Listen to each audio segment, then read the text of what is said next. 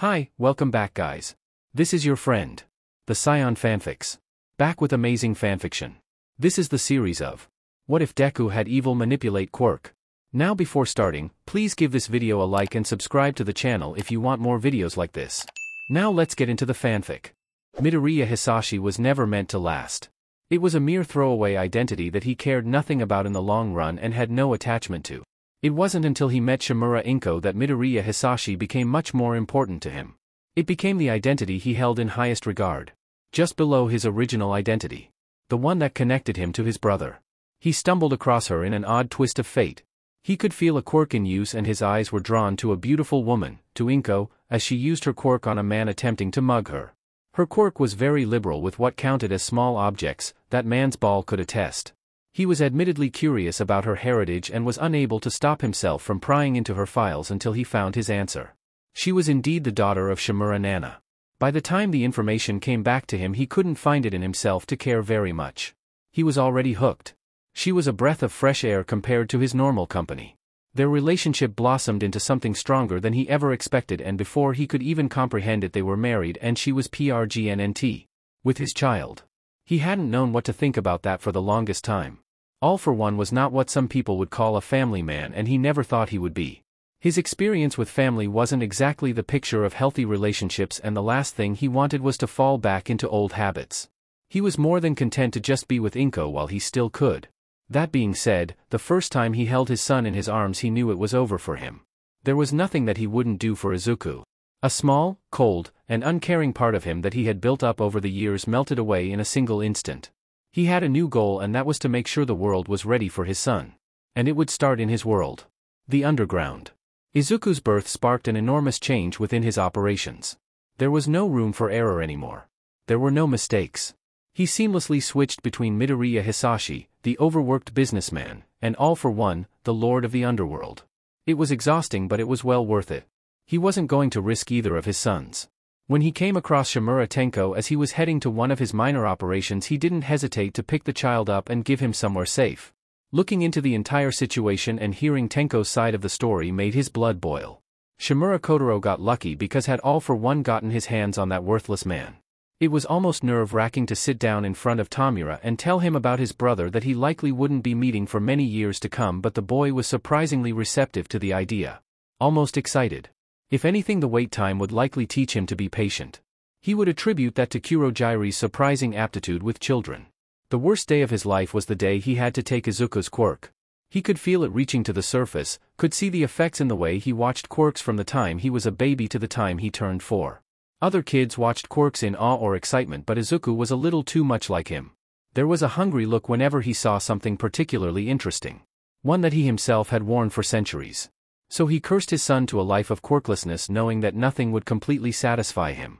He wished Izuku could have grown up with his quirk, but it was far too dangerous for rumors to spread. It would draw too much unnecessary attention. Attention that could get Izuku and Inko both killed. He prepared and organized and put everything in motion because he knew that something awful was coming, and it was probably wearing a tacky spandex suit. He could go on to the hero about the lack of efficiency and armor, but that would be like screaming common sense to a brick wall. In all seriousness, he knew that his time was coming to an end. All Might had been hunting him for decades, and each day that passed he got closer and closer despite all of his efforts. He can only thank whatever deity out there that neglected to bless the idiotic blonde with a brain, or he would have been caught much sooner and without ample time to prepare for his absence. He took the time to record videos and messages and documents, all for Izuku. He knew there was a chance that his precious son would want nothing to do with the empire he built, especially after he would learn of his father's role in his quirk status, and he had come to terms with that. But he also knew that he had been gone for quite a bit of his son's life, and phone calls and video chats can only make up for so much. He wanted his son to have a reminder of him if he so wished it. Perhaps a small part of him just didn't want to be forgotten by one of the people he cared about the most. He made sure to leave specific instructions for the good doctor to follow should anything happen to him. He was nothing if not prepared. He hit a lull in activity and took the time to pick up a few pastries and a gift for Izuku. It was high time he saw his adorable son in person. Izuku would absolutely love the high-end stationery he found. He should have known luck would not be on his side. The blonde oaf just happened to be in town. He barely managed to drop the bags he was carrying in time to block a vicious attack. He could only hope that Izuku would forgive him. He had a sinking feeling that he wouldn't be making it home. Dr. Garaki Kyudai was nothing if not a loyal man. After Sensei had supported him in a time when no one else would, he had more than earned his trust and devotion. He should have known something was off. It had been 2 days since he left to visit his family, due to one of the rare times everything was finished in the scheduled time frame, and he had heard nothing from the walking cataclysm. By this point Sensei has usually requested a few updates but he had received none. He got the answer to his unasked question when he checked the news on his computer while he ate his lunch. A surprisingly frequent question popped up in conversation over the years: what would happen if All for One died suddenly? What would happen to all of the quirks he had accumulated over the years? Would they die with him? Would they simply fade from existence as if they had never been in the first place? They spent hours theorizing over what could happen, and if the news sources were anything to go by, it was one of the barely touched upon theories that they had actually laughed off as an impossibility. He should have known better than that. Once upon a time, quirks were the impossibility after all. New quirks were appearing in people all over Japan. Quirks Kyudai recognized because they belonged to his master. Now it was time to find a pattern. There had to be some rhyme or reason that only certain people were walking around with more than one quirk. In hindsight, the pattern was surprisingly easy to spot. Of course, after days of research, it would seem to be a simple solution. Quirks had simply returned back to their families. Most of the original holders of the quirks were gone, so there was only one logical place for them to go now, and that was to the relatives of the original holders. He froze for a moment, his fingers halting above the keyboard in front of him. If the quirks were returning to their closest blood relatives or original owners, that would mean there was a certain quirk resting in a very important child. His eyes wandered across the lab to the picture frame on Sensei's desk. It was a simple family photo, but the only thing Garaki's eyes were registering was Midoriya Izuku's smiling face. It would appear he would be making a trip to the bar that Kurojairi and Shigaraki Tamura were holed up in at the moment. But he had some materials to gather first. Sensei always had specific directions to follow should anything happen to him. The least Garaki could do was make sure everything went as planned. He could only hope that Midoriya Izuku didn't start stealing quirks before he had the time to deliver Sensei's message to the boy. Yagi Toshinori had been tracking All for One for as long as he had a hero license. He wasn't doing it alone. Gran Torino had been out for blood, and who was he to deny his old teacher? He wouldn't admit it was because he was too terrified to tell the old man no. Nonetheless, he appreciated the help. It shouldn't have been so hard to find someone that they knew the exact appearance of, but the monster was crafty. For a long while it seemed that they were doing great. Every single raid was one step closer to taking out that arrogant son of a beach and avenging his master. They had been so close to finally finding him and ending this once and for all. But something drastic changed almost 14 years ago. Suddenly, all the progress they had made seemed to vanish in an instant. There were no more leads. No more raids. Not even whispers of the man could be heard. It was like All for One had disappeared off the face of the planet. Everyone was getting frustrated at the lack of information, but no one was willing to completely give up. There was too much at stake to just let sleeping dogs lie. It was infuriating that the entire investigation had to be put on the back burner, but with no leads they couldn't justify all of their time going to it anymore. Not with major crime still happening. Not when he could help others. The search would never be abandoned, but some things had to take more focus at the moment. Toshinori wishes he could have said that a new lead was what alerted him to his nemesis, but it just wasn't true. He spent 14 years without a single lead in All for One's whereabouts. Only to see him out of the corner of his eye while he was shopping on his one day off. He was tall and casually strolling out of a pastry shop with a serene smile on his face. Toshinori had to do a double take just to make sure this was who he thought, because the monster he knew didn't seem the type to go to pastry shops. Though he had to admit the macarons on display looked delicious. He would have to stop by there if the store managed to survive their clash. He took a breath, drawing on the strength his dear mentor passed on to him before launching at the centuries-old monster across the street. He wished he could have cleared the area, but he couldn't risk All for One slipping away for another 14 years. Time seemed to blur before him. 1 second he saw All for One's panicked expression, the next there was a scorching fire pulsing in his side, and finally his eyes were fluttering open, wincing under the bright fluorescent lights of what he assumed was a hospital room. "So, you're finally awake," came the tired voice of Gran Torino from his bedside. He slowly turned his head and blinked rapidly, trying to dispel the last bit of sleep from his eyes. "You gonna tell me what the hell happened, or are you just gonna stare like an idiot?" He cleared his rough throat for a moment before speaking up. "All for One. I saw him in the streets. I didn't think I would have another chance, so I took it." He almost didn't want to ask. "He's dead, right? Did I do it, Gran? Is it over?" Gran's expression almost softened and he nodded. "Yeah, kid. You did it. He's really gone. Honestly, there wasn't much left of his body when you were done, but Night Eye managed to identify him. It seems he put up one hell of a fight though. You had some serious internal damage, Toshinori. You're missing your stomach and one of your lungs took a major hit. You're being put on a list. Hopefully an organ donor will come up sometime soon. Toshinori tried to laugh, but all it did was send sharp pain through his tired body. It's amazing that's all he managed to do. I wasn't sure I would be making it out of there with all of my limbs intact. Grand scowled. Limbs are easily replaceable with support tech. Organs don't have the same luxury, you dolt. He grinned. I don't know, I'm sure if I talked with David he might be able to work something up just for me. I could be part cyborg. Wouldn't that be fun? He got a sigh in return, sounding even more like a tired parent than usual. There's something else that you should know. The serious tone Gran had taken on wiped the smile off Toshinori's face. What is it? What's wrong? It would appear that killing All for One had some unexpected consequences, to say the least. It turns out that all those quirks he's collected over the years didn't die with him and they had to go somewhere. People are waking up and manifesting quirks that they've never had before. There were some reports of some people going berserk, but by the time any heroes arrived they were gone and no one could tell where they went. Like they just vanished off the face of the earth. It's chaos at the moment and hospitals are going crazy admitting people. Some of the old quirk rehabilitation centers had to be put back into commission to hold people who can't control their quirks just yet. The Hero Commission is going crazy trying to get enough quirk counselors to help. They had to contact the UN to send anyone who was willing to help. Toshinori blinked. That is concerning to say the least. Is the situation under control for the most part? Do I need to step in? You aren't leaving this hospital bed until the doctors say you can, or you will be missing a limb. It's as under control as it can be considering the circumstances. People with the most dangerous out-of-control quirks have been contained so they can't hurt anyone. They're obviously the priority. Right now everyone else is kind of secondary. I have a feeling things aren't going to calm down for a while though. I just thought I should warn you before you saw something about it on the news. He nodded slowly. The whole concept was something he was going to need time to process. At least the situation was being handled. He wasn't sure how much help he would have been in such a situation. A light whack to the back of the head drew him from his thoughts. Don't start overthinking. You need to rest so you can heal. Rest. Yes, that sounded good. The world will still be there tomorrow. The state it will be in is questionable, but that's a problem for future Toshinori. Shigaraki Tamura was irritated to say the least. Every little thing seemed to grate on his nerves since the news reached them. Sensei was gone and now people were wandering around with all of his quirks.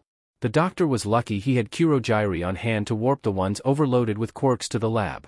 At least that way the quirks could be safely extracted and put on hold for if when his little brother decided to join them. It set him off that they had to wait until everything died down before they could even approach him. Kurogyri and the doctor were too busy doing damage control to talk to Izuku yet.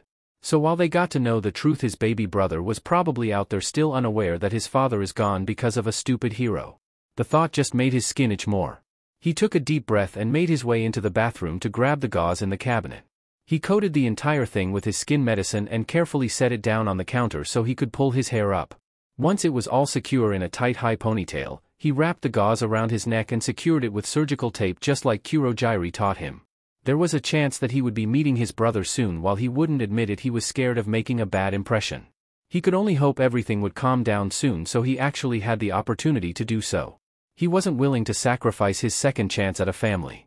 The second chance that had been so graciously gifted to him by Sensei. He would never forget the moment Sensei stopped in front of him when no one else bothered to look his way. He would never forget how he hadn't been afraid or disgusted with how he looked. He would never forget the absolute lack of hesitation Sensei had when picking him up and taking him home. He would never forget how empty he felt when they got the news that his savior was dead. And he would be dead if he let anything else take any more of his family from him. Midoriya Izuku was having a terrible week. Nothing seemed to want to go his way at the moment and he wasn't quite sure why, but the one thing he knew for sure was that it all started on Sunday. He had been sitting at his desk Sunday afternoon meticulously picking through one of his old notebooks. He wanted to make sure he didn't need to update any entries, though a small part of him wished he had a couple to do just so he wasn't sitting there in boredom for the rest of the day. It was small and innocuous, but it felt like something suddenly clicked into place deep within his mind and he was left feeling like he was complete while also managing to feel as if he was missing something. He just brushed it off. It didn't come to a head until the next day. He overslept and had to rush through the motions, but he managed to sprint to Aldera without any issues. He made it to class on time and collapsed in his seat in relief. However, the relief did not last long at all. He could feel something on the edge of his mind before there was an abrupt shift in the air. He felt so empty. Like there was a void in him that was begging to be filled, but he didn't know what he wanted. At least, he didn't know until his eyes drifted across the room, landing on Kazama Fumika using her quirk to cool herself down. Kazama's quirk was something incredible and beautiful. It was called Breeze. It allowed her to create and move minor air currents. A no-nonsense description. But Izuku knew it could do more. It could be trained and refined into something powerful and beautiful and destructive. It could be a real force of nature if she was using it right, but she just couldn't see the potential. A quiet voice lurking in the back of his mind grew louder as he stared at the air currents. It begged him to take it. It begged him to fill the void that only seemed more and more desolate as he stared at Breeze. He'd always loved quirks. He was fascinated with them and could rarely stop himself from obsessing, something he shared with his father. But it was never this bad. Never this all-consuming need to know everything about it. To take it and hoard it. He was abruptly snapped out of it as the teacher called attention to the front of the class. The experience left him shaken, but he brushed it off as a fluke. He really shouldn't have. It continued to happen more and more over the week, and each time someone activated their quirk, even if it was for a split second, he knew. He couldn't focus in school. He couldn't focus when he was walking home. Every single time the desire to rip the quirks away from people got stronger and stronger, and it seemed the range at which he could feel quirks was only increasing by the day. By the end of the week he was holed up in his room, curled under his covers, trying to ignore the world. He had gotten nothing done in a whole week. He was missing so many assignments, but he could feel the next-door neighbor using her quirk to make her plants grow, so his focus was completely shot. His mood wasn't improved when his mom got a call from the school about how he wasn't paying attention in class and his grades were dropping because of it. Nothing was going his way right now. He was struggling, and normally when he was having a bad time he would talk to his dad, but it was complete radio silence, which was very unlike his father. He couldn't help but think about that saying that bad things happen in threes. Whatever was going on with him was definitely bad, and his dad suddenly vanishing was number 2. It only made him wonder just how bad number 3 was going to be. It only seemed to get worse the longer time passed. 3 weeks into this insatiable need and he was about to go crazy. He had figured out that he must have gained some kind of quirk due to the recent quirk surge, but he hadn't told a single person in his life. It probably would have been a good idea, but some part of him said it would have awful repercussions. In order to placate his paranoia and get help, he had gone online to try and contact a quirk counselor. The receptionist had talked to him briefly but essentially told him that there was a long waiting list and he wasn't going to be a priority. He understood, but it still irritated him. He only got more irritated with every quirk counselor he called. They all said the same thing. If he wanted help he wouldn't be getting it for months, maybe even years. Whatever his quirk was, it seemed to be good for one thing, and it was recognizing the quirks around him. They all felt different, unique. Every quirk had its own personalized color, voice, and emotion associated with it. It was how he realized that someone had been following him for the past week. He wrote it off at first as paranoia, but after 3 days he decided that maybe his quirk was onto something. Eventually, the owner of the quirk he had been feeling gained the confidence to approach. He was tall and a deep violet mist seemed to pour off of his body.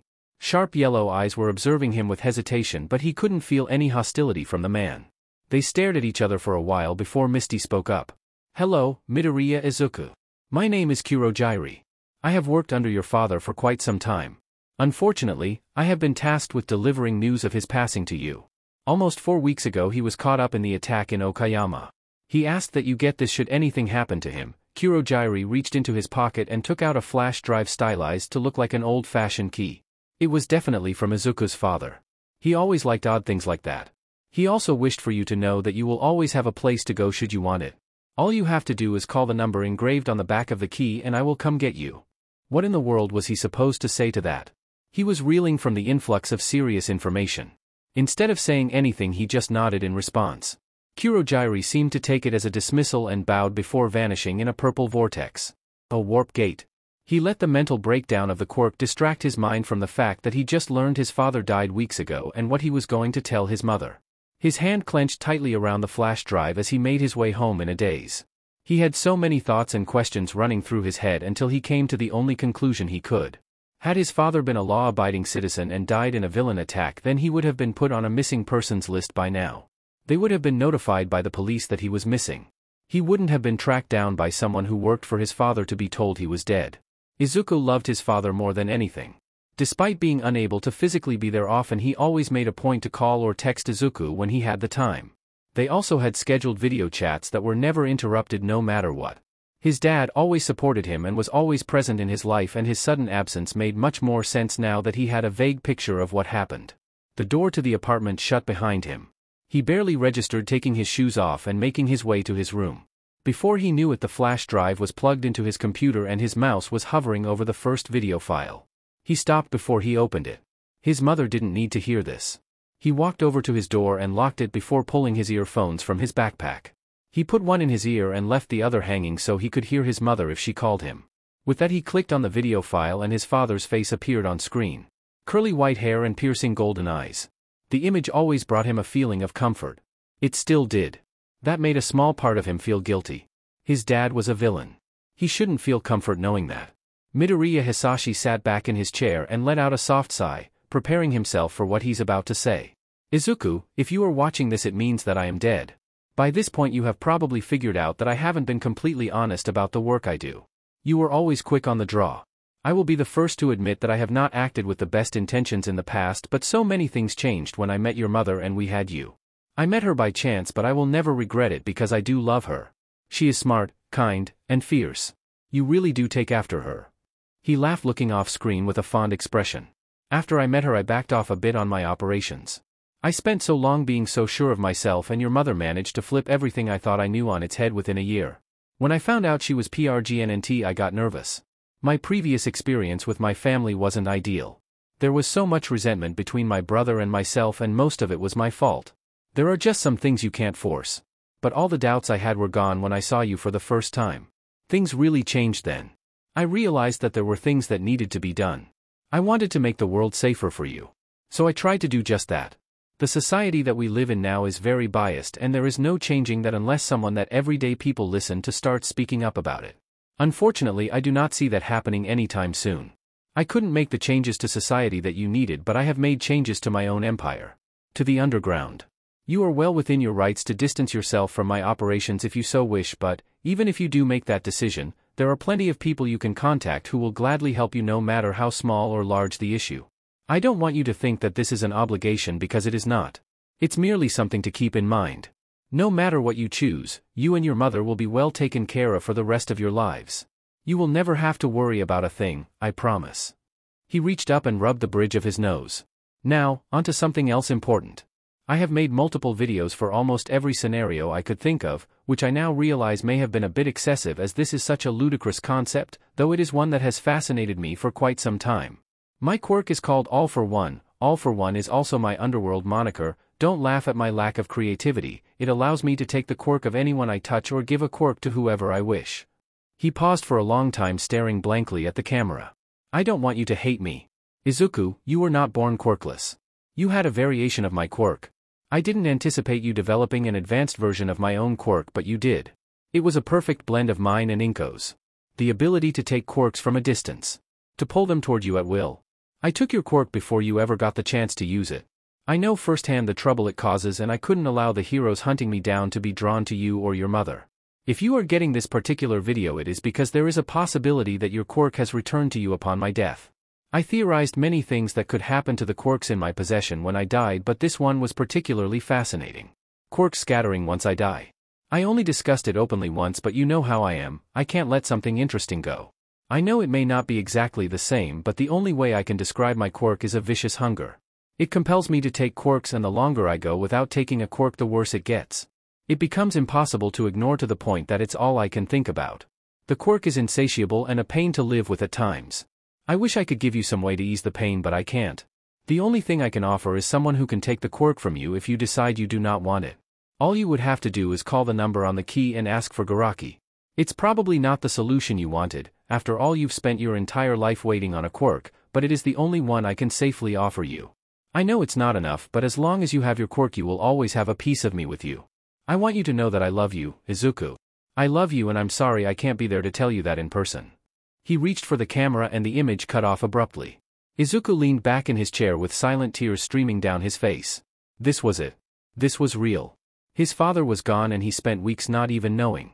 Waiting for a call or text, only for one of his subordinates to bring the bad news. He couldn't pin down exactly how he was feeling to one emotion. Was he angry? Absolutely, he was furious. He spent his whole life hated because he was quirkless only to discover he wasn't. But he also understood. A quirk that could take other quirks would cause a panic. People wouldn't just hate him, they would be terrified. And fear makes people unpredictable. He clicked out of the video before it could replay and shut his computer down. He had a lot to think about and he didn't know how much time he would have before another quirk snapped him out of focus. He set his earphones down and collapsed on his bed, unable to truly process the overload of information he just got. There was only one thing that was certain to him, and it was the burning curiosity of what it would feel like to use his quirk. It was the one thing he had left of his dad. His final gift from the person who mattered most. And he didn't even know if he could bring himself to keep it. Maybe a much more terrifying thought, he had no idea if he could resist using it. It had been 5 months since he got the news that his father was dead, and reality had never been more nerve-wracking. He had no idea what to tell his mother regarding his father, so he just decided to say nothing. Money was still coming in on time, so she had no reason to ask any questions, not that she would be coming to him for answers, but that small paranoid part of him said she knew more than he thought. That small consolation did nothing when he would come down at night for a glass of water only to see his mother in the living room staring at her phone with a worried expression. The more time that passed without word from his father, the more anxious she was getting, and he could only imagine what she was going through. He could stop it if he would just open his mouth, but what would he say? How could he tell her? Every time he looked at his mother, he couldn't help the stab of guilt that shot through his chest like a bullet. She deserves to know that he's never going to call again. That he's never going to come back, no matter how much she stares at her phone when she thinks no one is looking. His new quirk didn't help his stress levels. He knew he wasn't stupid, but it was like every single time he was doing his best to focus, someone would use their quirk, and in response his would start begging to take it. Sometimes, actually most of the time, he wanted to just give in to the urges and take until he can't take anymore. But being quirkless had taught him many things, and one of them was that if he showed a quirk like this he would get nothing but distrust and fear, possibly criminal charges, and the last thing he wanted was to attract the attention of the heroes that killed his father. He had even heard rumors of people with especially dangerous quirks being monitored closely by the HPSC. He couldn't bring that kind of scrutiny home with him. His mom had enough problems. After all, the only people in this society that were treated with any basic human decency are those with perfect quirks. Quirks like explosion or breeze. Pretty quirks. People like him didn't have that luxury. People with mutation quirks that weren't like Hawks or Mirko didn't have that luxury, though even they had their own set of problems. There was no place in this world for imperfection. Everything just piled up and up and up and never stopped. It had been months and nothing was easier. He was reluctant to admit it, but he had given up on trying to get much done in regards to school. He just couldn't focus on anything other than quirks, and his grades clearly reflected that. On the plus side, he'd managed to fill 3 whole notebooks. It's too bad the faculty of his school was loaded with bigots who didn't care about more than a select few students, really just Bakugo. They had been all too willing to call his mother to complain about him with every test that came in. Though, after the first 3 times she stopped trying to talk to him about it. She just gave him this exhausted look that begged him to do better. It left him with conflicted feelings. Part of him wanted her to push him a little more because he knew that if she did he would probably break and spill everything that happened so he wouldn't have to live with the shame. The other part of him was relieved because he wasn't sure if she could handle knowing that her husband was dead and her son had a quirk that would put him on a list for the rest of his life. He started shutting himself up in his room whenever she was home just so he wouldn't have to see the look of disappointment that almost seemed to be permanently etched into her face at this point. Maybe, just maybe, he had been teetering on the edge of giving in and calling the number on the key. He started keeping it on a chain around his neck. It gave him a surprising amount of comfort knowing that he had something of his father's close by. But, despite everything, he still wanted to be a hero. He wanted to help people any way he could. So he stayed and dealt with every single blow that came his way, pretending that it didn't hurt as always. He was pretty sure he was going to go gray very early with all of this anxiety. Of course, life couldn't show him mercy for once, and here he was surrounded by all the active quirks of his classmates. He hunched over his desk and gripped tightly onto his wrist. He'd found pretty early that pain helped ground him a bit. It probably wasn't the healthiest coping mechanism, but it was the only one he had. He couldn't even remember what the teacher had fully said. Just something about high school applications before quirks burst to life everywhere. And there goes Bakugo jumping on his desk. How he hasn't broken it by now is the real miracle. Hey, teach. Don't lump me in with these losers. I'm not gonna be at the bottom with all these rejects. Bakugo sneered as his eyes roved over the class. Typical. Noises of dismay echoed all around the room, and Izuku sank down in his chair, doing his best to ignore the general chaos.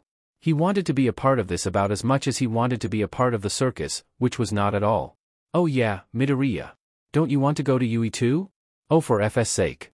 He knew he should have stayed home today. He grimaced slightly as the students around him laughed and jeered. There's no way you're getting into the hero course. You're quirkless and you have the worst grades in class. And Bakugo was angry, again. What do you think you're doing, Deku? You're worse than these rejects? You really think you have a chance when they can have someone like me? He fired off tiny explosions in the palms of his hands. Izuku found his eyes drawn to the quirk display, unable to say a word as his quirk flared in response. Are you ignoring me, Deku? The indignant shout of rage drew him out long enough to break his gaze and look back down at his notebook.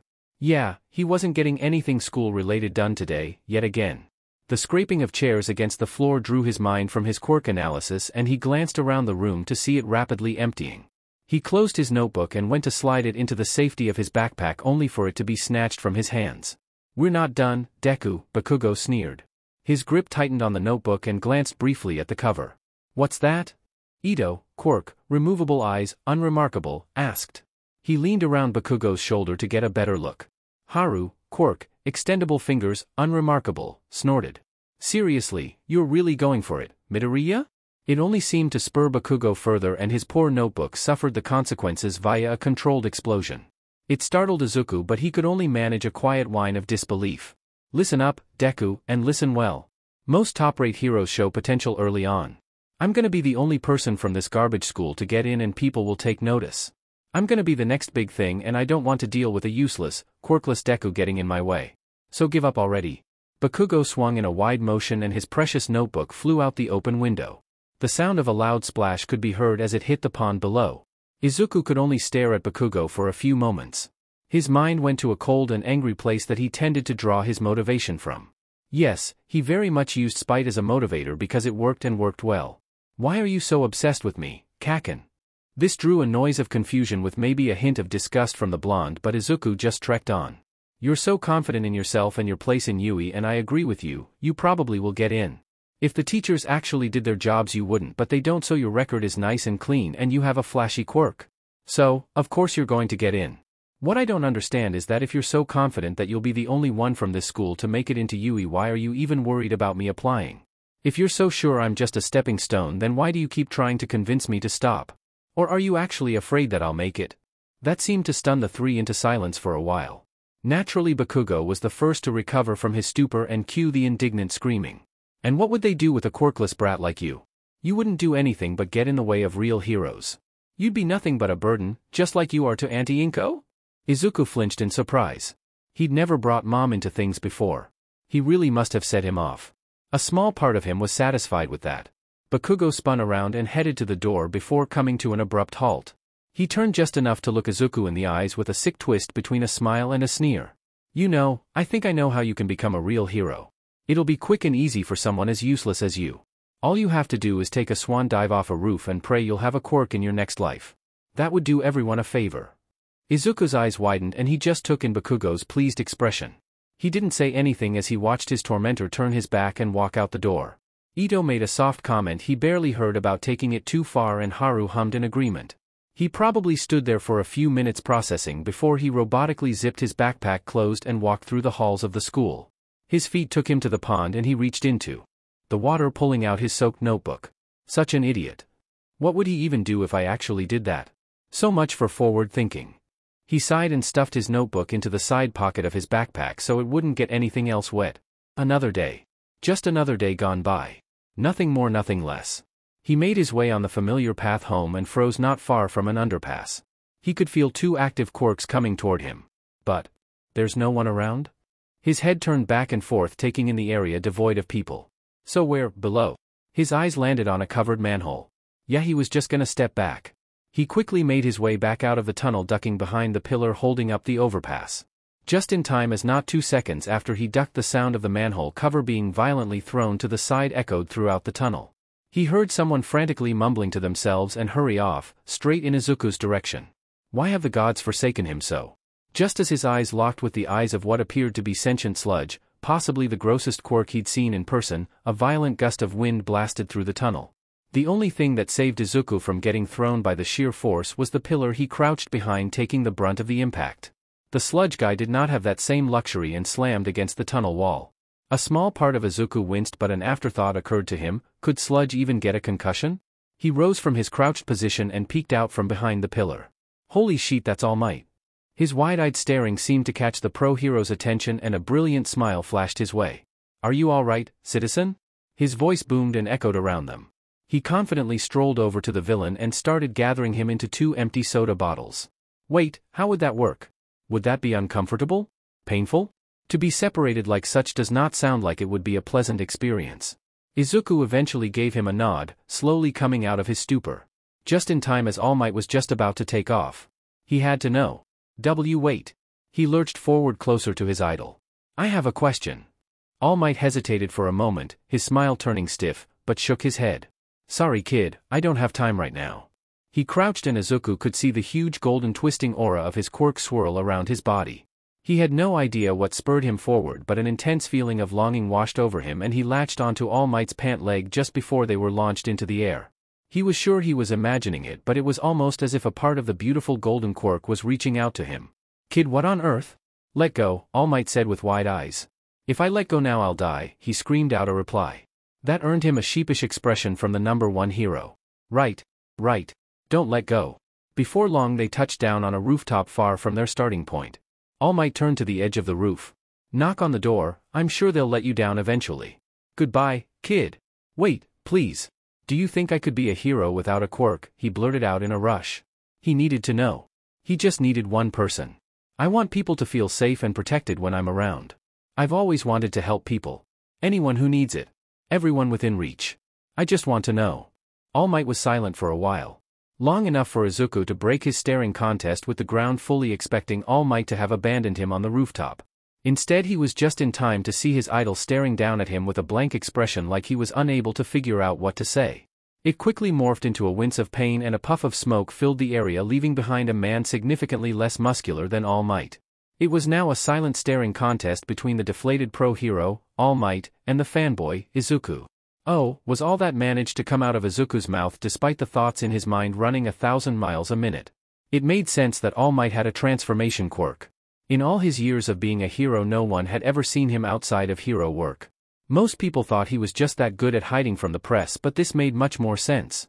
All Might sighed and took a step back. It seemed like he was favoring his left side. I'm gonna start off by asking you to keep your mouth shut about this. I'd prefer this to not get out. He reached down and carefully lifted up his shirt, revealing a nasty scar covering most of his torso. It was clearly fresh and probably still tender. It must have been why he was favoring his left side. What happened? Izuku's voice barely came out a whisper. There was a villain attack. He was one of the vicious ones. Didn't go down without a serious fight. It was about 6 months ago in AwkwaAMO, he said simply. A cold feeling washed over Izuku as the words of his father echoed in his mind. Heroes were after him. He was in AwkwaAMO. Kurogiri implied that he had been caught. A small part of him begged for it to be a coincidence, but another part of him had a revelation. All Might probably killed his father. If he hadn't, he surely had a part in it. Yeah, I remember that. It was right before the quirk surge. My father died in the attack. I'm sorry for your loss, kid. I guess my point is that, the way the world is, being a hero without a quirk is impossible.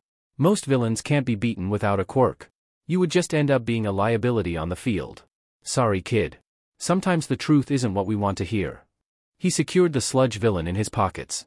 It's good to dream, kid. Just make sure you're being realistic. If you want to help people, there are other ways to do so. With those final parting words, he activated his quirk, buffing back up, and launched himself into the air, leaving Izuku alone on the roof. Izuku stared after the number 1 pro hero and couldn't help but be disappointed. He probably should have known better than to get his hopes up.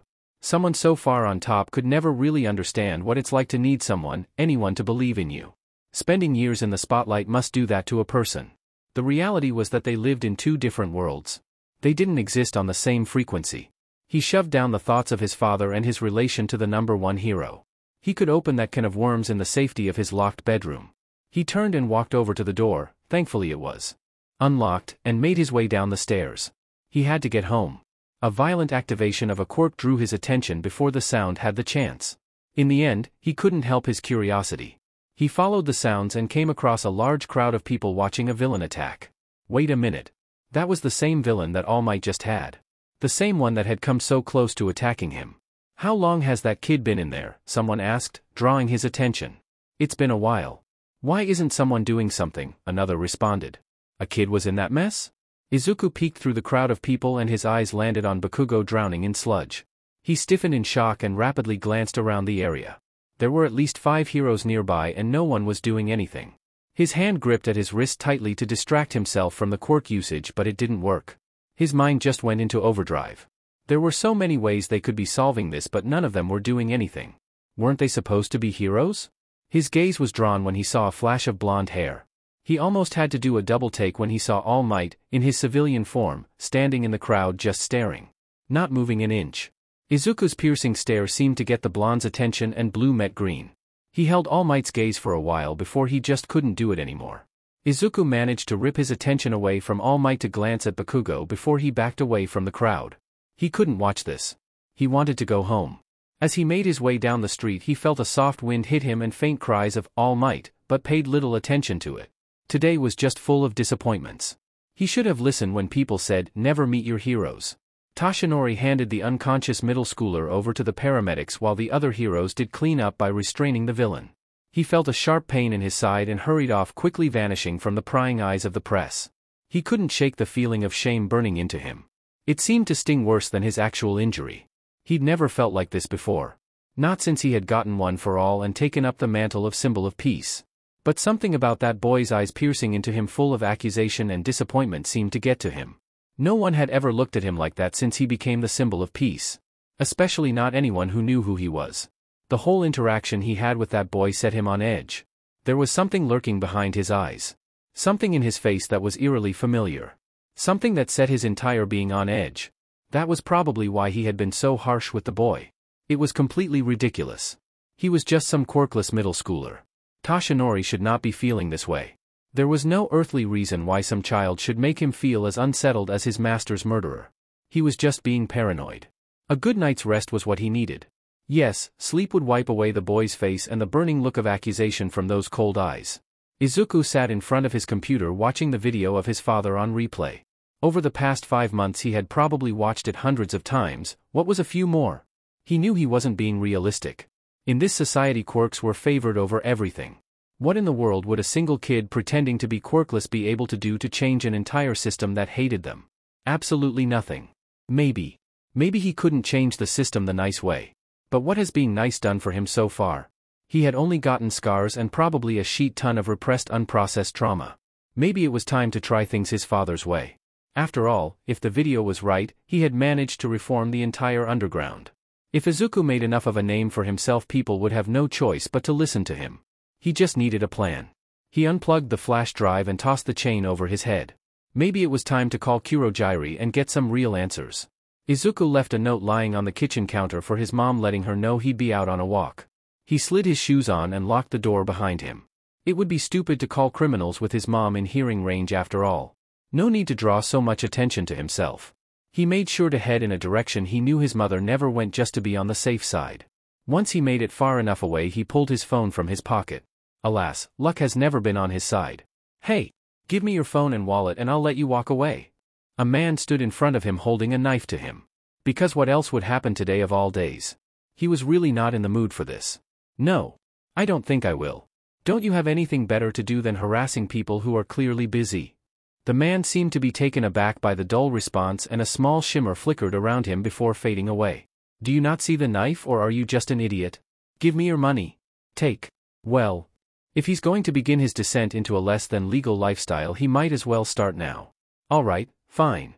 He reached down, took out his wallet and stepped forward with it. The moment the petty thief extended his arm to take it, Izuku's hand shot out, grasping onto his wrist. Take it. Take it." Red crisscrossed lines appeared on his skin as he instinctively activated his quirk. Time seemed to slow down and he knew exactly what he had to do. He felt his mind latch onto the man's quirk and yanked as hard as he could. The thief's eyes rolled into the back of his head and he collapsed at Izuku's feet unconscious. Meanwhile, Izuku was left with the euphoric feeling of being full for the first time since he got his quirk. His mind was foggy and he stumbled backward, feeling dizzy but satisfied. The quirk was buzzing around his mind and he reached out and activated it. A shimmering green dome appeared around him. He let out a huff of amazement that delved into joyous laughter. Why had he never done this before? God, it felt so good. It took him almost an embarrassing amount of time to get his bearings after taking his first quirk. The man was still laying on the ground in front of him with no sign of waking up, and his head was still fuzzy, but he finally felt coherent enough to focus on something other than the green dome that was slowly dissipating around him. He took his phone out and called the number etched onto the key. They answered almost immediately. "Hello? Kurogyri?" "Right," he asked, as if he didn't relive that day down to its most minute details frequently. "It's Midoriya Izuku. I'm not sure if you remember." "Of course I remember. What do you require of me, master?" "Wow, that was going to take some getting used to. Is there someone I can talk to? About my quirk and my father?" "Of course, if that is what you wish. Just text me your coordinates and I will open a warp gate." He paused for a moment, looking down at the body in front of him. "I feel like I should be telling you I used my quirk on someone. I don't think he's waking up anytime soon." The line was quiet for a moment. "I see. Do not worry. I will take care of it." Well, that was ominous. He couldn't really muster up enough energy to care much about the mugger's fate.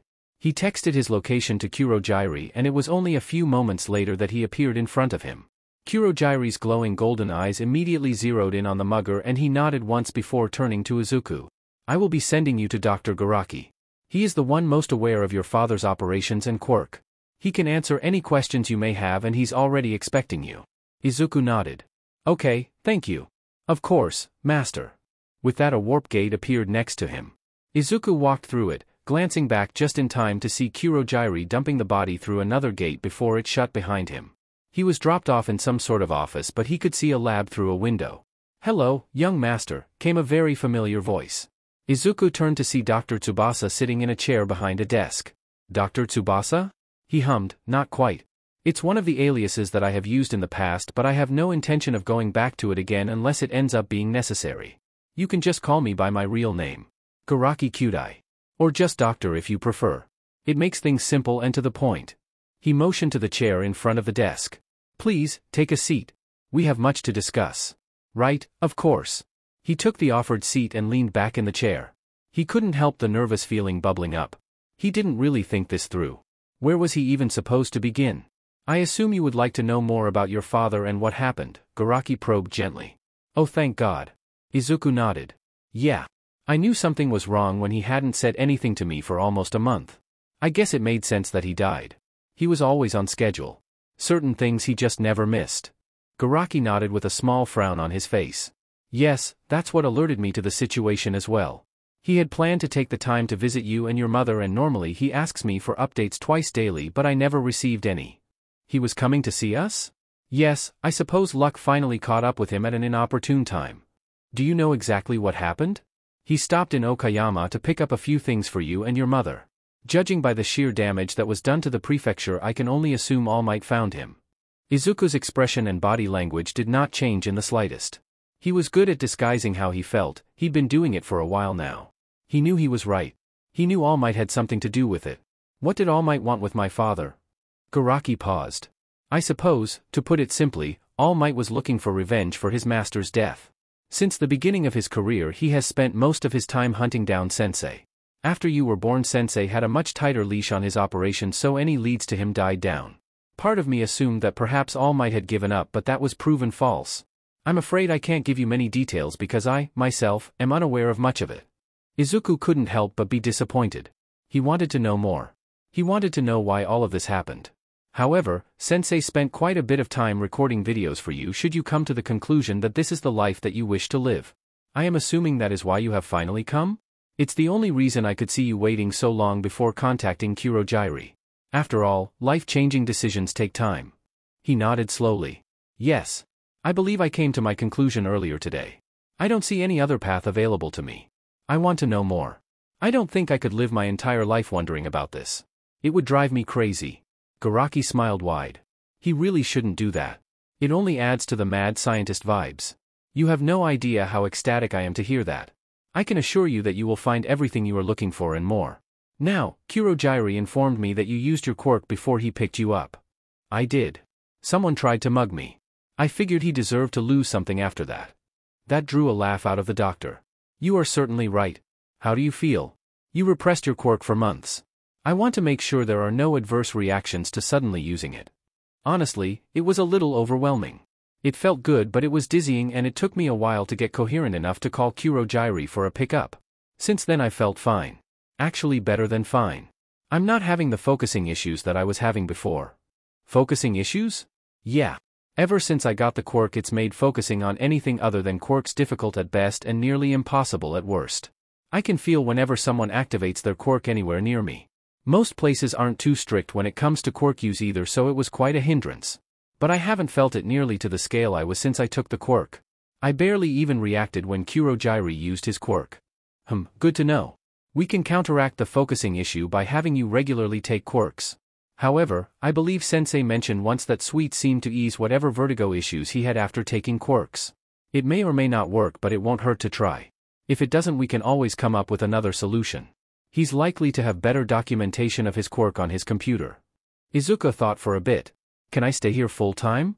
I don't want my mother involved in any of this, and it would cut down on travel time if I could just spend more time here. It would be safer for the both of us in the long run, and I would have more time to do what I want. But of course, what do you plan on doing to keep her from looking for you?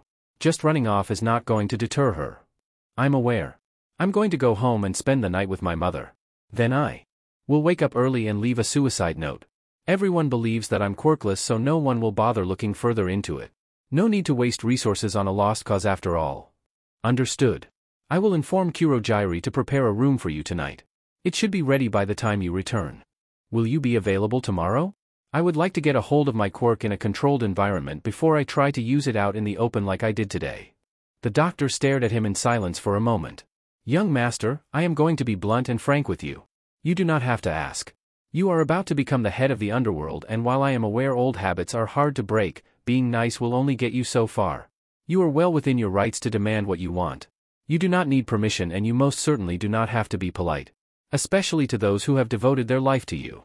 Yes, he could see how that would be a problem, but that was going to be one hell of a habit to try and break. Might as well start now. In that case, tomorrow we will be spending the day testing the limits of my quirk. Of course, young master. I have quite the selection ready just for you. The quirk surge caused quite a few problems, but I was able to retrieve some of the quirks that were lost. He tilted his head. How did you manage that? You and your father are uniquely built. Your bodies can handle many quirks almost without limit. Normal people can only handle maybe 3 extra quirks at best before they experience brain damage. It seems to cause serious damage to the hippocampus and prefrontal cortex, as well as STMLT, the amygdala. In other words, they have no coherent thoughts and run purely on fear. So they attack everything in sight. Whenever I heard reports of something similar after the quirk surge, I had Kurojairi pick them up before the Hero Commission could get their hands on them. It seemed a waste for them to put them down when their quirks could go somewhere they could be put to use. He motioned to the lab. We started calling them Nomu, a bit on the nose but accurate nonetheless.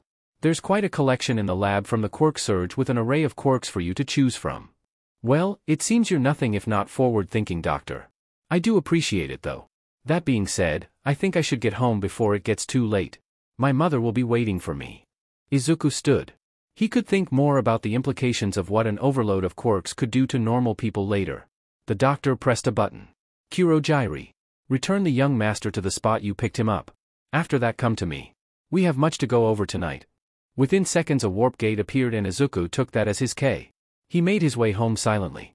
A tiny part of him just wanted to stay with his mother, but he squashed that down rather easily. He couldn't take walking on eggshells around her anymore. He couldn't take the disappointed or worried looks. He loved his mother, but it had all just become so overwhelming to the point being in the same house as her was almost suffocating. He hated the guilt that seemed to drown him every time they were in the same room. She didn't deserve what he was doing to her. He would put on a smile and act like his normal happy self for the night, and she would be able to move on and finally find peace in her life. And that's exactly what he did.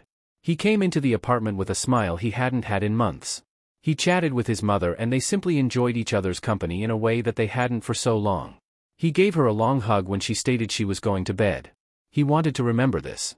Eventually he let go and watched her walk to her room, and he did the same. He laid down and stared at the ceiling for the longest time. He had no idea when it was that he fell asleep, but for the first night in ages he felt well rested. Getting out of bed was easy compared to the day before. He had very little he wanted to take with him, and he had to be careful not to arouse suspicion. He wanted to take his quirk notes, but he settled on taking pictures of the pages with his phone. He emptied his pencil case and filled it with a few pictures he knew he couldn't do without. Mostly family pictures. Something to keep them close even if they couldn't be there. Writing a suicide note was interesting. He had mixed feelings about it. He'd never been suicidal before, at least not actively, but the mind wanders when you're alone, so he had no idea if it had been convincing enough. He decided to keep it short but sweet. He bid his mother goodbye and apologized for being such a burden on her. It seemed to be the most appropriate thing he could think of. He knew it was probably cruel to leave her here with nothing but a suicide note and a room full of painful memories, but he couldn't think of any other solution. This wasn't the end, after all. He had a vague idea of what he wanted to do, and he knew his plans wouldn't last forever. He'd see her again someday, if she wanted. He held tightly to the pencil case full of memories and set the note on the kitchen counter. He quietly left the house behind and made his way down the street. His mom would be up within the hour. He would miss her very much. And yet, as he stepped through a warp gate, he couldn't help but feel ready. His future was right in front of him, brimming with opportunity thanks to a single decision. Izuku expected to be warped into the office but instead appeared to be in the lab itself. He let himself observe for a moment. There were tanks upon tanks filled with what he assumed were Nomu. They were horrific. Amalgamations of quirks manifesting in such an awful way. Young master. It's good to see you again. We have much to do today. The doctor drew his attention. He was standing in front of a tank taking quick notes. Izuku walked through the maze of tanks until he was standing beside the doctor. Yes, we do. Where do we start? There are quite a few original quirks I have in reserve that I think would be useful for you to have on hand just in case of an emergency. And what would those be? Also, what do you mean by original quirks? Right this way. Garaki led him through the maze to the outer edges closer to the office. And it's exactly what it sounds like. Your father and I made an interesting discovery while we were working together. We found that with some work we could make copies of pre-existing quirks. He found he was able to stack quirks on top of each other to create more powerful results. The Nomu that still retain some form of consciousness don't have the same level of control over quirks that your father did, and eventually you will. Garaki motioned to a tank. That's pretty impressive. Is it very time-consuming? He asked as he approached the tank. Garaki seemed to be kind enough to make a list of the quirks each Nomu had and tape it to the rim of the tank. Prism. Night vision. Infrared vision. It really depends on the quirk. The more complicated the quirk, the longer the process takes. That being said, after we discovered the possibility of copying quirks, a lot of funding went into streamlining the process, so it's much quicker now than when we began. Applying them is the real goal. Once you've had practice, you will be a force to be reckoned with. You will be able to seamlessly switch between quirks and combine them to create effects that you may want. For example, combining several copies of strength quirks along with durability and flexibility quirks would boost your strength and adjust your body for maximum damage and range. Izuku furrowed his brows slightly. How did a quirk like his even exist? It's so OP it's almost unfair. For everyone else, that is. What do you think about the selection here? They're simple, nothing flashy, but still very useful. Night vision and infrared vision are self-explanatory, but what's Prism? I'm so glad you asked. Prism is a color manipulation quirk. It allows the user to change the color of anything that they touch, whether it's living or non-living. It would be perfect for a quick appearance change. Of course, you would have to start off small and work with solid colors, but refined use would allow you to work on a smaller scale. For example, starting off you would only be able to shift the color of your hair from green to another solid color. Training it would allow you to work with multiple colors, so you could essentially turn your hair from green to a rainbow if you so wished, though I don't recommend it as you would likely stand out quite a bit even in this day and age. Izuku felt himself smile. This was going to be fun. He wouldn't say it out loud, but he appreciated that Garaki was starting him off with something simple with less risk. Though he couldn't wait to get his hands on a quirk like Breeze. Something with the potential to be violent and destructive and a beautiful force of nature. They're perfect. Thank you, Doctor. Izuku didn't have to close his eyes to summon the same feeling he had when he stole that mugger's quirk. He could feel the quirks hovering just below the skin, and he reached out with his mind before tugging them. They slotted into place seamlessly right beside the barrier quirk he acquired. It felt so natural. Almost immediately he felt a wave of dizziness take over him and he braced himself against the side of the tank. Garaki frowned and observed him carefully for a few moments. I think we should stop for now. Stressing your quirk will only hurt you in the long run. I'll call Kurojairi to pick you up. He set up a room for you in one of your safe houses. He pulled out his phone and sent a quick text. Awesome. Yeah, that sounds good. I probably shouldn't push it so soon. His voice slurred slightly, as if talking took more effort than usual. He was high, wasn't he? That was what this was. That is just his luck. Every time he used his quirk he wasn't even going to be able to fully appreciate what he'd taken until he came down. Great. I feel I should warn you that Shigaraki Tamura will be there as well. Wait, what? Who's Shigaraki Tamura? The doctor paused. It appears that I forgot to mention him yesterday. Shigaraki Tamura is someone that your father took in after his quirk came in during an unfortunate accident. He's been looking forward to meeting you for quite some time. I'm sure it'll be fine. As if cueing the end of the conversation, Kurojairi warped into the lab and made his way over to Izuku's side. He took in Izuku's general state and turned to Garaki, a questioning air about him. Side effect of using his quirk after so long. He'll eventually adjust to it. Until he does keep sugar on hand? It might be wise to keep it on hand afterward as well, just to be on the safe side. For now, take him to the safe house and don't let him do anything strenuous or anything that requires a modicum of coordination. Garaki said simply before turning and weaving his way through the lab to get back to work. Kurojairi gently took Izuku by the shoulders and warped them away. He guided Izuku to a large bean bag resting in the corner of the room in front of a TV that was hooked up to a game system. Izuku glanced around, just taking in the clean cream-colored walls until his eyes landed on the bean bag next to him, or, more specifically, the person sitting on it staring a hole through him. This was probably the Shigaraki guy the doctor was talking about. He should probably introduce himself, but he didn't trust himself not to F it up right now. Hi. Red eyes blinked, not even looking away from him as he addressed Kurojairi. Kurojairi, what the hell did the doctor do to him? He's high as hell. Oh no, he F'd up already. All he said was hi. Relax Greenie, you didn't mess anything up. Oh no, how long was he talking out loud? An entire box of cake and a fork was pushed into his hands by Kurojairi. Oh hell yeah? Kurojairi turned his attention to Shigaraki while Izuku got ready to murder a cake. The doctor didn't give him anything. It's merely a side effect of his quirk that was likely exacerbated from not using it for months.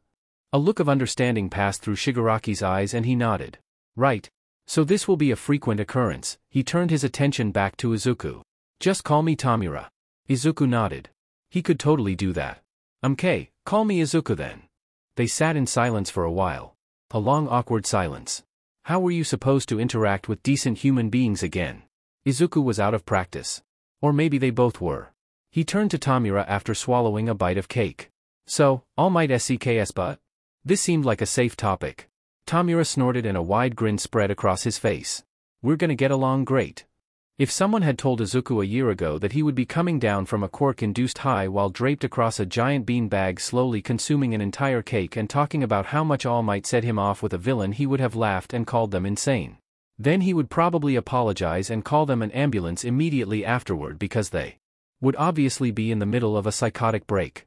And yet here he is in a villain safe house, his villain safe house, having the time of his life. Tamura was laughing quietly before he let out a slow sigh to calm himself down. He just stared at the blank TV for a few moments before the smile slowly fell. Hey, can I ask you a question? Izuku nodded as he finished off the last of his milk, graciously given to him by Kurojairi. Yeah, of course. He bit his lip deep in thought as if trying to find a way to phrase things. It was a similar habit to Izuku's.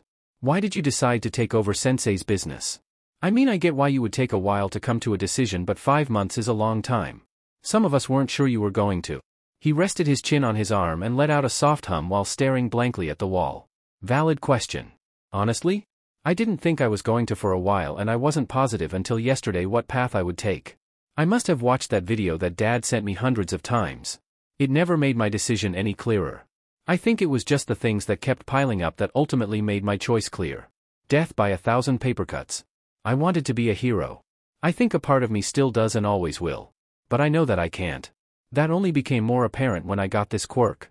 Every single time someone would use their quirk, it was like there was nothing else in the world that mattered to me. The only thing that existed was me and the quirk currently in use. Let me tell you, I did not realize how lenient some people are with public quirk use until I got all for one. But it completely shot my focus. The only thing I could do was eat, sleep, and breathe quirks. People normally looked at me weird, but it got worse. My grades tanked to the point that trying to bring them up was impossible. The school started calling my mom about it, and I just sat there while she tried to talk to me. I didn't know what she would have done if I told her I got a quirk, let alone showed her what it was. You know, I tried to call a quirk counselor for help. Actually, I tried all of the ones I could find online. I never got past the receptionist. They all said that unless it was life-threatening, to me or others, I would be waiting for months if not a year or more. And I mean, no, it wasn't life-threatening, but it was so frustrating sitting there unable to do anything no matter how hard I tried. Yesterday was just the straw that broke the camel's back. They were talking about high school applications and the teacher announced to the whole class that I wanted to apply to UE. They all laughed and said the same demeaning shit as usual. It wasn't that big of a deal until school ended. One of them came up to me and destroyed one of my Quirk notebooks. I'm not sure what stung worse though. Him telling me that I was nothing but a burden on my mother, or him telling me to kill myself. He pretended not to notice the murder look on Tamura's face in his peripherals. It was kind of heartwarming. This man, who was practically a stranger, had more compassion for him than anyone other than his parents had his entire life. I was on my way home when I ran into All Might chasing after a villain, and I took my shot and asked him if he thought I could be a hero without a quirk. Long story short, he said no and took off. So I continued on my way home and ran into a crowd watching a villain fight. It was the same guy that tried to attack me. Somehow, I have no idea how, he managed to get away from All Might and he was attacking someone else. But nobody was doing anything. There were at least 5 heroes on the scene and not one of them used their brains because it should have been simple. Then I saw All Might watching and not doing anything, and I think that was it for me.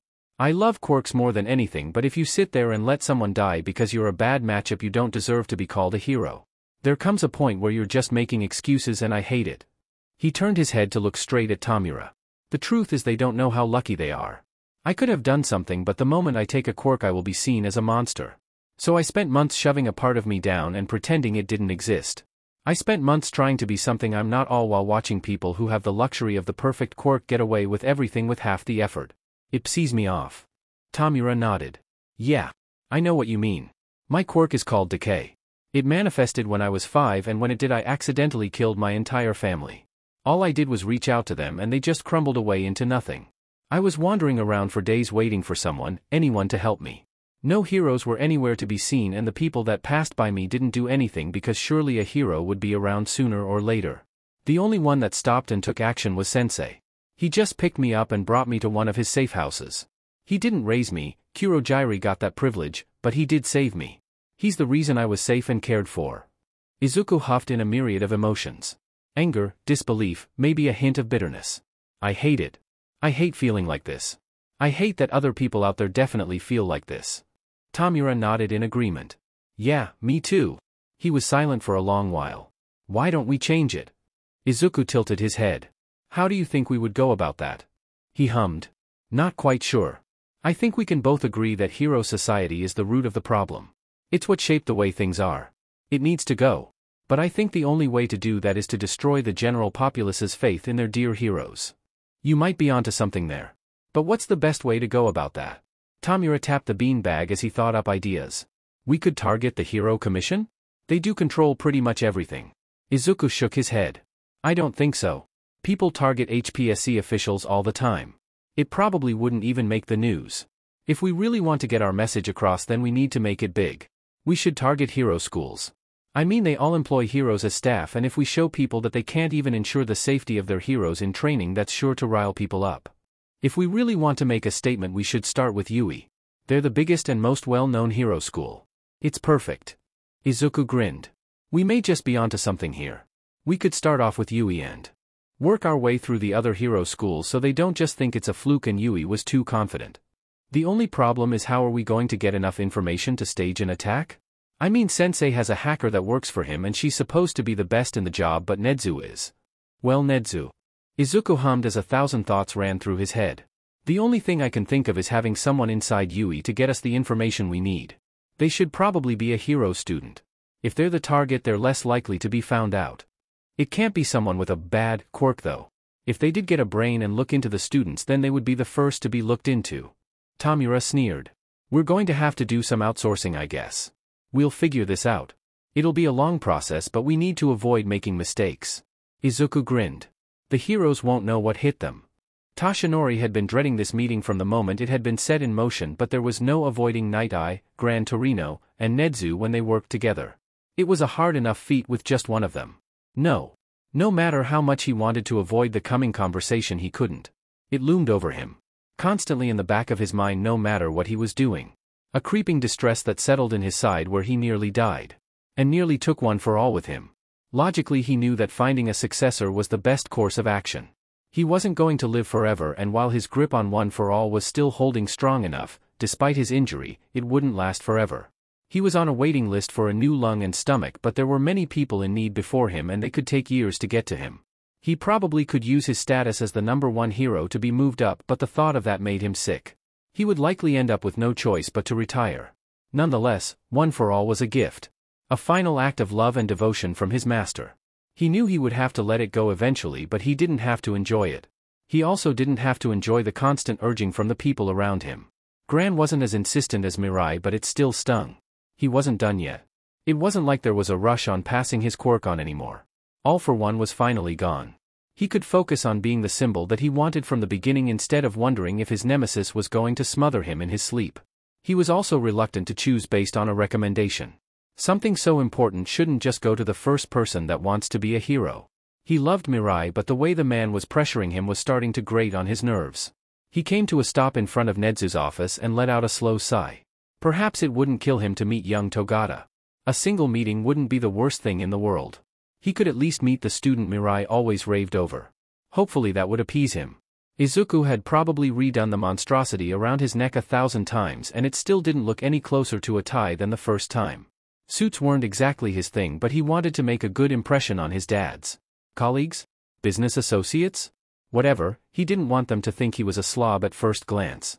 Once he had gained his own sway over the underground, he could dress however the hell he wanted. In fact, he already had that outfit commissioned and hanging in his closet begging to be used. But he couldn't. Instead, he had to sit here and figure out how to not butcher a fing tie. Tutorial videos were not helping in the slightest. Kurojairi poked his head in the room at one point, and despite not having the same range of expressions, Izuku could feel the horror radiating off the man. He thought about begging him for help, but it was just a stupid tie. Even Tamura had done this without effort, and he hadn't even been wearing his gloves. Izuku gritted his teeth and glared into the mirror at the offending piece of fabric. All might, this was his real enemy. Maybe they wouldn't pay attention if he didn't wear a tie. Kurojairi cleared his throat as he stepped into the room, a small black box in his hands. I have something that may be easier for you, Izuku. His head snapped away from the mirror and he looked at Kurojairi almost desperately. You do? Kurojairi handed the box over and took a few steps back as Izuku practically ripped the top off the box. Inside was a clip-on tie. He wasn't quite sure if he should feel thankful or insulted. He decided on a mix of both. Is this your way of telling me that I'm bad at this? 'Cause I know that. Of course not. It's simply my way of saying that the world isn't quite ready for your creative method of wearing a tie. He said in a level voice. Whatever. I'll take it if it means I can get this over with, he eventually said, deciding to just be grateful he doesn't have to spend any more time in front of the mirror. He had better things to do right now. He and Tamura had hammered out a nice solid plan, but it required a lot of key pieces to be put in place, and if they wanted to get anywhere in the next 2 years they had to start now. They had a lot of work to do in a short amount of time, and he still had to juggle keeping up with his education on top of everything else. It was much easier now that he was actively feeding his quirk, but it was still quite a bit of work. No one had been willing to send him into one of these meetings without an offensive quirk, so the doctor had arranged a few specifics for him about a week before the meeting was required, or 2 days after he threw himself into villainy. They were surprisingly easy to manage, and it didn't take long to get a good handle on them. Quake was fairly simple. It allowed the user to break apart the ground within a 10-meter radius. It wasn't exactly the greatest quirk on its own, but when combined with Whirlwind it was a force to be reckoned with. Whirlwind was self-explanatory. It created gusts of violent wind that typically took a tunnel-like form, though with some effort it could do so much more. Combined with Quake you had ammunition and a strong slingshot that held no mercy for those in its path. He fixed the sleek black tie into place, and it was so much nicer than his poor attempts, with the bonus that it didn't take another hour, and he was ready to go. He had allies to secure, and he had to make a statement. Just because his dad was the ruler of the underground for literal centuries didn't mean he had anyone's respect. He had to earn that himself, and he would. He had no other options. He walked out of his room and shut the door behind him. Tamura and Kurojairi were in the living room waiting patiently for him. Not bad, brat, Tamura said, giving him a nod of approval. He decided not to mention the tie fiasco. He would never live that down if Tamura got word of it. We should get going. The sooner we leave, the sooner we can come back home. A surprisingly soft smile spread across Tamura's face. Home, huh? Glad to see that you're acclimating so soon. A faint blush covered his freckled cheeks. Well, it's the truth. This is home. 2 weeks into his new life and he was slowly acclimating. He hadn't expected everything to just fall into place like it did, but he wasn't exactly complaining either. Apparently, trauma bonding does wonders for a good relationship if he and Tamura were anything to go by. He found out quickly that Tamura was, surprisingly, a morning person. It definitely did not resonate with Izuku's initial assumption, and he's sure it would have been a welcome surprise if he was a morning person as well, but Izuku was anything but. He just couldn't function early in the morning. He needs at least 20 minutes to actually wake up once he's opened his eyes. Those 20 minutes had seemed to strike a healthy amount of fear in Tamura after one morning where he casually walked into the room only for his body to lock up against his will. Izuku had only vaguely processed that by the time he came out of his sleep-induced stupor. When he asked Tamura about it, he only got a mumbled response on how he was definitely Sensei's child, and he was left thoroughly confused. He hadn't brought it up since. It was probably safer that way. A more exciting development was his progress with All for One. He had been visiting the doctor daily to acquire more quirks, and the side effects of using his own quirk were slowly fading. He still felt a slight buzzing in the back of his mind, but frequently feeding the insatiable quirk did wonders on him, and whatever dizziness he had left over was easily fixable with a candy bar. Most importantly, his focus was back and he was happier. He hadn't realized just how bad the previous 6 months were until he was flourishing and embracing his quirk. He was slowly building up his arsenal and preparing for the coming school year. They still hadn't found someone to take up the role of student inside Yui's heroics course, and while they had months left before the entrance exam, it was getting frustrating. With one of the quirks Izuku had gained, they had a fragile backup plan, but he wanted it to be a last resort as it would require him to be absent most of the time, and there was always a risk as Eraserhead is rumored to work at Yui. He sighed. They had backup plans for their backup plans, but every single one of them required a 14-year-old with a heroic quirk and an awareness of how bad everything was. Not a typical combination. His hopes of making this easy on himself were starting to fade. Izuku, Tamura, Kurojairi called from the doorway. The sensors have gone off. It appears that there is someone at the bar. Izuku sat up slightly surprised. This was the first time someone had come to the bar in the 2 weeks he had been here. Tamura had explained the bar to Izuku after it had been brought up a few times. It was a front. No one actually came in there for drinks. People only entered if they were looking for something, usually a miracle that his father could provide. For a price, that is. Most people have heard of a little black book, but his father went a step further and kept large binders full of contracts he made with people. It made for limitless reliable resources because people were too afraid of losing their quirk to even mention All for One anywhere near a cop. Tamura groaned dramatically and made a show of dragging himself from his bean bag before turning his gaze down to Izuku. "You wanna come or stay here? It's usually pretty uneventful."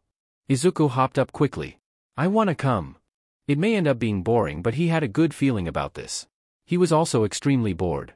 After meeting with a few of his father's business acquaintances, he spent quite a bit of his free time working ahead in his studies, anticipating being more active. Now he had nothing to do as he waited for something to happen.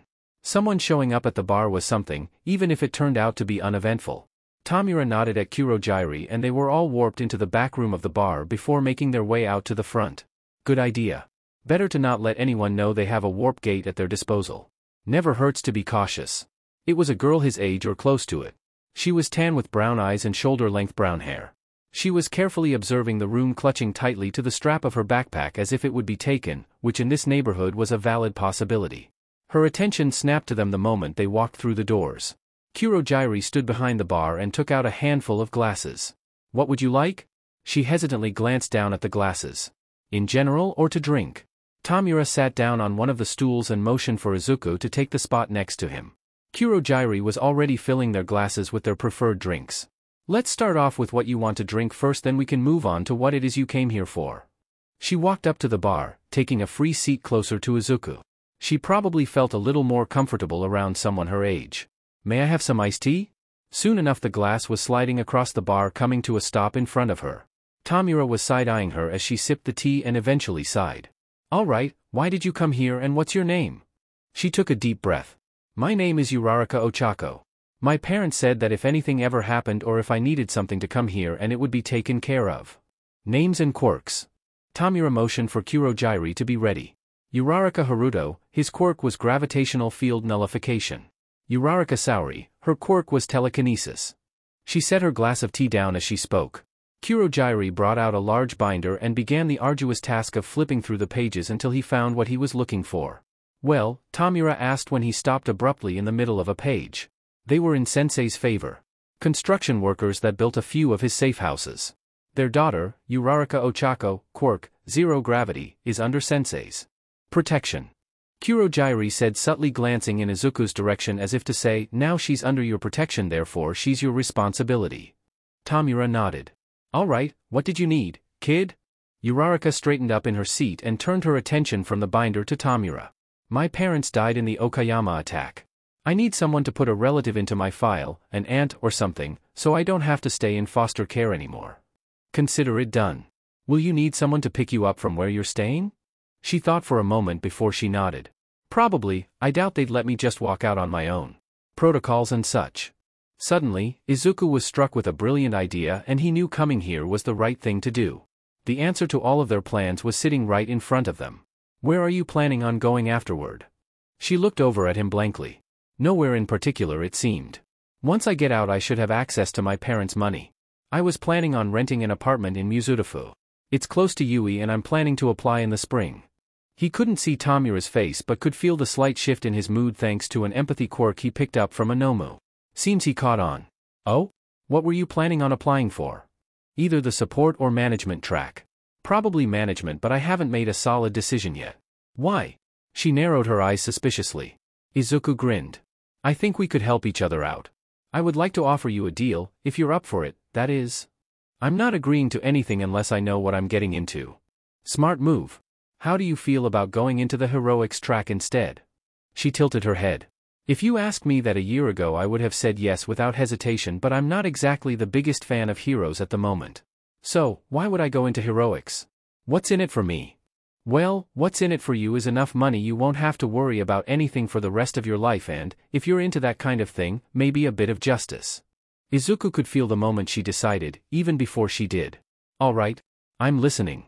What do you want me to do? We need someone to give us information on students in the hero course. What you're doing on certain days. If you're going anywhere. Who your teachers are. Basic information on the quirks of the people in your class. Who might be easily swayed to join us. Simple stuff. We don't even know if I'll be getting into the heroics track yet. Isn't planning on me getting in a bit preemptive? Izuku snorted. Your quirk is zero gravity. You're a shoo-in for the hero course. If you're really worried, we have a place you can train. She stared down at her tea in contemplation before she let out a sigh. All right. I'm in. Just tell me what you need me to do and I'll do it. He beamed at her and stood from his chair holding his hand out for her to take. Welcome to the League of Villains, Uraraka. I think we're going to get along great. It still didn't feel right to Toshinori. He had met young Togata frequently over the past few weeks and he couldn't find a single reason not to pass one for all to him.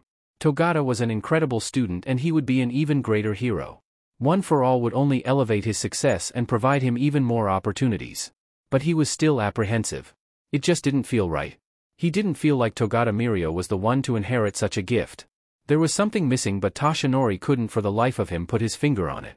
And that was exactly why he was going to offer the boy his quirk.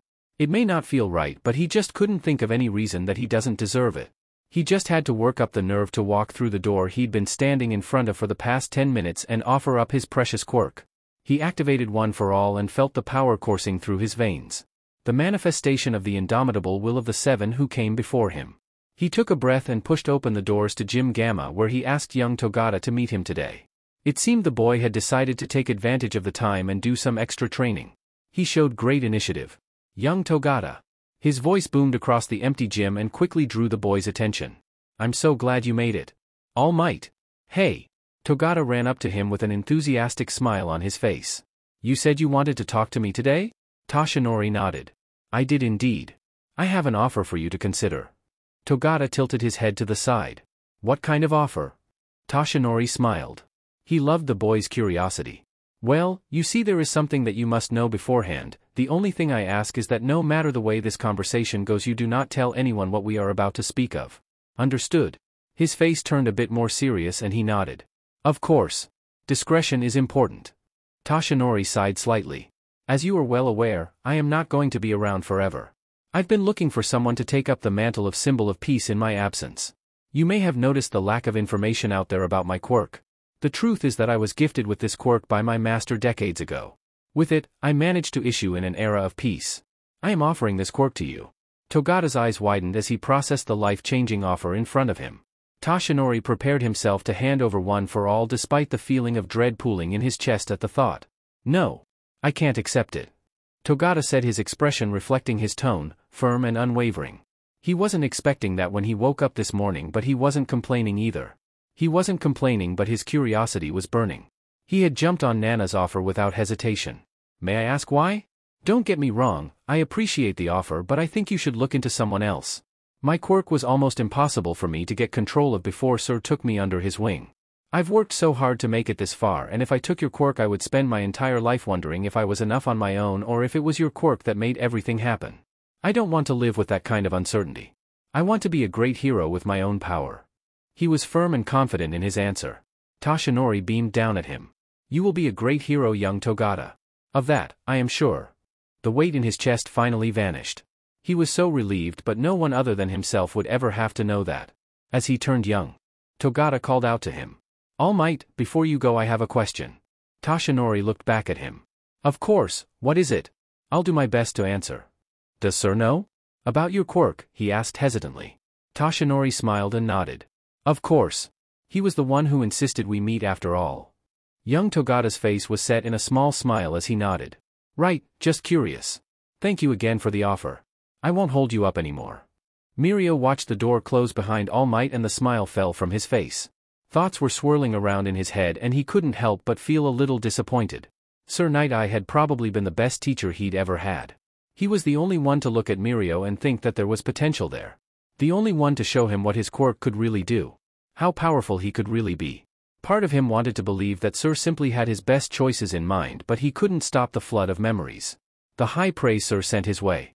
The subtle mentions of how he's being prepared for something greater. How he's meant for something amazing. A quirk that could be transferred is an amazing thing. As was the mantle symbol of peace. Mirio couldn't help but wonder if Sir was really looking at him all this time. If he really saw all that Mirio could do and accomplish even with a troublesome quirk in his hands. Or if he only saw him as someone to succeed All Might. He couldn't deny the convenience. He did look a lot like All Might. It would make such a transition easier. Was that what Sir really wanted from him? Mirio didn't want to be a hero like All Might. He wanted to be one like him. He wanted to pave his own way, not ride on the coattails of a legacy he wanted nothing to do with. He made permeation into something powerful. He may have had help, but he was the one who did the work. He sighed and made his way to the door, grabbing his gym bag along the way. Maybe Tamaki and Nijire would be able to distract him from his mind. He wasn't sure how he was going to look at Sir after this revelation. Maybe he'd be able to see if Fat Gum or Ryukyu would take him in for work studies. He needed some time away from Sir Night-Eye's agency. Anxiety reached up and gripped his throat in a vicious chokehold as he came to a stop in front of a familiar apartment. Fear and shame squeezed like a noose, and he wasn't quite sure how he was going to do this. So much had changed in the span of 2 DMN weeks, and he wasn't as confident in his ability to come clean. Not that he would have been any more confident to admit he was wrong about something before. The day he came back to school he hadn't heard the news yet. Ironic that their families were so close and yet everyone knew before him. He expected those rejects to be fawning over him more than usual after he survived a villain attack and was saved by All Might of all people. Part of him had been furious at the time because he didn't need anyone to save him. He had the entire thing under control. No, he didn't. He'd never been so scared in his life. The other part of him was in awe because it was All Might. The same person he'd looked up to since he was a kid. The one who inspired him because he was the best and he'd proven it to the world. He had practically lived out a fanfiction in one afternoon. The real thing was not fun. It was terrifying. So he was more than shocked when the only thing he had received when he arrived at school was silence. He managed to make it all the way to his desk without a single person saying a word to him. In fact, most people gave him a glance and quickly averted their gaze. It set him off. The nerd wasn't even here to take the brunt of his anger. But it only got weirder as the day went by. He raised his hand to ask a question and was flat out ignored by the teacher. After this happened 3 different times, he had activated his quirk out of irritation only for it to melt into shock and disbelief when he was loudly reprimanded and given detention. He never got detention. He had no clue what was going on, which only made his skin buzz with anxiety and tension build in his muscles. When school ended, the extras that normally flocked to him averted their eyes and ran out of the room like a demon was chasing after them. He spent the entire detention confused and angry, and it only festered the more time went by. Something was going on and he was the only one not aware, and no one was eager to look at him, let alone inform him of what the hell their problem was. When he got home he slammed the door to his house open and once again his world was thrown out of place. There was no form of acknowledgement of the door slamming from his mother. No scolding or screaming of any kind. He knew his parents were home. He could hear the quiet chatter from the living room. What was going on with everyone today? He firmly ignored the small pit of dread forming in his chest. He shrugged his shoes off lazily and made his way into the living room only to come to a screeching halt. His mother was hunched over crying. His father had his arm wrapped around her waist holding her tight trying to keep a cool front, but he could still see the silent tear tracks on his face. His mom didn't cry. She got angry when she was upset. She grit her teeth and clenched her fists and screamed into a pillow if she had to, but she did not cry. He had never seen her cry unless something really bad happened. What the hell is going on? His voice came out quiet. Barely a whisper, but it was enough to draw the attention of his parents. His mother wiped her tears with the sleeve of her cardigan and motioned toward the chair across from the couch. Katsuki. I didn't hear you come in. You should sit down. We have some bad news. He shook his head. No. What's going on? Katsuki, his father started. No. What the hell is going on today? He shouted as his fingers twitched, begging to let off an explosion. Katsuki. Izuku's dead. He left a suicide note and was gone before Inko woke up this morning. His mother said, rubbing her temple with a tired expression. We went over there this morning after she called. It was before you even woke up. We didn't want you to worry after the day you had yesterday, his dad said in his soft voice. Everything that happened the day before came rushing back to him and Katsuki's world shattered into 1,000 pieces. A cold feeling washed over his body and he could feel the sweat forming. He wouldn't have. Deku would never. What happened? His mouth was so dry it was hard to form words. Mitsuki scowled viciously, angry tears welling up in her eyes. We don't know. Inko has been trying all day to get somewhere with the police, but they won't do anything. They won't even tell other officers to keep an eye out for his dash. Her voice cracked as she stifled a sob, his body. They just said that they couldn't waste precious resources looking for him. Katsuki swallowed roughly and robotically made his way towards his room without saying anything, all while ignoring his parents' worried looks. What could he even say to that? He sat on the edge of his bed and just stared at the wall. He never thought that he would actually. He wouldn't have said it if he knew he would do that. What was going to happen to him now? What if they found out what he told Deku to do? Would they even do anything? It couldn't have been in the note, or his mother would have probably disowned him by now. All he could do was sit there completely taken over by fear. Everything had finally made sense when he stopped to think about it that night. He had more than enough time to think, considering sleep refused to come for him. The way the teachers and other students were acting. He had changed in their eyes. Now he was facing the consequences of his actions. There would be no more free passes for him, because if news got out about everything he did to Deku, the school and everyone in it would go down with him. They didn't want anything to do with a murderer. The funeral was last week. There was no body. No casket. Only a single school picture of Deku Izuku where he looked like he was being held at gunpoint by the cameraman. In his school it was a serious possibility. It had been a desolate event. Only he and his parents came. Auntie Inko didn't stop staring at that stupid picture of Deku. She was gripping her phone so tight you could almost hear it creak in protest from across the room. She was still waiting for a call from her deadbeat husband. It probably wasn't going to come. He stopped caring about them months ago. Katsuki had tried everything to sit there during the service and shove down the feeling of nausea that he hadn't been able to get rid of since he found out. It hadn't worked. Ever since he had contemplated telling Auntie Inko that it really was his fault. That this never would have happened if he had kept his mouth shut and stayed in his lane. But as he stood in front of the apartment door, he couldn't for the life of him raise his hand to knock. It was like his arm was made of lead. He couldn't hear anything but the pounding of his heartbeat in his ears. He could feel the sweat rolling down his forehead. It was so hot. He took a deep, staggering breath and turned around, making his way back down the stairs. Maybe it was better that she didn't know. He didn't want her to look at him like the people at school. Or maybe he was just making excuses for himself, because one thing had become clear the past 2 weeks. Bakugo Katsuki knew he was a coward. Izuku bit his lip as he stared at the unconscious bodies littering the meeting place they had chosen. That did not go as planned. Nope, Tamura said, popping the P as he glared down at his Switch, which had become a mangled remnant of what it once was. He rubbed the bridge of his nose in irritation before he made his way around the room, pulling the wallets from their pockets. I'll call Kurojairi in a minute. He can take care of them. What are you doing? Izuku hesitantly asked as he watched Tamura go through their wallets one by one. They destroyed my sheet, so I'm going to empty their bank accounts. It's the least they can do with the FING attitude they brought, Tamura replied. That's fair. Building respect among the underground was surprisingly easy when you had a quirk that everyone was afraid of. It was even easier when you could talk circles around grown adults who had been at it for years. 10 months had given him and Tamura enough time to get everything prepared for the coming school year. Ochako had incredible insight and seemed more than committed to the plan. Kurojairi was quite possibly the most important member of their team because without him they probably would have died a horrible, likely stupid, death by now. He may as well have become a second mother to them. It probably helped that Kurojairi had gained the tolerance of a saint raising Tamura, so Izuku and Ochako were practically angels to him. Most of the time. Izuku himself had grown quite a bit. He was relaxed in a way that he hadn't been in over a decade. Who knew all he needed to do was fake his death and live out his found family fanfic ideas?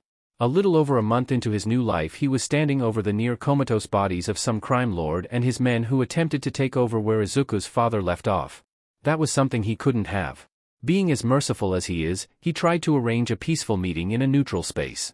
That didn't quite work out, so her, Tamura, and Ochako, who insisted she come along as she had a bad feeling about the whole thing, were left to deal with a bunch of morons who thought the best way to deal with their performance issues was to attack people in a whole league above them.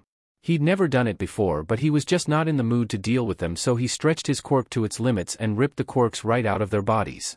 All at once. They dropped like flies and Izuku was left swaying in one place until Tamura wrapped an arm around his back to stabilize him. "Thanks, Tamura. We should get back? I think I need to sit down after that," he said, his words slurring. His head felt like it was full of cotton and trying to focus on anything was out of the question. "Tamura." "Izuku," Ochako called. She was standing in front of them staring at Izuku with a worried expression. He could feel Tamura's intent gaze rolling over him but couldn't bring himself to care much at the moment. "What's up, Chako?" Tamura answered for her by reaching out and tugging a strand of Izuku's hair in front of his eyes. It was a soft white instead of dark green. "Oh," he mumbled, kind of wishing he could get a better look. "That's new." Tamura let out a noise between a scream and a sigh, which was impressive. "That's new? No sheet. I'm taking you to the doctor. Turns out overusing your quirk has consequences.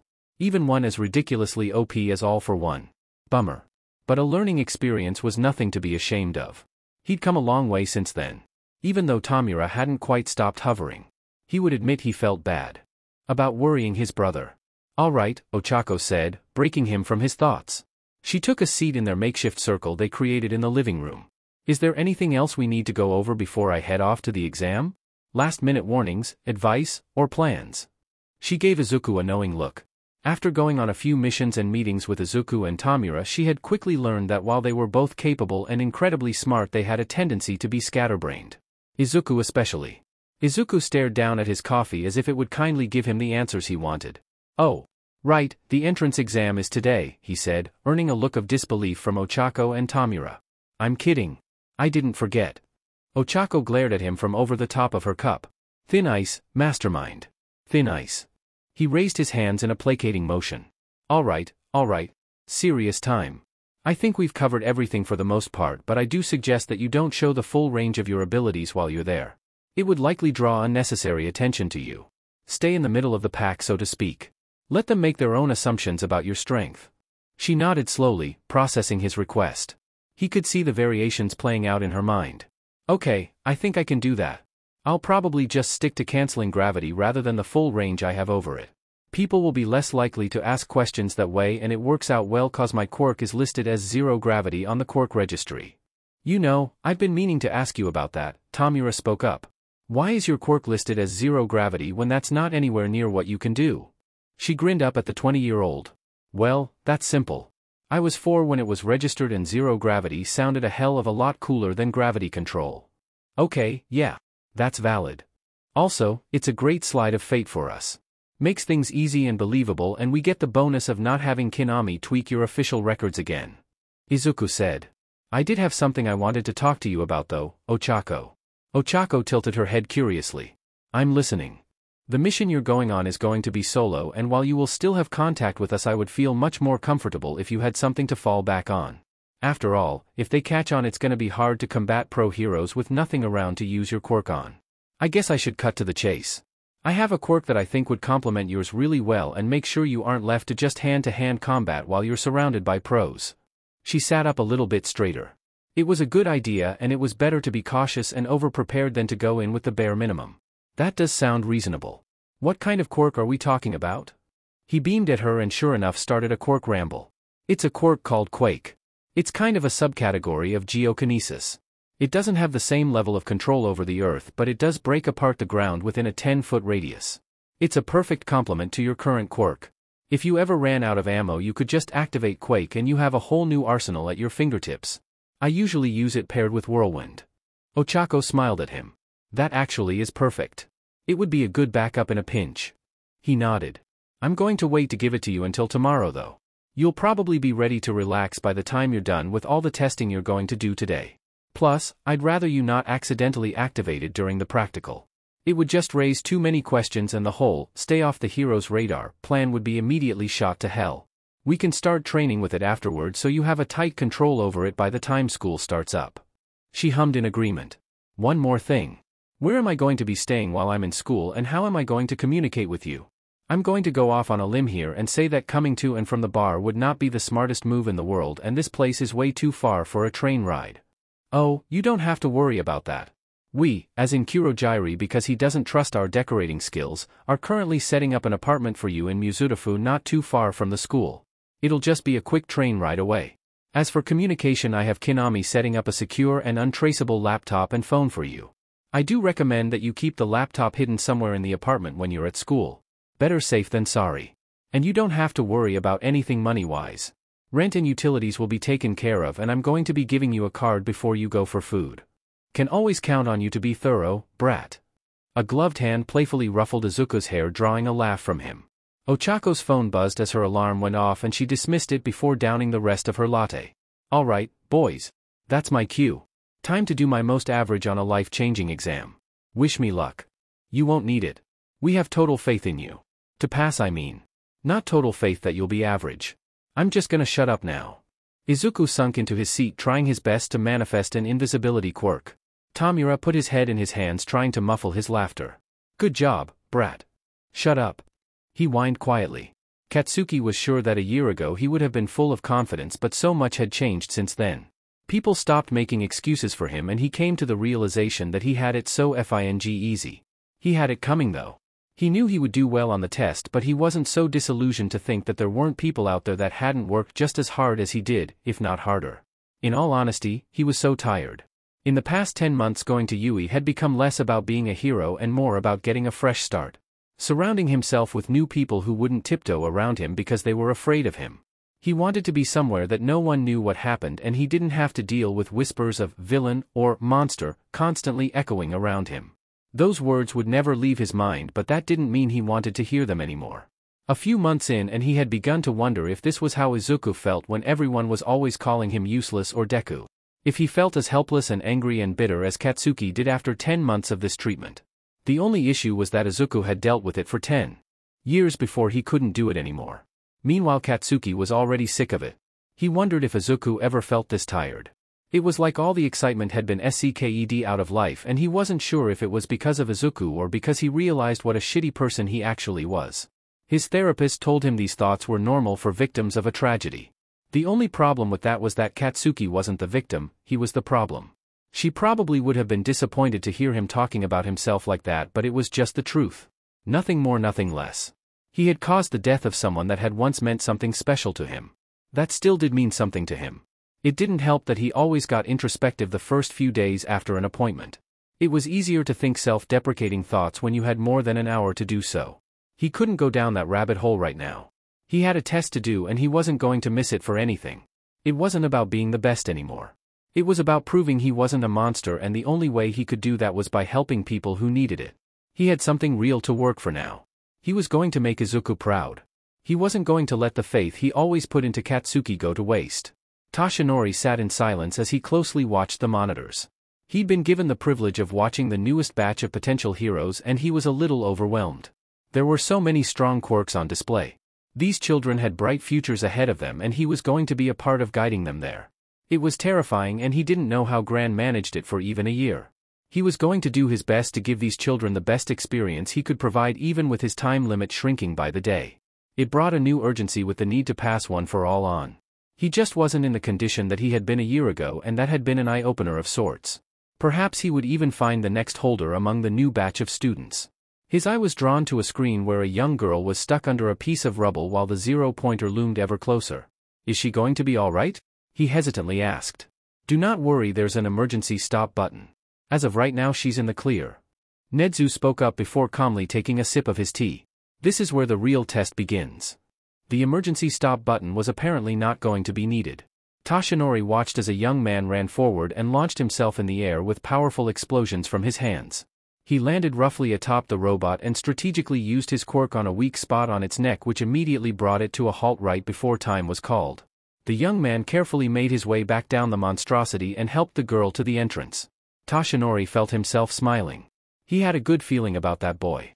He skimmed through the files listed on the data pad in his lap until he came across his picture. Bakugo Katsuki. Perhaps he had found a suitable candidate after all. He would make sure to observe him in class before talking to the boy though. Kinami was someone that Izuku frequently met with, and every single time he found himself entertained. Watching the woman work was always fascinating and more than worth the trip. She delved into hacking as if it was second nature and frequently made complex systems her beach, all while making it look effortless. And of course, there was her quirk. She had an octopus mutation, which was fitting because her moniker was Kraken and probably exactly why she chose it, that made camouflage one of her specialties. But perhaps the most interesting part was the minor passive part of her quirk that affected other people. She had almost an aura about her that made people pass over her without noticing her, unless that person happened to have a mental shielding quirk, which was rare. It was even more incredible because she had found a way to apply that to her hacking. He still hadn't figured out how she managed it, but it was amazing. She was the best in the business for a reason. Of course Izuku could fawn over her quirk for hours, he had before, and he never failed to marvel at the absolute genetic work of art that it was. None of it compared to the sheer talent and skill she possessed. But that wasn't why he was paying her a visit today. He had to pick up Ochako's laptop and phone. He wished he could stay longer, but he did bring along a large tray of seafood for her, courtesy of Kurojairi, who had long since learned what she would appreciate most, to make up for the short stay. Baby Cataclysm. Nice to see you again. Your order is ready, Kinami said. Her voice always came out quiet and calm, but managed to carry a heavy weight to it that would probably intimidate the average civilian coward. He personally found it soothing. He beamed and set the tray down on the empty side table with a flourish. Always a pleasure. I'd stay, but I want to be back before Ochako gets back from her exam. I'll come visit again soon though. Of course. Tell Kurojairi I said thank you when you go back. Don't forget we're on for game night Thursday. I would never. You know game night isn't the same without you. Besides, Tamura would have an aneurysm if I had the audacity to forget. That drew a chuckle from her and she waved. You're not wrong. I'll see you soon, baby Cataclysm. Izuku threw her a wave and picked up the case sitting in the corner of the dimly lit room. When he came through the warp gate, Ochako had already arrived and was just collapsing on a bean bag. Welcome back, Ochako. How'd it go? Did you have fun? She just looked up at him with tired eyes as she downed some anti-nausea meds that were graciously dropped in her hand. A giant robot the size of a building almost stepped on me. Then, a person with bombs for hands launched himself in the air with his quirk screaming bloody murder and stopped it. Then he walked me back to the entrance and I puked all over his boots. I'm pretty sure they were designers too. Izuku blinked as he attempted to process that pure chaos rolled into a sentence. Wait, a person with bombs for hands. Screaming bloody murder. Oh. Katsuki felt accomplished. Not good, per se. He hadn't felt good for a long time. But he felt like he had done something that mattered. If only his boots hadn't had to pay the price. Getting the stains out wasn't going to be fun, but at least it didn't look like puke. It looked like he stepped into a FING pride parade gone wrong. Who the hell pukes rainbows? How does that even work? Tamura let out a soft sigh as he put the last plate in the dishwasher. Today had been eventful and not at the same time. If that was even possible. A lot of little things had to be done, but nothing that took enough energy to make the day seem long. He shook his head as if to clear his thoughts and closed the dishwasher before turning it on. Something is on your mind, Tamura, Kurojairi stated rather than asked. The man raised him since he was 5, so it made sense that he could read Tamura so easily. It was still a bit irritating to know he was an open book, but Kurojairi never pushed too much if Tamura showed resistance. He sighed as he pulled the hair tie from his hair and wrapped it around his wrist. I think Izuku is taking on too much. Between building his own reputation, setting operations up for funding, catching up on years of quirk training, and the whole plan with the League of Villains we came up with. It's enough to make a grown adult go crazy, let alone a teenager. What do you intend to do about it? I don't know, he said louder than intended. He tensed up and glanced at the living room. When a few moments passed and no sound came from the room, he felt his shoulders sag slightly. I don't know. If I tell him to take it easy, he'll just brush it off and work twice as hard. Stubborn idiot. Sometimes he wondered if Sensei felt this way toward his own brother. An intense urge to get rid of everything out there that could cause any undue stress. On himself, that is. Because Izuku sure as hell didn't care about jumping face first into bad situations, and it was really wreaking havoc on Tamura's stress levels. If he wasn't sure Izuku would somehow manage to bring the trouble straight home even without outside access, he would lock the feral teenager in his room and take a well-deserved nap. Kurojairi sighed and rested his hand on Tamura's shoulder. He's not the only one carrying the weight of the world on his shoulders right now. You were handed a set of responsibilities that you were not prepared for in the slightest upon Sensei's death. You've been taking them in stride, but that doesn't mean they haven't impacted you. What's your point, Kurojairi? My point is that you are 19 years old. You are still a teenager and you have taken it upon yourself to be your brother's sole guardian. The one responsible for making sure he's safe and protected.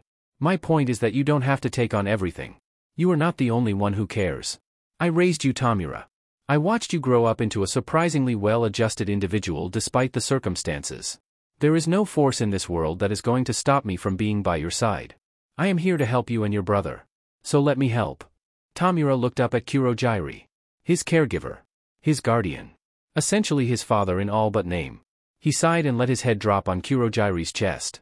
Anything to hide the tears welling up in his eyes. He wasn't sure if they were from the built-up frustration or from sheer relief. In hindsight, it felt pretty stupid worrying about things with obvious solutions, but shitty sleep schedules tend to do that to a person. Thanks, Kurojairi. Arms wrapped around him in a comforting embrace. Of course, Tamura. Now, go take your brother up to his room. Sleeping in the living room isn't going to do him any favors. Once you do that, I'd say it's high time you get some sleep of your own. I'll take care of everything else down here. Tamura nodded as he stepped away from the embrace. Night, Kurojairi. He turned and shuffled out of the kitchen and into the living room, a small smile spreading across his face when he heard the faint "good night" Kurojairi sent his way. He squinted in the dim light until his eyes landed on Izuku curled up in a ball on his bean bag. He tugged his gloves on. He was too tired to focus on blocking off his quirk, and he would rather avoid any preventable accidents, and carefully picked his brother up. He walked down the halls until he came to a door painted with colorful wisp-like lights. They were Quirk's. Izuku described them in detail to him one round. When he painted his door like that, Tamura wouldn't admit it, but he was amazed. Quirks always seemed so much more whenever Izuku talked about them, so seeing what they looked like through his eyes was interesting, and he could see where the fascination came from. He tucked his brother into bed and glanced around the room, making sure everything was off before shutting the door behind him on his way out. Sometime in between yawns, he managed to drift into his own room and fall face first onto his bed. His eyes flickered shut and he silently pleaded with his mind to let him get some sleep. He could worry about all of the problems he would have to deal with after he got some much-needed rest. After all, he wasn't going this alone. He had his family at his back just like they were supposed to be. Kurojairi checked over everything in the kitchen twice. Then thrice for good measure. All the dishes were done and put away. Breakfast was prepped and ready to go for tomorrow. Floors were clean. Counters and stove as well. He smiled and let himself relax as he put his drink in the fridge. All in a day's work. He made his way through the halls and stopped by Ochako's room first. Sometimes she forgot her mittens and woke up in the morning even more exhausted from accidentally activating her quirk. Thankfully they were in place. It seemed after today she wasn't taking any chances. Izuku was next. Resting peacefully and not causing complete chaos for once, though Kurojairi supposed that even chaos incarnate needed rest every once in a while. He stopped outside Tamura's room and closed his eyes, sending a quick prayer to whatever gods that might have mercy on him that Tamura took his advice and went to sleep. He silently opened the door and felt a fond expression slip across his face.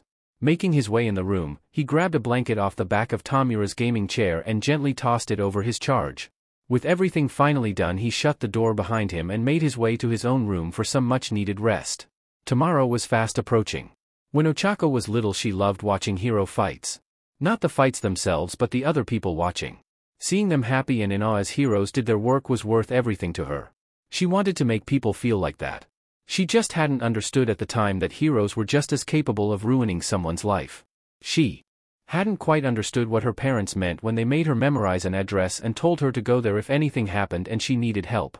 She was young and confused, so she wrote it off, letting it fade to the back of her mind. She also hadn't understood when they suddenly came into money when she was 8. All she knew was that she had to watch her parents struggle for a long time before one day they came home and it looked as if a weight had been lifted from their shoulders. It was like all of their problems were solved.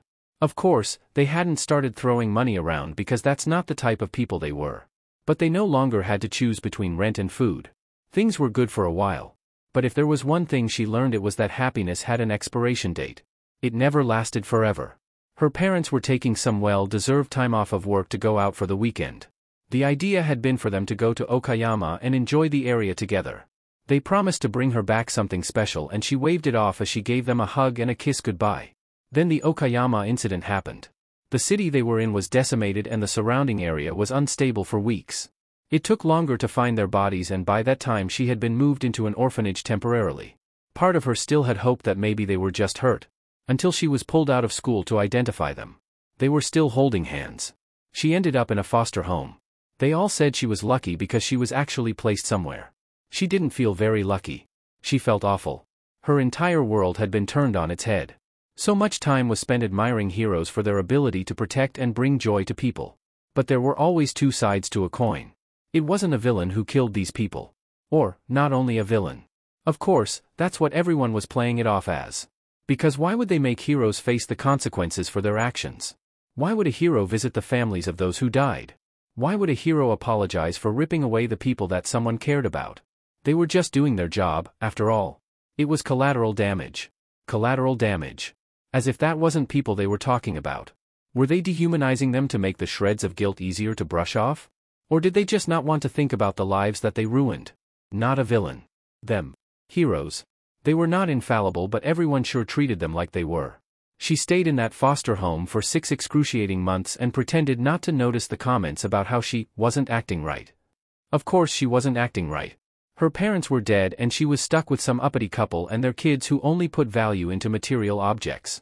Then, one day she was curled up in her bed looking through a memory book she had managed to snag from her home.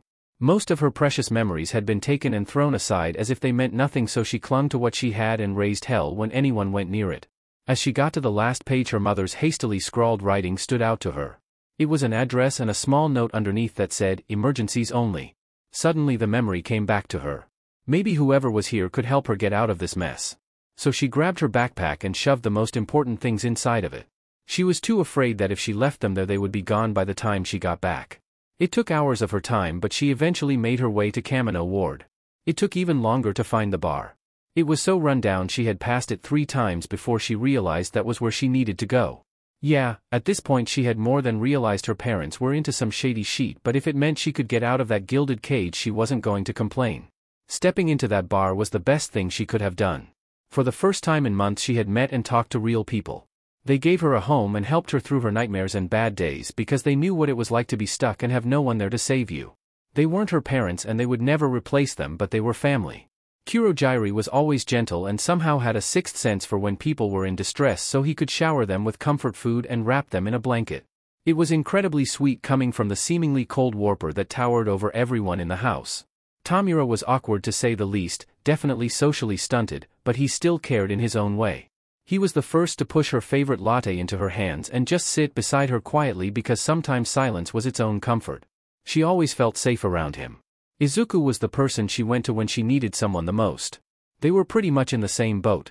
AwkwaAMO had turned both their worlds on its side. He would ramble about quirks because they were the only comfort he was able to rely on. She found his insight interesting. A bit weird, but when you knew what his quirk was it made total sense. He viewed the world in an entirely different way, and whenever he shared a part of that world with her she couldn't find herself upset for long. She didn't think he realized it, but he had grown over the time she had joined them. Every time he would come home there was a confidence in his step that hadn't always been there. He gave off an air that made him seem untouchable. Then he would trip or babble excitedly about a quirk he had seen and the image would shatter and she would be reminded that they were the same age. She may have originally agreed to that deal so she could get some extra cash for emergencies, but that wasn't why she stayed. They gave her something back that no amount of money can buy, and that was a family. It was dysfunctional, but it was hers and she was never going to let go. Which is exactly why she would do everything in her power to make them proud. She slid her shoes on and tossed her school bag over her shoulders before she made her way down the stairs quickly. She swerved to the side and narrowly missed crashing into her next-door neighbor who was carrying a bag of groceries. "Oh, I'm sorry, Midoriya. Are you okay? She asked with an awkward smile. She really liked the older woman and the last thing she wanted was to upset her. She gave her a small smile. Hello, Uraraka. I can assure you I'm perfectly fine. Her eyes glanced over the uniform and she almost got a pained look on her face. Good luck. On your first day of school. I'll make you dinner tonight to celebrate your first day. If you're up for it? Ochako beamed at the green-haired woman. Of course. I'll see you later. She waved as she bounced her way down the stairs happily. Midoriya had welcomed her to the building with a plate of cookies and almost seemed to adopt her when she found out that Ochako was living alone here. She was kind and pleasant to have over.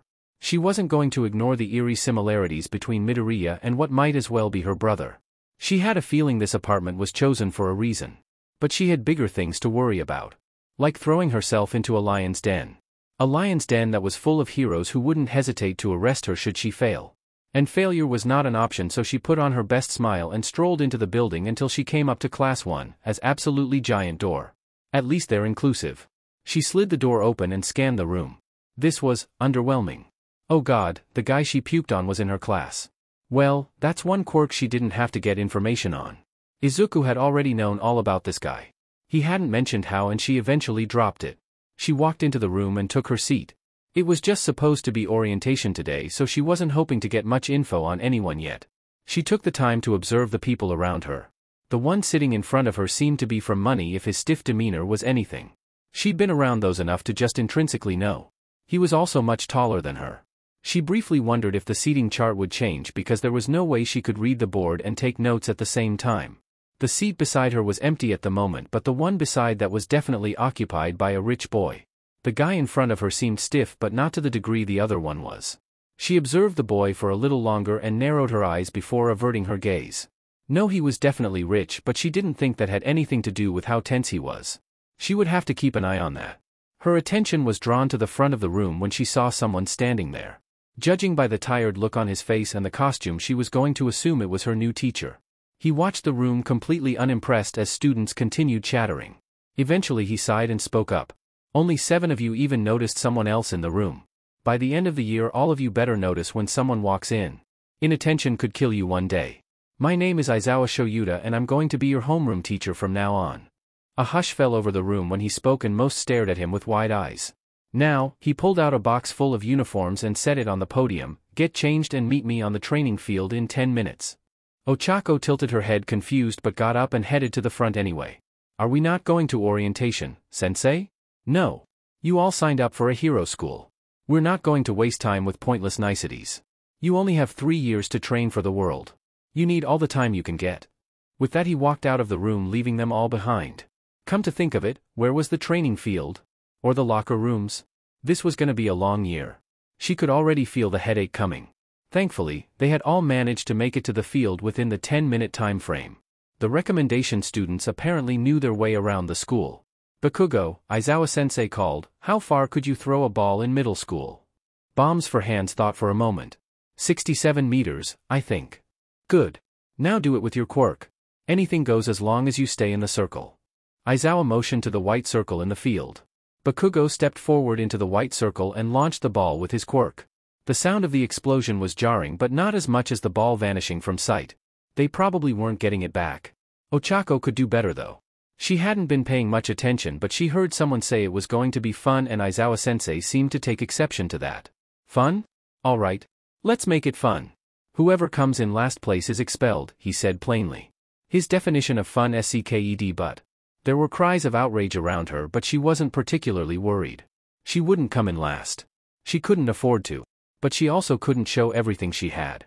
She did pretty average on most of the tests. The only tests she excelled at were the standing long jump and the ball throw. She used her quirk on herself during the long jump but almost immediately released it so she wouldn't overdo it. She did get the highest score for the ball throw though. Sure enough, by the end of the tests her scores were exactly in the middle. Better than last. Who was last? Her eyes roamed down the list until she reached number 20. Shinso Hitoshi. She looked around the group until her eyes landed on a boy with fluffy purple hair and a panicked expression. She hadn't seen him use his quirk at all, so it must be some kind of mental quirk. Or maybe he didn't have one. Oh. I was lying about expelling last place. It was a logical ruse to make sure you all did your best. Aizawa-sensei was going to be an interesting teacher. Shinso sagged in relief and Ochako took her chance and walked over to him. That was nerve-wracking, huh? You okay? He nodded stiffly but didn't say anything. Weird. She would figure him out later then. She had to head home and report to Izuku about all the quirks she had seen today. She had a feeling that some would definitely spark his interest. Izuku was smiling as he glanced over the document Uraraka had sent him of her classmates' quirks. He had shown her how to do a basic analysis not long ago and he had gone as far as to make a template for her so it would be easier. He wasn't expecting analysis on his level and he didn't need all the specifics, but she was observant and gave little details and theories. Like the Todoroki kid only ever used ice, but it was possible that he had access to fire if his chimerism was any indication. Or the one with the sentient quirk that looked like the bright light of the sun was hindering his quirk use. The small things mattered and only time would reveal everything. There was one guy I didn't get anything on. He didn't use a quirk the entire time, so I'm assuming that he either has a mental quirk that wouldn't help in such things or he's quirkless, though I doubt that the school board would let someone quirkless in regardless of the stance made a few years ago. FING bigots. I guess we'll see eventually. She was leaning back in her chair facing the laptop camera. He pretended not to notice that she was snacking on some of his mother's cookies. He'd recognize those anywhere. He didn't want to think about how much he missed his mother. It was part of the reason he set Ochako up in the apartment next to her. He knew his mom couldn't resist checking in on a teenager living alone and he would get some updates on how she was doing without having to act like a creepy stalker. It was a win-win. Yeah, it's not like there's a time crunch. Better slow and accurate than quick and sloppy. Anything else to report? She sat up a little straighter. Yeah. My homeroom teacher. I'm not sure who he is, but I'm sure you could figure it out. Wears a dark jumpsuit, gray scarf, and yellow goggles. I never saw his quirk, though. Izuku thought for a moment. Gray scarf and yellow goggles. He was really glad they hadn't had to resort to their backup plan now. Sounds like Eraserhead. Be careful not to reveal anything. He's an underground hero and he's known for being smart. I heard a few rumors that Nedzu trained him. She nodded. Gotcha. Oh. In other news, there are a few rumors going around that All Might is going to be teaching us first years. I know you assumed he would be teaching third years, but I guess they wanted to give him something easy. Considering he doesn't have a teaching license and all. Izuku grinned. That was perfect. Good. It'll make an even bigger impact when we attack. Anything involving All Might gets big media attention. Oh, I should warn you that Tamura is going to use the media to disintegrate the gate Wednesday. You should be able to use the chaos to get the up-and-coming schedule for your class. Tamura sauntered into the room. Aizu. We have to talk to some cannon fodder about recruitment. Alright. Gotta cut this short, Cheiko. She waved. Talk to you soon, Aizu. Bye, Tamura. Good luck, you guys. The video cut out and Izuku leaned back in his chair. Before we go, I wanted to run an idea by you. Tamura tilted his head. What is it? I think we should go in and you should take the lead. It would be better to keep the fact that All for One is back in business under wraps for now. Sure, the major players in the underground know, but they're smart enough to keep their mouth shut. These thugs we're meeting will spill their guts if they think giving them information will get them off easy. It would also draw attention away from me, that way I can do more in-person appearances and only someone who was paying really close attention to us would be able to tell the difference. But we're not going to be in one place long enough for that to happen. Not to mention it would give me more of a chance to observe. No one pays attention to the man behind the curtain, he explained as he stuck his hands in his pockets. Tamura nodded. That's a good idea. I'd prefer to keep you out of the spotlight until it becomes necessary anyway. Izuku grinned up at him. Careful there, Tamura, your overprotective big brother instincts are showing. Shut up, brat. We have places to be and I want it to be over sooner rather than later. Tamura's eyes roved over Izuku's outfit and he grimaced. The look of disgust and disappointment on his brother's face made him grin. What? Do you not like my villain costume? He was actually very proud of himself. It was simple and totally his style. A pair of black cargo pants with lots of pockets, his signature red shoes with black soles designed to resist friction that speedsters usually deal with, he wasn't taking any chances of these wearing out at the wrong time, and an armored teal-green hoodie with black accents. His favorite part was the word villain scrawled across the front of the hoodie. Jiren had looked at him weird but went along with his request anyway. You should have stuck with the suit and tie. At least that would have made you look intimidating, sort of. The point isn't to be intimidating. The point is to be disarming. I'm glad it's working though, he beamed up at Tamura who just ran a hand over his face. Let's just get this over with. The sooner we leave the sooner we can come back home. Aizawa Shoyuta had spent 12 years as a certified pro hero and one thing had become quite clear during those 12 years. Spotlight heroes, with the exception of his husband and Namuri, were FING morons. He hated dealing with them. Hated their stupid self-sacrificing spiel that they ingrained in literal children and preached quirks. As if they were the only things that made a hero. He had little hope when he heard they were getting a new heroics teacher. The only consolation was that he could have a nap before his patrol started. What little hope he had died the moment All Might walked into the room as he came to the realization that he wasn't getting any naps this year. He would be too busy supervising the number one hero, so he didn't do something stupid and instill that idiocy into his students, if he still had any after the first day. He should have known there was a reason why the number one hero was invited to watch the entrance exams. The meeting continued with only a few surprises, one of them being that All Might was only a shadow of who he used to be. This was the man who was going to teach the next generation of heroes. The man who wouldn't know subtlety if it smacked him in the face. The man who threw himself into a situation he couldn't handle and lost a lung for it. He wasn't going to let him guide these children to their deaths.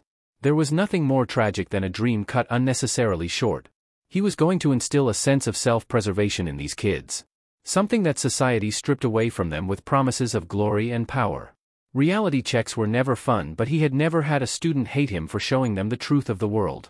In fact, quite a few had come back in their second and third years, after they had the harsh reality of horrific work-study incidents fresh in their minds, to thank him. He had a list of reliable therapists on hand for those moments. But he would outright deny it every time Hisashi and Namuri would tease him for being soft. He wasn't soft. He was practical. So he went on with the quirk assessment tests and he wasn't quite underwhelmed. Almost. But they had potential. Barely. He was a breath away from flat out expelling Shinso, but he held out. It definitely wasn't because he wanted to see someone else with a villainous quirk become a hero. He hoped that the heart-wrenching anxiety of possibly being expelled would get it through his head that he wasn't going to skate by without training his body. He got lucky in the entrance exams by making the cut. But truthfully the only reason he made it was because a few students chose to go to other schools. He couldn't help but be disappointed by the boys' performance during the quirk test. Despite having the perfect opportunity to use the quirks of his peers to his advantage, he avoided using his quirk at all. While Shoyuta had a feeling he knew why it still irked him. He would be fighting tooth and nail to keep his spot, but he needed to really show that he wanted to be here. Shoyuta sighed and dropped into his chair in the teacher's lounge. "So, how many did you expel this year, Sho?" came his husband's teasing voice. He pretended not to notice the chatter cut out as the others so obviously listened in, just like he pretended not to know they had a running bet going on how many students he would expel. The one closest got the entire pot, and if they got the exact number the others had to take them out for drinks and dinner. He hid his grin in his scarf. He wondered who lowballed this year. "None," he said in a gruff, tired voice. You could hear a pin drop. It was excellent. He hoped the silent stupor lasted long enough for him to get a decent nap in. The second day of school had been an absolute disaster. It started out great, but it crashed and burned harder than her hopes and dreams. Everyone was excited for their first heroics lesson, and she was sure she wasn't the only one that was kept awake that day during regular classes by sheer anticipation. She put on an excited grin when All Might strolled dramatically into the room, but she wasn't very impressed. She was too disillusioned with heroes by this point. But she scked it up, took her costume case, and made her way into the changing room with the other girls. Ochako was curious to see what they would be doing today. It was finally time to put the training she had done over the past 10 months to the test. She popped open her case and the smile on her face fell. What the hell was this? She pulled the spandex out of the case with a grimace. The design was cute and all, but it was not what she put on the costume form. She knew everything she had written down on the form because Izuku, Tamura, and Kurojairi had helped her with it. Fire-resistant fabric with a waterproof seal and armored plating inside of it. Loose enough she could move around without fearing it would tear, but tight enough that it wouldn't get caught on anything. She had even given her measurements so it would be adjusted to her specifically. She glared down at the fabric in frustration. There wasn't anything she could do about this right now. She highly doubted All Might, or any other teacher for that matter, would be considerate enough to let her use her gym uniform. She tugged the spandex on and winced. She never liked super tight clothes. It always felt like she was suffocating. She shook her head and picked the boots up. She had asked for reinforced boots that would stabilize her ankles and knees in case she had to jump from very high or if she had to deactivate her quirk midair. At least it looked like they did what she asked with them. Never mind, they put heels on it. What the hell was with these people? Heels were great for going out and having fun. Not running. Especially not with the tiny heel that they put on there. She might have tolerated it if they used wedges because they were less likely to break if there was a mislanding. She gave an irritated sigh and picked up the paper resting in the case that detailed everything about the costume. Oh. There was a spring in the heel that was supposed to help with landings. That was going to make running fun. Who the hell thought any of this was a good idea? She just wanted to talk. Really? She shook her head and pulled the boots on, then grabbed the pressure point accessories. Why were they so huge? They were basically gauntlets. All she needed were wristbands that applied pressure without cutting off circulation. She had a pair specifically for training and they were like a normal bracelet. She had to take a breath and just finish putting them on. She wasn't even going to touch on the belt that had no storage capacity. It's like they wanted her to fail as long as she looked Cece doing it. Taking a quick glance around the room, she realized that she did not have it the worst. At least she was covered. Hagakure's costume consisted of a pair of boots and gloves. Yaoyorozu's costume was asking for a wardrobe malfunction. Mina's costume was strapless. First, it was like none of these costume designers had ever heard of the word support in their entire life. Second, Ochako wasn't claiming to be an expert, but she was sure she had seen an article on Izuku's phone talking about new ways for hero costumes to integrate quirks. It was a breakthrough. And apparently they couldn't apply it here? Teenage girls were just supposed to walk around half naked, or actually naked in certain cases. The locker room had long since gone quiet as they got dressed. No one looked comfortable, so she knew it wasn't just a problem she was having. Something needed to be done about this, and if she had to be the one to do it, she would. She sighed and secured her helmet. Everyone ready? Yaoyorozu was standing off to the side with her arms crossed and nodded. Yes, I believe so. I suppose we should go, she said, but she was looking at the door with dread in her expression. Ochako stood and made her way over to the door. This was going to be a disaster, and it spoke volumes for the rest of the year. That was saying something since the League hadn't even attacked yet. Sure enough, she was ready to murder her costume designer by the end of the battle trials. There was a reason she had asked for fire-resistant material, and Bakugo had proven her point for her. She was paired with Shinso. At least she could enjoy how fluffy his hair looked up close. Then the ball dropped and they ended up against Bakugo and Ida.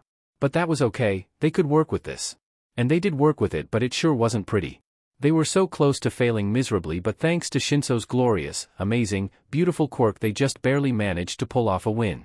Basically, he brainwashed Ida into running into Bakugo, which gave him enough time to touch the bomb. She hadn't been able to think well through the pain of having pinpoint explosion set off against her arms. Shinso was even kind enough to walk her to the infirmary so she could get taken care of. The gauntlets weren't going much when it came to helping with her pain-induced nausea. Probably because they had mostly been shattered in the blasts. Shinso was buzzing with nervous energy and looking at her with thinly veiled concern, which was saying something about how bad it must have looked because he was usually fairly stoic. She had to walk with her arms lifted so they wouldn't touch her costume and risk pulling at the already tender skin, and they were getting tired. She grimaced and looked over at him. This is gonna sound weird, but can you hold my hands? My arms are starting to cramp and I don't want my skin sticking to my costume. Yeah, no problem. He moved quickly, so he was walking backwards and gently took her hands, holding her arms up in the air. Oh, thank God. That was one less ache in her muscles. Soon enough they had made it to the infirmary and he guided her inside. Recovery Girl was inside at a desk. Her eyes widened as she took in the state Ochako was in. Oh my. Help her onto the bed, won't you, dearie? She addressed Shinso as she rifled through a few drawers. Shinso looked slightly uncomfortable as he released her hands and looked her up and down. I just want to say that I don't mean anything by this, 'cause I'm not into girls. That drew a pained laugh as she held her arms above her head and he lifted her by her waist onto the bed. Oh, I could tell, don't worry. I prefer girls anyway. He let out a slightly relieved chuckle as Recovery Girl made her way over with a tray of supplies and a stool to sit on. Do I need to go? He asked.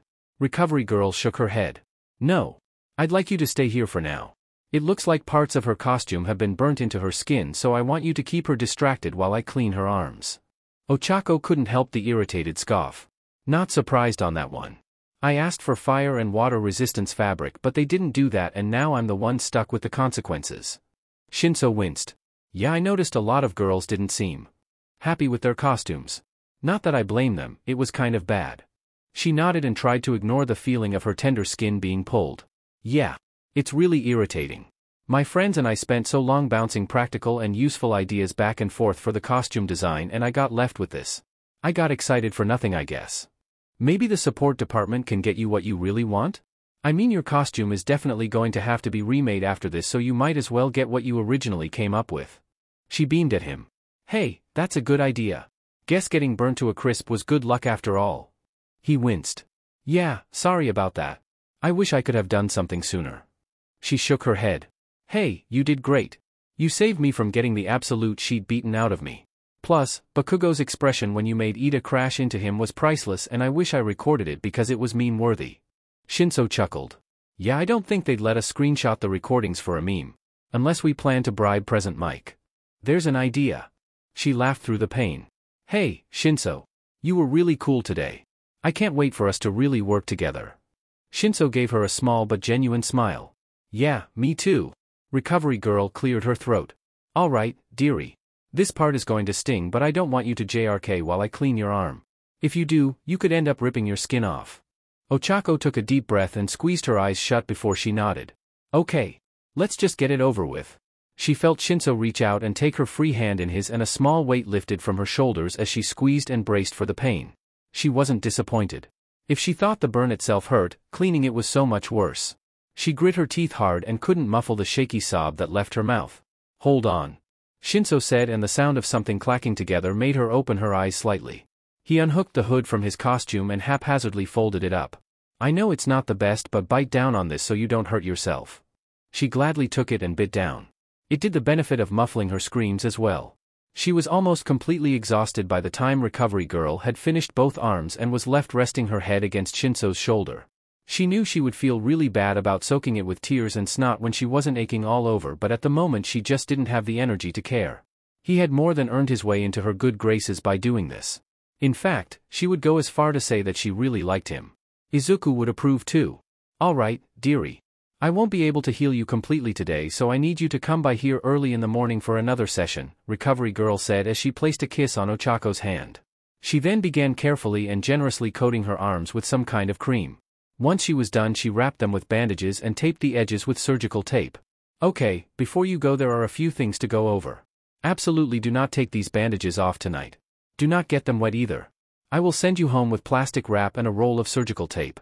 If you want to get a shower, wrap your arms in the plastic wrap and tape it all the way around. You may need help with it and it will be a hassle but at least you'll be able to get clean. Ochako blearily nodded. Yeah, I can do that. My neighbor will probably be okay with helping me.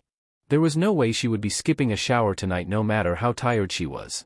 Not when the smell of smoke and burnt flesh was still fresh. Recovery Girl nodded approvingly. You rest up now, dearie. I'll wake you up when it's time for you to go home. Thank you. With Shinso's help she managed to lay down at an angle that didn't induce pain. Recovery Girl pursed her lips and turned to her computer pulling up Ochako's file before she wrote something down on a piece of paper. Shinso, I want you to take this to your class and find someone who knows where these apartments are. I don't want her going home on her own like this. Recovery Girl was officially Ochako's favorite hero. Shinso nodded and gave Ochako one last glance before he quietly left the room. That was the last thing she remembers before she was being gently shaken awake. Uraraka, school has let out. One of your classmates is waiting for you outside. He has your things and I gave him the bag of supplies I'm sending home with you and a note full of instructions so you don't forget anything. Recovery Girl helped her to her feet and guided her out of the infirmary where she came face to face with Bakugo. His eyes roved over her, zeroing in on the thick bandages wrapped around her arms. He looked a little guilty. Good. It hurt like hell. Come on. Let's get you home, he said. His voice was quiet and he didn't try to touch her. As they made their way out of the building she could feel him keeping a close eye on her but nothing was said between them until they were walking up the steps to Sunset Garden Apartments and she came to a stop in front of her neighbor's door. You don't live here, he spoke up, voice still quiet, maybe even more so. She shook her head and knocked on the door a few times. No, I don't but I want a shower and Recovery Girl said to get help covering my bandages. Whatever. You can handle it from here. With that he shoved her bags into her hands and almost ran down the hall before vanishing into the stairwell.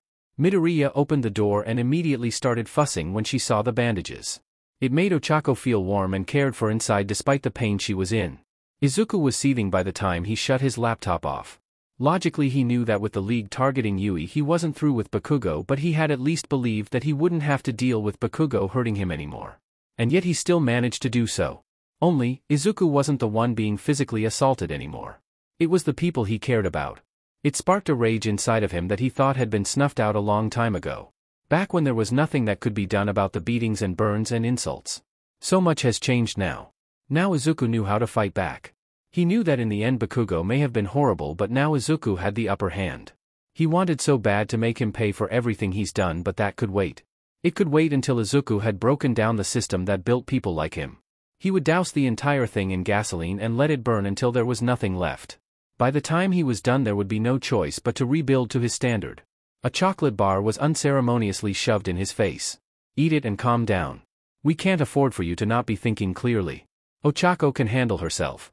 Or do you not believe that? Tamura said while side-eyeing him. He swiped the chocolate bar. Of course I have faith in Ochako. She's one of the strongest people I know. It just pisses me off that she has to put up with this shit. She knew what she was getting into when she agreed to the plan. She knew there was a possibility of getting hurt. It happens. She was annoyed, but she took it in stride. I'm not telling you not to be sad because it shows that you care about her. I'm telling you to think about this logically because when you get angry, mistakes happen. Izuku sank into his chair and ate his chocolate while pouting. When did you get so reasonable? Have you played an RPG before? Fair. Shoyuta could feel the migraine setting in as he watched the feed from the battle training that happened earlier. He knew he shouldn't have left All Might alone with the kids, but he had an unavoidable meeting to attend to. It was the first official day of training and he had given the man the benefit of the doubt, fully believing he wouldn't put them through something too complex. He had been so wrong. The thing that set him off the most is that All Might wasn't stupid. He should have known that the kids were too inexperienced to handle this kind of training. More than half of them have never been to a dojo, let alone thrown a punch, so how did he expect them to deal with fighting? He groaned as his head rolled back on his shoulders. He was going to be stuck with damage control too. He could only hope Uraraka's parents didn't throw a fit and make his day even worse. He'd be living on edge for the next week. Damn it, Yagi. Tashinori felt bad for the events of the battle trial. Young Uraraka had gotten seriously hurt. It wasn't crippling, but it was still enough to put her in the infirmary for the rest of the day. He had let his own curiosity get the better of him and a child had gotten hurt because of it. He had just been so interested in young Bakugo's performance that he hadn't been paying enough attention and care to any of the other students during that round. It had become apparent to some of the kids when their rounds were going as well. He never let it get that far with anyone else. He would admit he was impressed with young Bakugo. He showed a resolve to do his best that Tashinori did not see often enough. Not even he had been that motivated at that age. Young Bakugo had shown a resolve to do whatever it took, even if that meant doing something he didn't enjoy. Hurting his classmate had not been something young Bakugo wanted, and that was clear with the remorse he had shown afterward. Tashinori liked that. Young Bakugo was full of determination to do what needed to be done. Something that Tashinori hadn't had at that age. Something he hadn't had until the death of his master. It felt like every day was one step closer to finding his successor. And every day young Bakugo was proving himself to be more and more capable of that position. Ochako came to school an hour early and thankfully managed to avoid most of the vultures camped outside of the front gates. She had a few microphones shoved in her face, but the crowd was still thin for now. Her eyes scanned the crowd and off to the side she saw someone with a black hoodie obscuring their features. So it would be today. The press had good timing for once. She could swipe some gloves when she's in the infirmary. She made her way through the school and entered the infirmary, drawing the attention of the older pro hero. She was ushered onto a bed and a kiss was pressed against her hand. She felt a wave of fatigue wash over her, but it wasn't completely debilitating as it had been yesterday. Recovery girl began unwrapping the bandages and tossing them in the garbage. There was still a layer of burn cream that hadn't soaked into her skin, so she was given a box of wipes to clean off her arms along with a warning. Your skin may be healed, but it will likely be sensitive for a while, so be gentle when you wipe. You also may want to wash your arms with soap and water. There's a bathroom through the door near the corner. I wish I could do something about the scarring, but that's not within my range of abilities. I'm sorry. Ochako gave her a smile. I appreciate the thought. Thank you for healing me. The old pro gave her a gentle smile. It's my job, dearie. I would do nothing less. Ochako carefully cleaned off her arms and pulled on the blazer of her uniform. She made sure to snag a pair of gloves from the box resting on the table. Unfortunately, their uniforms didn't have pockets, like most clothes designed for girls, so the only thing she could do was fold them up and shove them into her bra. Thankfully, she had chosen a sports bra today.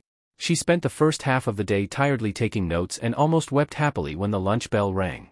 She made her way to a table with Shinso in tow. Soon enough she was joined by Yaoyorozu, Mina, Tokoyami, and Shoji. They seemed concerned but were easy enough to placate. They were pleasant enough to be around. Nothing overwhelming. Mina and Ochako herself seemed to offset the quiet energy that Shoji and Shinso radiated. They were all laughing at a snarky comment Shinso had let off when an ear-piercing alarm sounded throughout the building. She winced and fought the urge to cover her ears. Once glance at Shoji had her feeling awful for those with enhanced hearing. "What's going on?" Mina yelled over the alarms. Some third-year student answered, "It means someone's broken through the gates. We have to evacuate now." And like that everyone surged forward. Ochako managed to slip away unnoticed by the rest of her table and avoid the death trap that was the main hallway. Instead she quickly made her way to the teacher's lounge all while awkwardly digging into her bra to pull out the gloves. She tugged them on before she opened the door to the vacant room and hurried over to the filing cabinets. Thankfully, the teacher seemed to organize everything by class and 1A was first on the list. She pulled the drawer open and rifled through the file folders until she came across the one labeled schedule. She practically ripped it out of the file and whipped her phone out to take pictures. Apparently they would be going to the USJ Monday. Whatever that was. It even had the codes that were used for the building listed on the side. Convenient. She wasn't going to complain. She made sure the files were nice and neat before sliding it back into place and shutting the drawer. Once the door to the teacher's lounge was shut firmly and ripped her gloves off and shoved them back in her bra while making her way back to the cafeteria. She had made it halfway there when the alarm finally cut out and students began shuffling back inside to eat. She just made it to the table when she caught sight of a few of the others heading back to their seats. "I'm so glad you guys are okay. I completely lost track of you all." Mina slumped into her seat. "That was awful. Let's never do it again." Shinso nodded as he rested his head on his hand. "I already don't like crowds, but if I never have to be in one again it will be too soon. I would have been trampled if it hadn't been for Tokoyami and Dark Shadow." Tokoyami nodded solemnly. "It was unnecessary and unappreciated chaos." Ochako snorted. "You said it in a nutshell." She almost felt bad about what was going to happen next. She just had to keep in mind that this was for the best. The league needed this kind of traction if they were going to fix anything. She had total faith in Izuku to make sure no one got hurt during this field trip. Slightly less in Tamura, but he could be kept calm if his brother was nearby. Izuku was unimpressed? Disappointed? Definitely underwhelmed. His eyes wandered over the large group of cannon fodder that was gathered within the otherwise empty warehouse. Of course, some of them had a shred of intelligence. When they heard the little lie Izuku and Tamura concocted about attacking Yui to kill All Might, they got nervous. That nervousness faded when Tamura preached about the Nomu. How it was bioengineered to kill All Might. It was a load of crap. The Nomu was built to withstand All Might to a degree, but Nomu were expensive and they were far from the focus of the doctor's research. Izuku had put a few copies of some regeneration and strength quirks into this one, but he wasn't about to waste any more time or quirks on something that didn't matter in the long run. Not when copying quirks was so fascinating. But the important thing was that they bought it. Hook, line, and sinker. They had willingly signed up to kill All Might, and really they were kind of asking to be arrested at this point. Not one of them had enough brains to ask about their security or if they were being paid. They volunteered to be cannon fodder. They also seemed to think that kids who passed Yui's entrance exam were going to be easy to deal with without taking into account that most teenagers were brutal, merciless, and full of repressed rage. So really, who was losing here? It sure wasn't him or Tamura. Another thing that secured his lack of faith in all of them was the fact that no one had taken notice of Izuku, who was sitting off to the side of the makeshift stage. He wasn't even trying to hide. He couldn't wait until they did some actual recruiting. Meeting a competent criminal would be nice. Nonetheless, they were simply waiting for the alert on Izuku's phone that would let them know when the doors to the USJ opened and the motion sensors tripped. Tamura stood beside him with a frown on his face. "This is taking too long. I want to get this over with." "So do I, but being impatient will get us nowhere. We have Kraken monitoring the systems. We have Polaris's information. We've broken everything down to an art.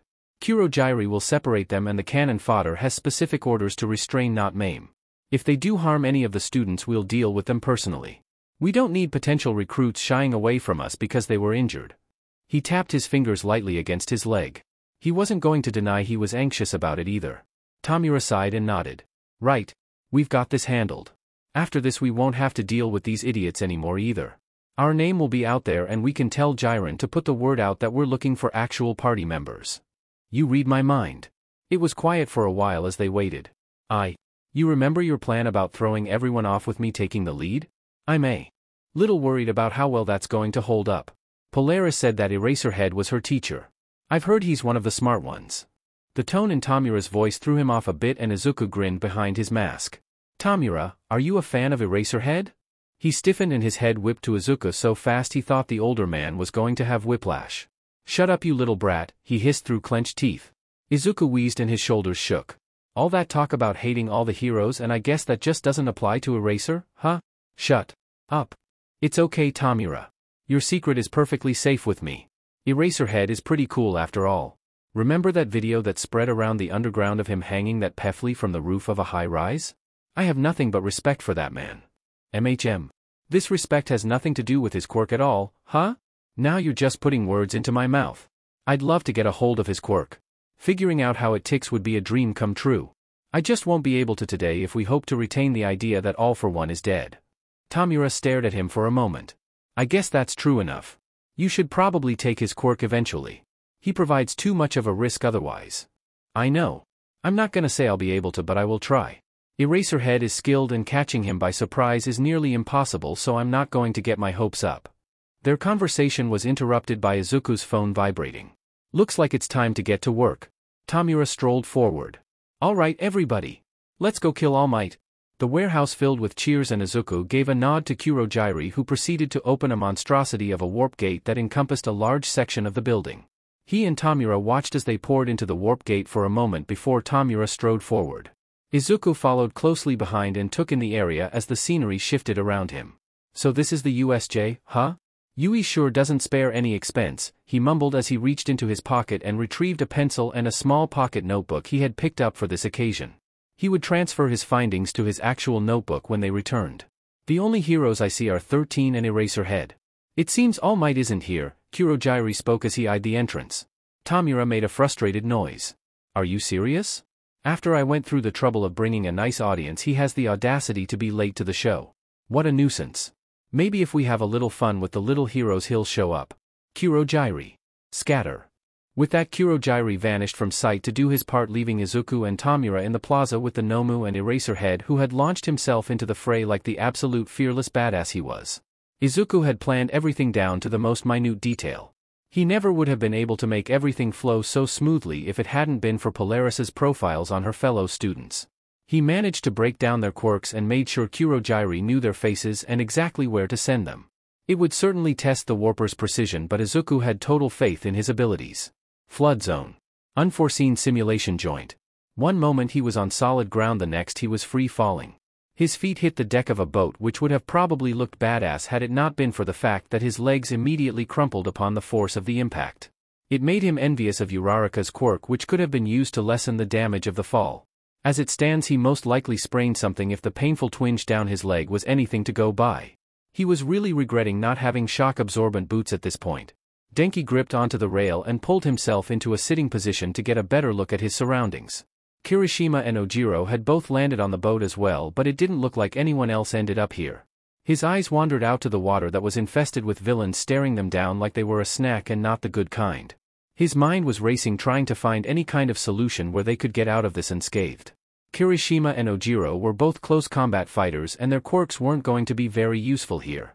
Denki couldn't use his quirk because he ran the risk of killing everyone around him. Especially with the panic setting in. Why did I have to end up in the flood zone of all places?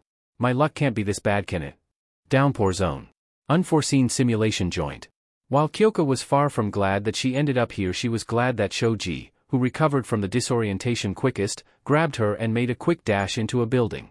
She was sure that being carried like a sack of potatoes didn't help clear her head any faster, but she was not going to complain anytime soon. It wasn't until they were shielded from the rain that she regained enough of her senses that she noticed Mineta was with them. Great.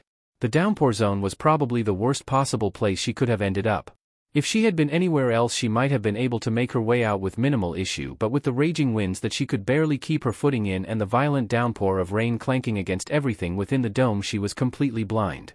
There was no way she could hear through that mess. At least not without being completely overwhelmed. Filtering out sounds was not something she had ever been good at. When she gave it some thought, she realized Mineta wouldn't be able to accurately use his quirk due to the vicious wind.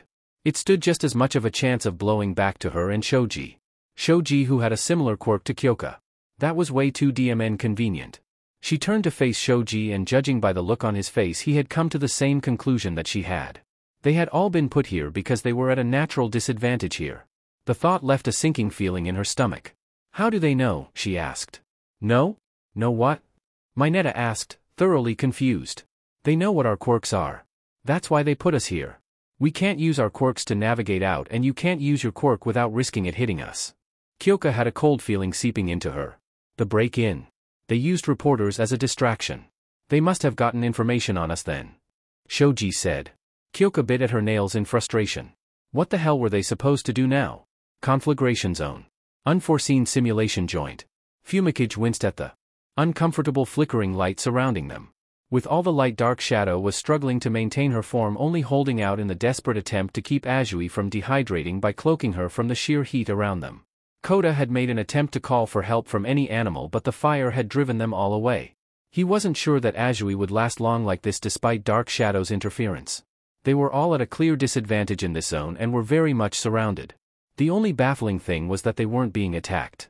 They were just being watched from a distance, and with every second that passed he could only hope that help would arrive soon. Mountain zone. Unforeseen simulation joint. Mina gripped tightly onto Toru's thighs as she did her best to walk down the rocky terrain without falling and injuring the invisible girl or herself. She wasn't bothered by the extra weight. She had done a lot of strength training for her dance lessons, and she was thanking every deity out there that she had begged her mom for the classes. She could feel eyes on her and it made her uneasy.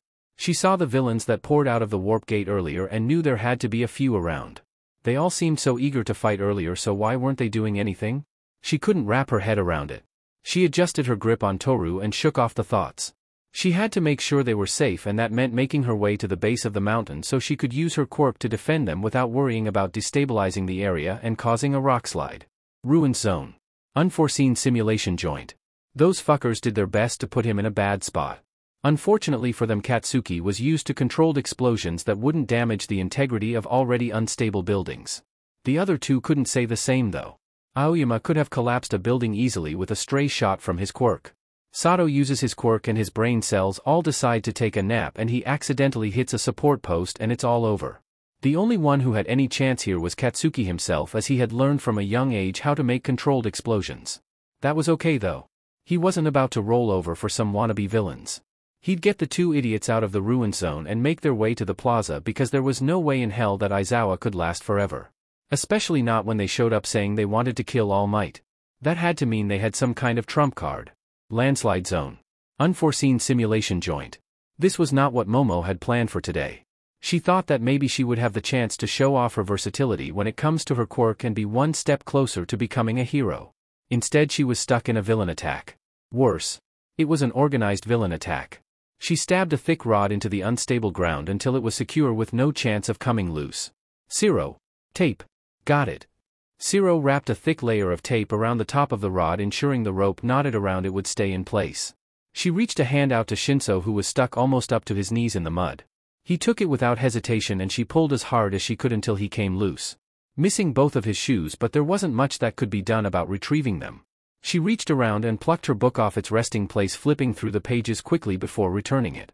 They wouldn't be comfortable, but she quickly made him a temporary pair of shoes so he wouldn't hurt himself stepping on something sharp. He took them without complaint, even giving her a quick thanks, and slid them on. They still had a long way to go before they got out of the worst of the landslide zone. Entrance. Unforeseen simulation joint. Watching the other vanish into darkness was a horrifying sight, but he didn't let that faze him. Watching 13's quirk be turned against herself was a lot more horrifying, and he couldn't be blamed if he let some emotion slip after that. This was very real and he was not prepared. Even after all the training from Endeavor. He was good at putting on a calm face despite the panic setting in though. He nearly screamed in frustration at Ida's hesitance in leaving the USJ to get help. He couldn't shake the feeling that something was off though. The warp gate, Kurogyri, barely put in an effort to stop the speedster, and once Ida had cleared the doors he was gone. Back down to the plaza beside the ones he came with. Shudo made to follow but was halted by Uraraka's voice. Todoroki. I need help. Her voice was desperate and shaky. He glanced between the plaza and 13. Surely Aizawa would be fine. 13 stood less of a chance though. He quickly made his way over to the two and placed his hand on 13's suit, sealing it closed with his ice. Yui. Teacher's lounge. Tashinori sighed as he listened to Nedzu talk. I know I shouldn't have overdone it this morning. It's just hard to see something happen and not intervene. Yes, I am aware. However, it was rush hour. In Mizudafu, which has a very high hero presence. It would have been handled without you. I understand that this is an adjustment PRD and I cannot fault you for that. However, you need to organize your priorities. Nedzu sipped on his tea, eyeing Tashinori over the cup. He winced. Somehow I get the feeling this isn't just about my being late to work, is it? You would be correct, Yagi. I noticed you've been keeping an especially close eye on 1A. I am teaching the heroics course for first years. It's only natural. Yes, that would be true if you were doing the same with 1B, but you are not. Your focus has been intently set on 1A. Has someone perhaps caught your eye? Toshinori sighed and tried to put his thoughts together before answering. He took a glance out the window and had to do a double take. Wasn't 1A supposed to be at the USJ today? Yes, why? Young Ida is running up to the building at high speed. Nedzu stood up on the sofa to look out the window and a rare frown crossed his face. This doesn't bode well. Plaza. Unforeseen simulation joint. Seeing Eraserhead fight was incredible and Izuku knew he would likely never get a chance to observe this close without being attacked again. So he made sure to take diligent notes. The use of his quirk was exceptional. Never for longer than necessary. It seemed he used the shock factor of erasing someone's quirk to his advantage to attack before they even processed that. Their quirk was back within reach. He couldn't fight the giddy smile. Eraserhead was so cool. A hand on his shoulder drew him back into the present and he glanced behind him. At some point Kurogyri apparently returned. Perhaps it is best if you don't step any closer to the fight, Kurogyri said, guiding Izuku back to his original place. Izuku felt a blush rise to his face and couldn't help but be glad he had a mask on. Once glance at Tamura and he pouted frowned. Judging by how his brother's shoulders were shaking he was thoroughly enjoying this. Tamura straightened and cleared his throat. Update, Kurogyri. 13 is incapacitated but one of the students managed to escape. Tamura huffed and glanced toward the entrance as if that wasn't the backup plan. DMN. Perhaps we should take our leave, Shigaraki Tamura? Like hell. A familiar grating voice screamed. Bakugo launched through the air directly into the plaza. He was clearly aiming for Kurogyri and he probably would have made it there had he not screamed like a banshee and alerted them to his presence. Bakugo, no! Eraserhead yelled as he incapacitated two thugs. He leaped over the unconscious bodies running straight for them with his quirk activated. TCH. How annoying. Tamura said under his breath. Kurogyri. Watch Eraserhead. I've got the brat. He stepped into Bakugo's warpath that was zeroing in on Kurogyri. Izuku watched the entire scene play out with mild amusement. This was better than TV. He should have been recording. No one had much time to actually do anything because immediately after trying to attack each other the doors shattered inward, raining glass down on the entrance and bringing everyone to a halt. There stood All Might in all his glory. Wearing a tacky yellow pinstripe suit. You'd think the #1 pro hero could afford a fashion sense but apparently not. Have no fear, students. I am here. All Might ripped his tie off. For some reason. Tamura's grin was evident in his voice as he put distance between him and Eraser. Perfect timing, All Might. We were just about to leave without giving you your surprise. All Might vanished from sight and a current of wind passed by them. When he came back into view he was depositing Bakugo by the stairs where another group of students had managed to make it to. Brainwashing, creation, and tape. Izuku struggled to keep his curiosity contained. Those quirks were so cool. He's still fast. But not as fast as he used to be. I guess it's true then. You're losing power. You didn't come out unscathed after all. So much for the untouchable symbol of peace. Nomu. Go. Carolina. Smash. All Might swung his first forward aiming for Tamura. The sheer force from the wind currents distorted the view until the dust cleared. The Nomu was standing between Tamura and All Might, not even fazed by the Carolina smash All Might had pulled. What do you think of our Nomu, All Might? He was genetically engineered to beat you at 100%. Tamura taunted but Izuku was hardly paying attention. He was staring past All Might toward the group of students at the bottom of the steps and Eraserhead who was busy restraining the downed criminals with the help of two of the students. He couldn't help but think that any other time Bakugo would have thrown himself right back into the fray. He supposed the blonde had managed to grow enough of a brain to listen to his teachers in the time Izuku was gone. Shame he couldn't have figured that out earlier. He wrote down his observations in his notebook before closing it with a snap and returning his focus to the fight between Nomu and All Might. Just in time to see the Noma launch through the top of the dome to who knows where. He'll have to remember to thank the doctor for the foresight to put a tracker in it. It's over, villains. All Might shouted. He was clearly not doing so hot. Izuku's attention was drawn by a flash of movement. The one with gravity-defying purple hair and that beautiful brainwashing quirk was moving closer. Polaris said his name was Shinso. He tilted his head as he observed the boy. The color of his quirk was vibrant and beautiful. But there was another, something more subtle and untrained. It looks like he was affected directly by the quirk surge. But what was the other quirk? Shinso was looking at Kurogyri and Tamura when he spoke up.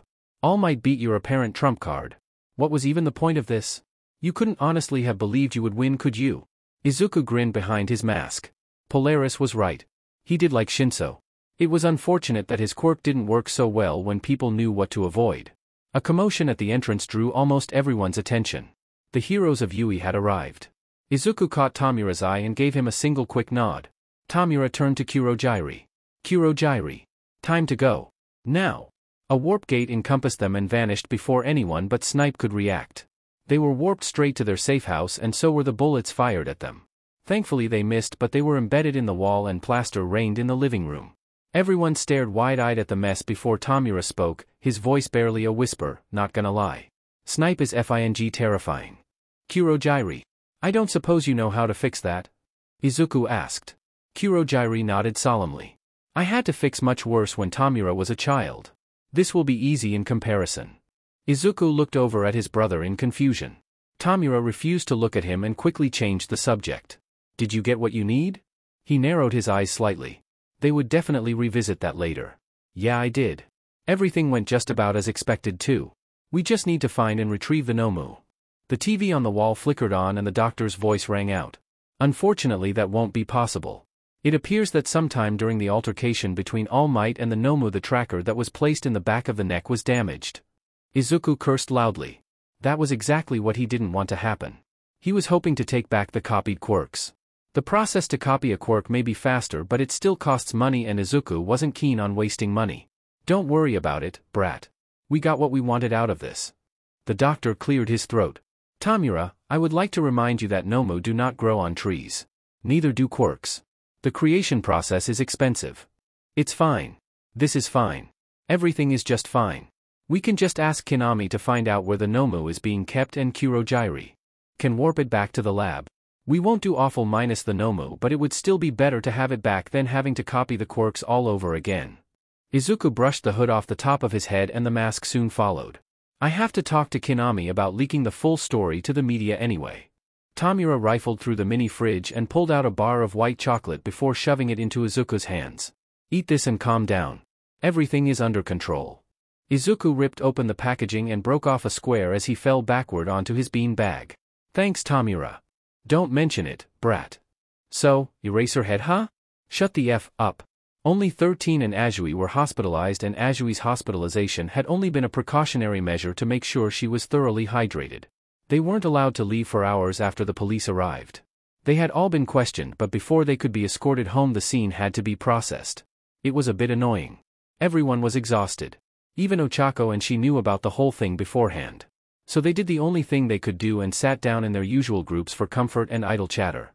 For some reason Kaminari and Kirishima had decided to join them for today. It was actually nice. They fit in well. Ochako had managed to rope Todoroki into sitting with them. He was quiet the whole time, but she thought he might have needed the company more than he would admit. After all, he never protested and didn't move at all until they were allowed to leave. He even exchanged numbers with everyone. Mina was leaning against Shoji and let out an exhausted sigh. We should hang out again sometime. You know, without the villain attack. Maybe get food? Yaoyorozu nodded. That doesn't sound like a bad idea. Maybe it'll get our minds off of how bad the past few days have been. There's a cat cafe around here. They have private rooms so we won't bother anyone who wants the quiet and people won't be nosy. They have good coffee too. Shinso offhandedly mentioned. That's a good idea. I could use some time out of my apartment and cats sound like the perfect de-stressor. Ochako said, glancing at the time on her phone. Everyone in agreement then? Yaoyorozu asked and received nods and mumbles of affirmation in return. I'll pay for everything. Endeavor has plenty of money to sacrifice. Todoroki blandly said, eliciting a snort from a few people. You won't hear me complaining about not having to pay. Ochako got a fist bump of solidarity from Shinso and Kaminari. Broke beaches forever. Is next weekend good for everyone? I'm pretty sure my mom will be hovering for a few days, not that I blame her after this. Mina mumbled out the last part. Yeah. We can make a group chat to hammer out the details. Kirishima said. It looks like they're finally letting us go now. He motioned to the officers heading their way. Sure enough, they were all being taken home. It took them long enough. All Ochako wanted to do right now was lay down and sleep, and that's exactly what she did when she dragged herself up to her apartment. The USJ was a disaster. They should have taken more precautions after the break-in. Nothing had really settled quite right about that, but unfortunately he and Nezu had very little time to look into the matter. If the USJ had been even the next week instead of Friday, they may have found the answers they were looking for. But they can't just cancel or move around classes on a whim, or the school board would throw a fit because God forbid something not happen in the scheduled time frame. Now look at what happened. Shoyuta sighed and rubbed the bridge of his nose. He still had a headache from the overuse of his quirk, and he likely would for the next few days. He was under Recovery Girl's strict orders not to use his quirk until Wednesday at the earliest, which put him off of patrols until then. He was lucky he wasn't injured. Nezu cleared his throat, drawing attention to the front of the room. It appeared that the rest of the staff had finally made it and the meeting could begin. You've all read the debriefings from the students and teachers there, but what happened at the USJ Friday absolutely cannot ever happen again. I'm doing a complete system overhaul and installing new security measures. Cementos, Power Loader, and I are also running up designs for possible dormitories for the students. The only problem with that is getting the school board to agree with our plans. Nezu stared down at his teacup with an uncharacteristic frown on his face. Who even are the League of Villains? Attacking a top-rated hero school is a bold move for a group that is so unheard of. Namuri leaned back in her seat with a concerned frown. That's another part of the problem. No one has ever heard of them before. I've reached out to my underground contacts, and a week ago they didn't even exist. It's like they popped up overnight, which we know isn't possible because the kind of funding needed for that thing they brought with them takes time to build. And most likely major sponsors. Shoyuta said. Great. So we're looking for well-funded villains who have a vendetta against All Might. And to top it all off, they're organized enough that they can pop on and off the grid at will. This doesn't bode well. All Might cleared his throat a bit. While they do appear organized, I believe that whatever semblance of organization will not hold out for very long. The leader, Shigaraki Tamura. To put it simply, he acted very childish, like a man-child if you will. I don't believe they will remain as stable and organized as they appear with him at the helm of things. Shoyuta shook his head. I agree that Shigaraki wasn't exactly the picture of leadership. However, I think that's because he isn't the leader at all. There were 3 people there, and they were clearly the only real members of the League of Villains, as they were the only ones who escaped, and we've gotten no information from the thugs we picked up. Kurojairi was their transportation in and out, and from what I could tell he seemed to act almost as a guardian.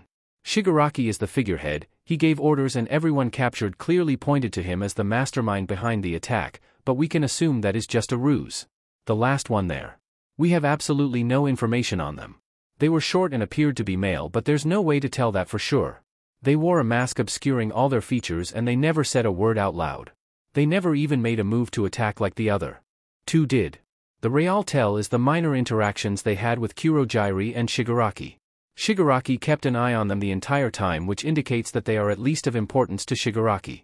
But at the end, right when the rest of the staff arrived, before Shigaraki told Kurojairi to warp them out of there, I saw him look toward the other one. It was almost like he was asking for confirmation. I don't know if they're the real mastermind behind the attack, but they clearly hold more weight than what you see at first glance, and I think that was intentional. I think they wanted people to focus on Shigaraki. Everyone in the meeting sat in silence for a moment to process the information handed to them. Nezu took a sip of his tea before he spoke up again. This means that we are going to have a lot more trouble than previously thought. They likely planned the ruse with the assumption that most people would not look further than what they can see, and therefore they could act more freely. I have a question for you. If this is their opening act, then what the hell do they have planned for their finale? Hisashi asked quietly. Judging by what we recovered from the forest near the USJ, we can assume it won't be good. The beast that All Might fought was unresponsive when it was found and remained so. It seems to be incapable of complex thought and designed to only take orders from specific people. We managed to analyze its blood and found multiple sets of DNA which seem to allow for a more seamless blending of quirks, Nezu said. Quirks? As in plural? Snipe asked. Indeed. It was genetically modified to hold multiple quirks without dying. It leads me to believe that this may be someone closely related to an organization that was recently rumored to have fallen apart. All Might. I believe you are more qualified to speak of this than I am. All Might took a deep breath. I'm sure those of you who have worked in the underground are far more likely to have heard of him, but there was a villain that I fought over a year ago now. He was called All for One. He had the ability to give and take the quirks of other people. He was born at the dawn of quirks himself and spent centuries amassing an empire. I spent all of my career tracking him down but only managed to just miss him every time I thought I was getting close. Then about 15 years ago all traces of him vanished off the face of the earth. There were no more leads to follow and nowhere to look for him. I honestly began to believe that I would never find him again. I assume I got too close to him for comfort and he locked whatever operations he had going on up tight.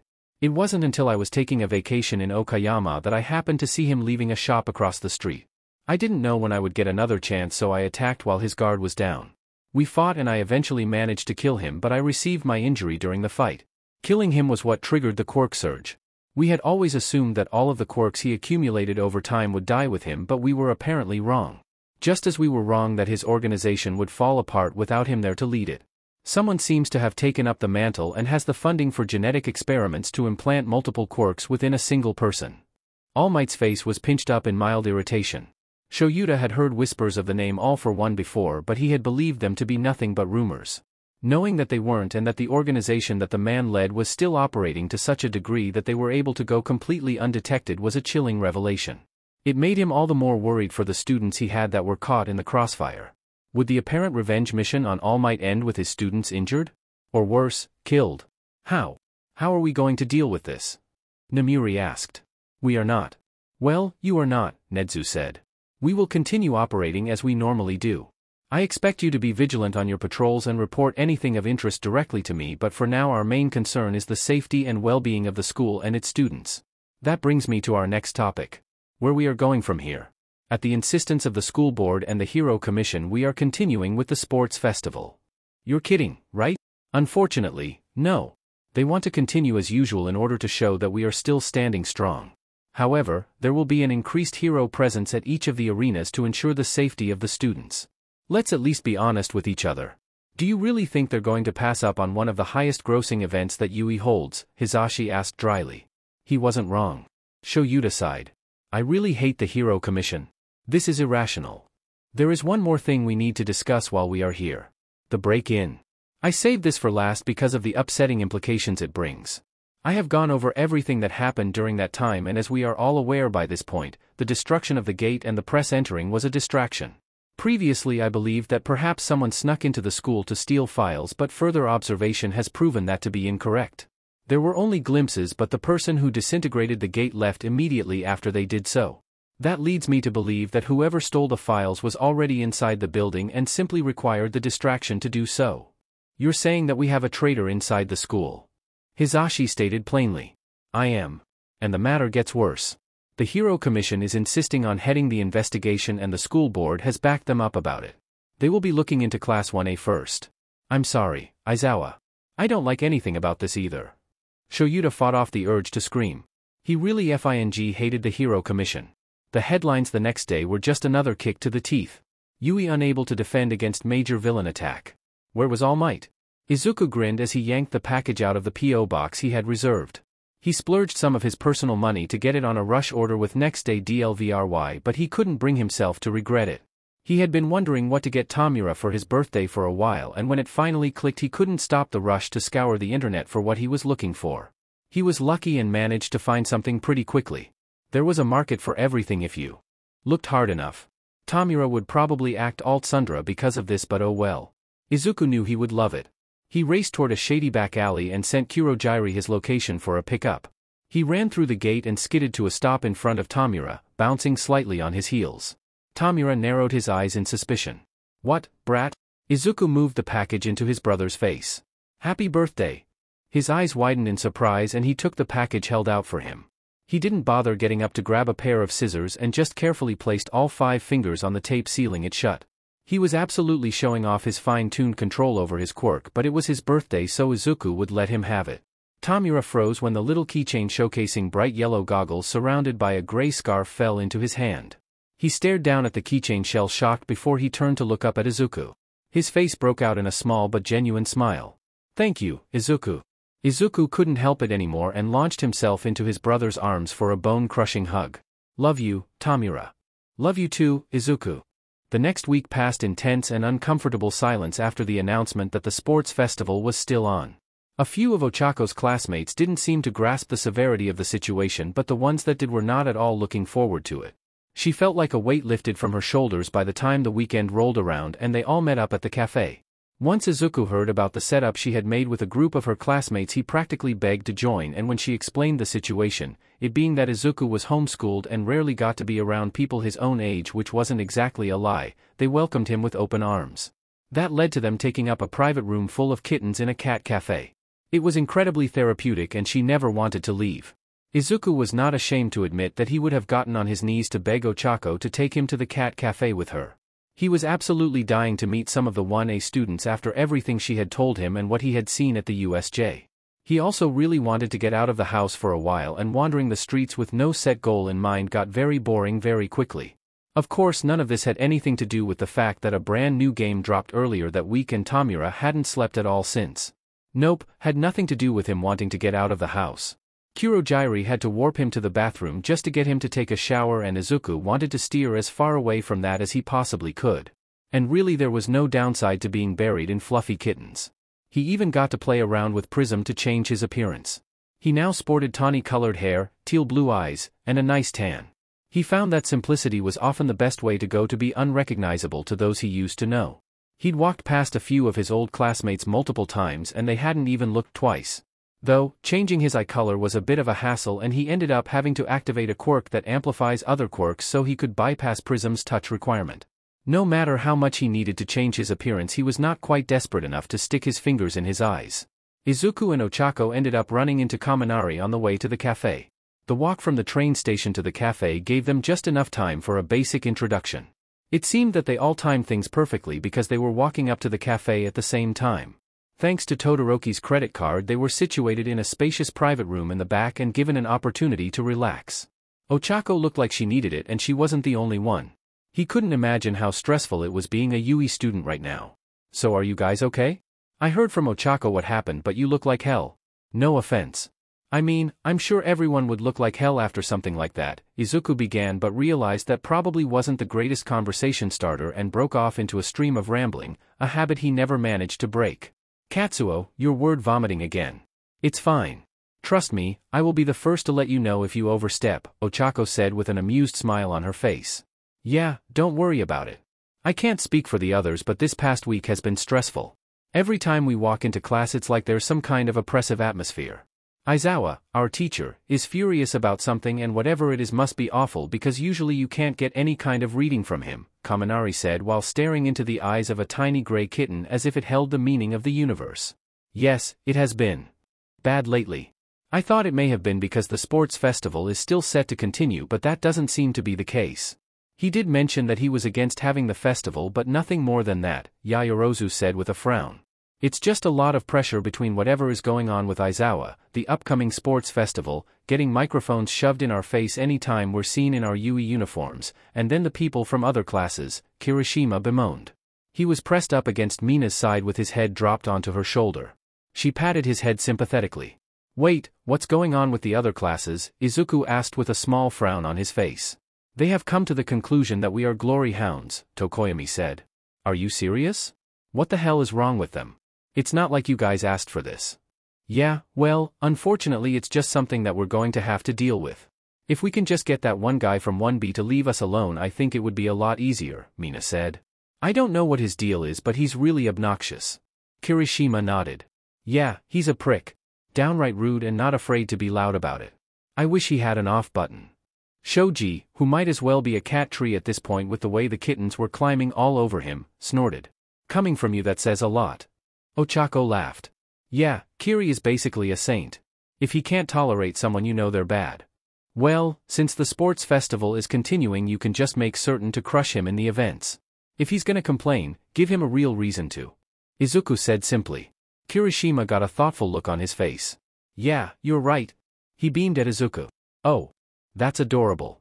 He's like a golden retriever," he thought. "Speaking of the sports festival, why is it still going on?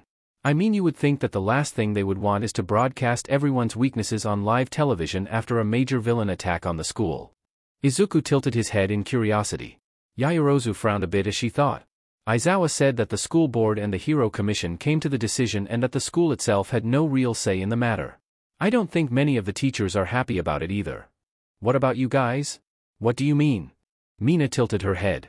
What do you guys think about doing the sports festival after what happened?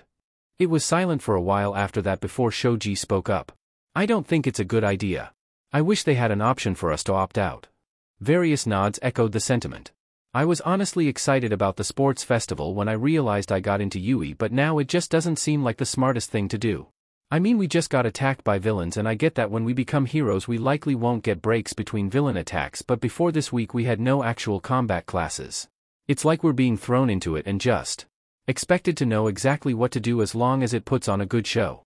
Mina stared down at a kitten that had taken residence in her lap with a conflicted expression. Kirishima nodded in agreement. It just doesn't seem as important in the grand scheme of things. At least not anymore. The sports festival is detrimental to those who wish to go underground as well. Obviously quite a few people wish to go the spotlight route, but making the decision between spotlight and underground when you are 15 doesn't seem wise. Many things can change over the course of 3 years. However, in order to gain an internship to start the learning experience, you are expected to do well in the sports festival before you are even considered for an offer. It truly is a flawed system, Tokoyami said. Yayorozu was frowning. I never even put such thought into the sports festival before. But now that I think about it, it doesn't seem to be the most effective way to help students excel. Honestly, I think the thing that irritates me is that there are other options out there, but instead we have to appear on live television and be a spectacle for the world. Ochako said. There are other options? Mina asked. Oh, absolutely. Other hero schools don't have televised sports festivals. I don't know what exactly they do, but they still offer internships for their students to take. The only reason Yui is so on the map is because of their televised sports festival. It's watched almost everywhere in Japan. It's also a huge source of funding for the school, so, not to be blunt, but I highly doubt the Hero Commission or the school board really care much for the lives of 20 students in the long run. At least, not when compared to the amount of revenue that admission makes, let alone the money pulled in from food sales. They simply don't value life over money, Izuku said. That's kind of awful, Kirishima said quietly. It does make sense, though. Shoji responded. Yes, the system is quite corrupt. I suppose we shouldn't be surprised. Tokoyami said. Yeah, I mean it's pretty obvious if you just look at the entrance exam. I barely managed to pass because surprise surprise my quirk doesn't work against robots. Almost every big event when it comes to hero schools favor flashy, powerful quirks. Objectively speaking, my quirk would make me an asset for most villain apprehension, so you would think they would want someone with a similar quirk to have easier access to heroics, but it has a stigma attached to it and it isn't flashy or pretty, so who's going to support that? Shinso said. Ochako told me about your quirk. It's really cool, but you especially would be at a disadvantage in the future with it, Izuku started. Going underground would be a challenge for you in the future if someone discovered whatever your activation requirements are. It's really not fair to you guys. Even those that don't have limitations on your quirks are at risk for having your weaknesses picked apart. And you can almost guarantee the villains who attacked Yui will be watching. Which wasn't a lie. He wasn't gonna miss it. Shinso groaned loudly. Now I really wish we could drop out of the sports festival. Unfortunately, that's not an option because if someone from Gen Ed or another course does well enough, they have the opportunity to move to the hero course. But since spots are limited, someone would have to be booted out. It's honestly unfair. That's bullshit. This all SCKS for you guys. I think if they were going to continue the sports festival, it should at least be more for fun than for the competition of internships. I mean, a controlled arena isn't going to showcase everyone's skill effectively. If they really wanted to show off each student's skill, then they should just record videos of everyone during training, whether it be combat-orientated training or other training like stealth and rescue, and have those videos accessible to hero agencies for viewing. At least then more people might have more equal opportunity for scouting. I mean, do you know how often people who don't make it into the one-on-ones are offered anything? It's not often. Izuku knew he was probably ranting at this point, but it was frustrating and he couldn't help it. Todoroki was looking at him curiously before he plainly stated, I like you. That made everyone break into laughter that just got louder when Izuku's cheeks started burning. Shinso turned to Ochako and said, I like him too. Why didn't you bring him around sooner? You've really been holding out on us. Ochako sputtered as she laughed. We've known each other for like 3 weeks? I didn't know if you guys were ready to handle the reclusive genius. Didn't want to scare you off. That drew another laugh from everyone but Izuku, who was too busy gaping at Ochako in disbelief. Katsuki had a sinking and twisting feeling in his gut and it was making him nauseous. He was some deformed mixture of scared and excited. Excited because All Might had asked to meet with him, because what idiot wouldn't be excited to meet All Might one-on-one? Scared because he had absolutely no idea what this was about, and a small part of his mind kept whispering to him that somehow All Might knew what he did and would treat him like the villain he was. He shoved that part of him down as far as he could, but no matter how many times he did, it never went away. It just ate at him more and more every day that passed. No. There was no way that All Might knew what he did. No one had ever said anything about it afterwards. Not the other kids, and most certainly not the teachers. That would mean they would be forced to admit they did something wrong out loud. His feet had taken him through the streets until he passed through Yui's gates and had to consciously think about where he was going. Jim Gamma was waiting for him, and so was his hero. He stood outside the door and took a deep breath before slowly letting it out. He squashed the tiny bit of anxiety like the bug it was and pushed the doors open, letting them shut silently behind him. His eyes roved over the gym that was practically barren except for the 3 teachers that stood nearby. All Might, Aizawa, and Principal Nedzu. His hands were starting to sweat. What was this about? Ah. Young Bakugo, I'm so glad you made it. We have much to discuss. All Might's voice boomed and echoed through the empty gym. Yeah, can we get on with it? Why am I even here? Aizawa irritably asked. Nedzu spoke up. I asked you here because the conversation we are about to have needs to include you so you aren't blindsided. Aizawa narrowed his eyes in confusion, or was it suspicion? All right, then continue. All Might cleared his throat and turned his attention to Katsuki. Before we begin, I must ask that you keep everything that I show you and everything we speak of to yourself. Can I trust you with that? The word trust sent a painful jolt through him, but he nodded anyway. He was nothing if not good at keeping things to himself. Good. With that, a puff of steam surrounded All Might but quickly dissipated, revealing discount All Might. Katsuki didn't say anything. He just blinked as he tried to process that All Might was so skeletal that he looked like he hadn't eaten anything in 3 months. I know this is a shock, but this is my true form currently. You see, over a year ago I fought against a villain, and while I did win, he managed to get a few good hits in. I ended up losing my stomach and a lung in the fight. But this isn't what I wanted to talk to you about, he said. It's not? Katsuki was so confused. Why would even All Might share this information with a student? All Might shook his head. No. You see, while I am on the list for a lung replacement, it has become clear to me recently that it is time for me to step aside and let the younger generation take over. You see, there is something special about my quirk. It can be passed on. In order to leave the country in the hands of the next generation, I need to pass my quirk on to the person who will become my successor. The next symbol of peace. I have had my eye on you since the entrance exam, and since then your actions have only cemented my belief that you are the person I am looking for. You have shown remarkable determination and no hesitation when it comes to doing the right thing. Katsuki was staring at his idol with wide eyes. If he thought he was nauseous before then, this was something so much worse. He managed to trick All Might so thoroughly into believing that he was a good person, and he could only feel worse as the seconds ticked by. All Might seemed to take his expression and silence as something other than the sheer horror that it really was. I understand that this is a lot to take in and it doesn't seem believable, but I can assure you I am quite serious. Will you accept my quirk, young Bakugo? He almost felt like his throat was closed up. He didn't want this. He was nothing but a fraud, and apparently a good one if this was any indication. He glanced over at Aizawa, but his homeroom teacher was just watching him and All Might with a blank expression. He moved his gaze to Nedzu and it was the exact same thing from him. Why didn't anyone say anything? Surely someone realized that he was the worst possible choice for something like this. His gaze finally met All Might's. He couldn't do this. What came out of his mouth instead was a quiet yes. He took quite possibly what was the strongest quirk in the world without another word and tried not to feel disgusting as All Might beamed at him with pride. He was still such a coward. Izuku walked through the portal and glanced around the living room. He nearly jumped out of his skin when he saw Tamura just sitting there staring at him with a frown. He tilted his head as innocently as he could manage. What? It only made Tamura narrow his eyes in suspicion. You did something. What? What did I do? He put what he hoped was not a nervous smile on his face. I don't know yet. But I know you did something. Now, what was it? Tamura, I have no idea what you are talking about. Are you sure you haven't been awake too long playing that new video game? I'm sure. Kurojairi took the power cable and hid it until I agreed to sleep. I just woke up 15 minutes ago. Now, what did you do? I didn't do a thing. Mew. F. Tamura stared at him with a deadpan face. What was that? What was what? Meow. Son of a beach. That. I have no clue what you're talking about. Meow. Mew. Squeak. Oh, you have got to be kidding me. Tamura stood and walked across the living room, coming to a stop in front of Izuku. Where is it? Izuku gave up. Too late to go back now. He unzipped his hoodie, revealing a sling wrapped around his shoulder. 3 kittens popped their heads out of the top and gazed around the room. Tamura stared down at them blankly for a moment before he cracked and reached out and picked up the super fluffy tortoiseshell with bright orange eyes. He stared at the kitten for a long time before he nodded and held her close to his chest and turned his gaze to Izuku. "Your lucky Kurogiri likes cute things, especially cats."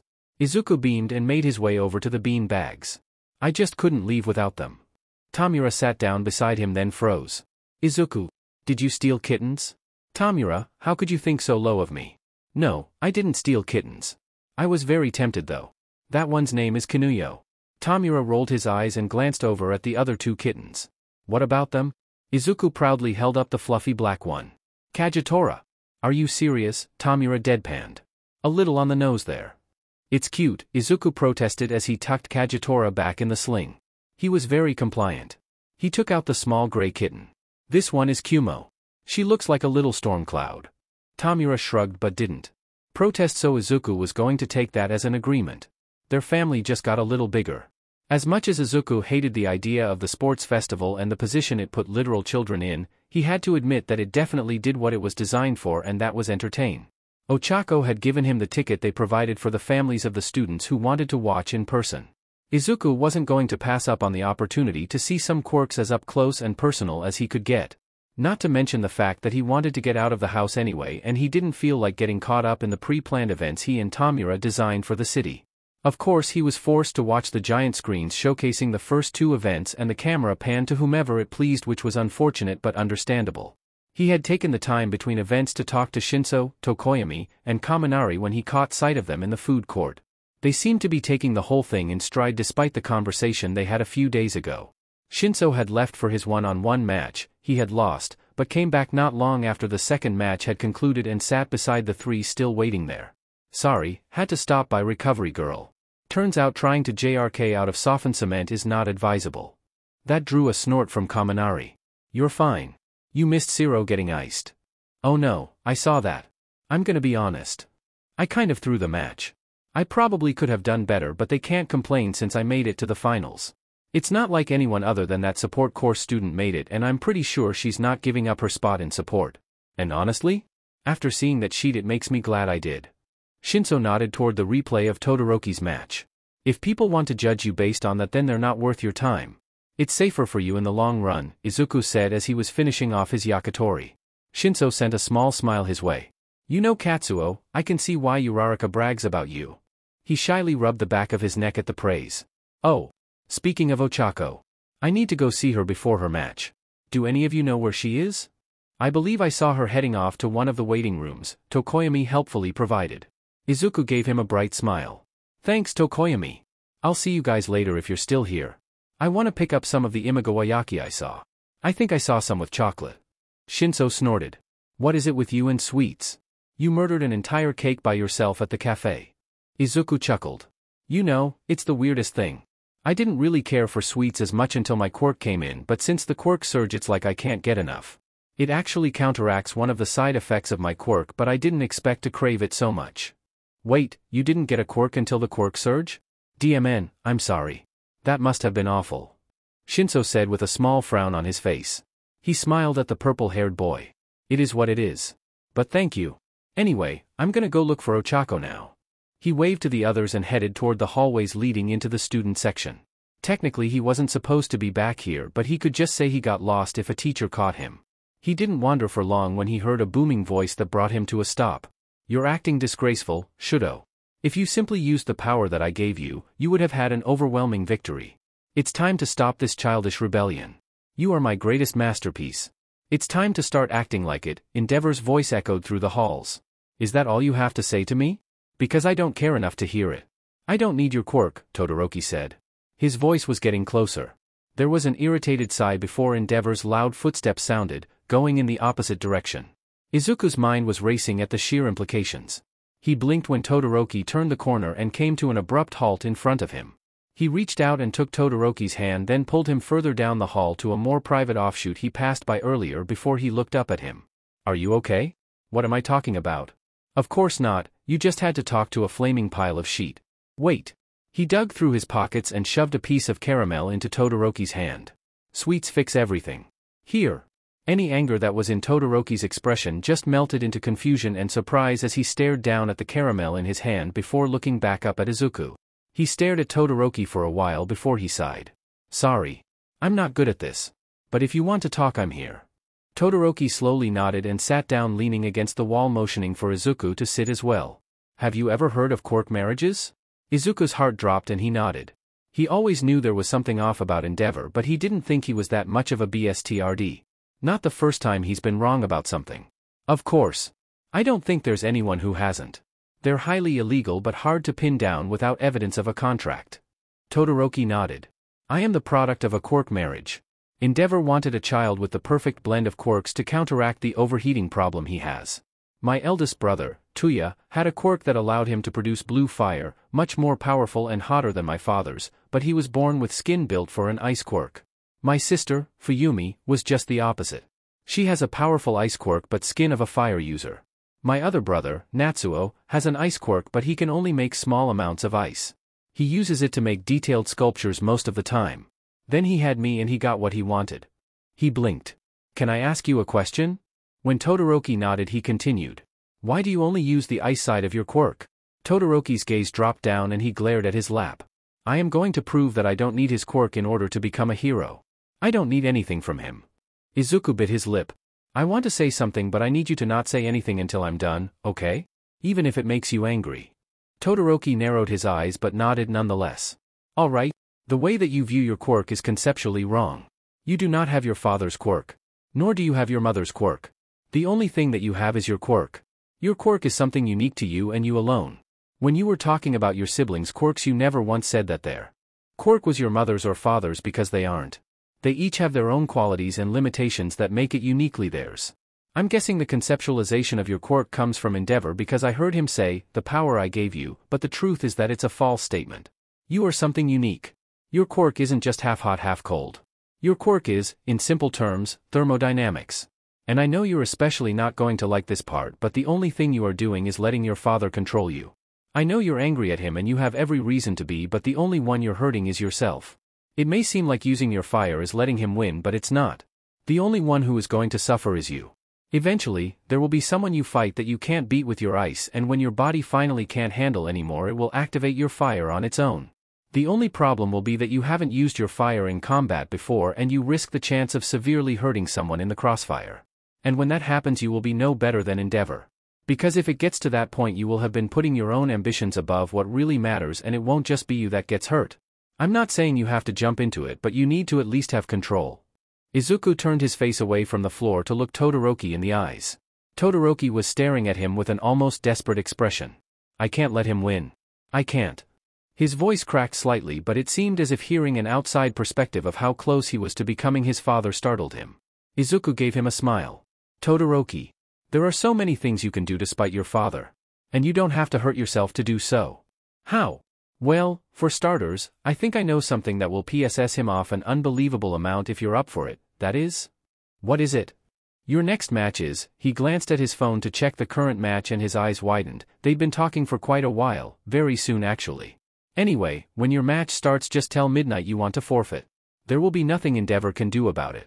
Once you've done that, you can head to the food court. I'm gonna visit Ochako when her match is up and then I'll meet you there. Plus, I'm sure Kaminari and Shinso will love giving you some ideas. They seem like the type to enjoy FING with people. Todoroki looked deep in thought when a tiny smile came across his face. He'll probably scream. It'll be funny. Izuku grinned and hopped to his feet before holding a hand out for him to take. See? You have a lot of options, Todoroki. He took the hand offered and got to his feet. Just call me Shudo? I knew there was a reason I liked you. Izuku laughed. Alright, I'm gonna go find Ochako. I'll meet you at the food court. He paused before he walked away. Shudo. Before you go, I just wanted to tell you that your father is a moron. Shudo blinked. I mean, of course, but did you have a point? He snorted. If he thought that a quirk marriage was an answer, he should have gone for someone with a temperature regulation quirk. It would be less likely to result in quirks like the ones your eldest brother and your sister have. He doesn't do much critical thinking, does he? Shudo's lips twitched and he snickered. Izuku counted that as a win. They parted ways and Izuku pulled his phone out to check on the match. It looked like Bakugo won. Shame, he wished he could have seen Ochako destroy him. She was probably in the recovery room then. He slid his phone into his pocket and made his way through the halls until he found his savior, a sign pointing in the right direction. The door opens before he even makes it down the hallway and Bakugo steps out. Great. Their eyes met and Bakugo blinked as he looked Izuku up and down but said nothing and simply walked past him. Izuku let a smile spread across his face. Apparently, not even Bakugo could recognize him when he used Prism. He really loved that quirk. He opened the door to Ochako's room and let it shut behind him. He opened his mouth to say something but the serious look on her face made him change courses. What's wrong? What happened? Did he do something while he was in here? She shook her head. No. Nothing like that. It was the fight. Something was off and I didn't notice until he used his quirk. I don't know what the hell happened but I have seen Bakugo's quirk in action. Hell, I saw it Friday afternoon when everyone was sparring for the festival. I don't know what happened over the weekend but it's like his power output tripled. It was a hell of a lot hotter than normal and it was almost like he was struggling to contain it. Izuku's face scrunched up in confusion. That doesn't make sense. Unless he had a very serious near-death experience there's no way his quirk should have grown like in the span of a few days. And if it really was that bad I highly doubt he would even be participating let alone be in tip-top shape. Ochako let out a frustrated sigh. I don't get it but I swear it's a lot stronger than it used to be. I believe you, Ochako. You don't take these things lightly. I'll look into it when I get back home. The doctor probably knows something that could cause this. If he doesn't I can scour my father's files for something. If there was anyone who knew quirks it was him. He's sure to have mentioned something somewhere. She relaxed a little in the bed she was sitting in. Right. Thanks. I'm sorry it kind of startled me. You're fine, Ochako. I'm glad you told me. Better safe than sorry. He gave her a smile. Either way, you did good. You have shown some real restraint by not burying him in concrete by now. That got a laugh out of her. I was close. They're having to repair the field before the next match. I feel bad for Cementos. He's probably not getting overtime for this. He grinned. No, probably not. Anyway, I have to get back to the food court.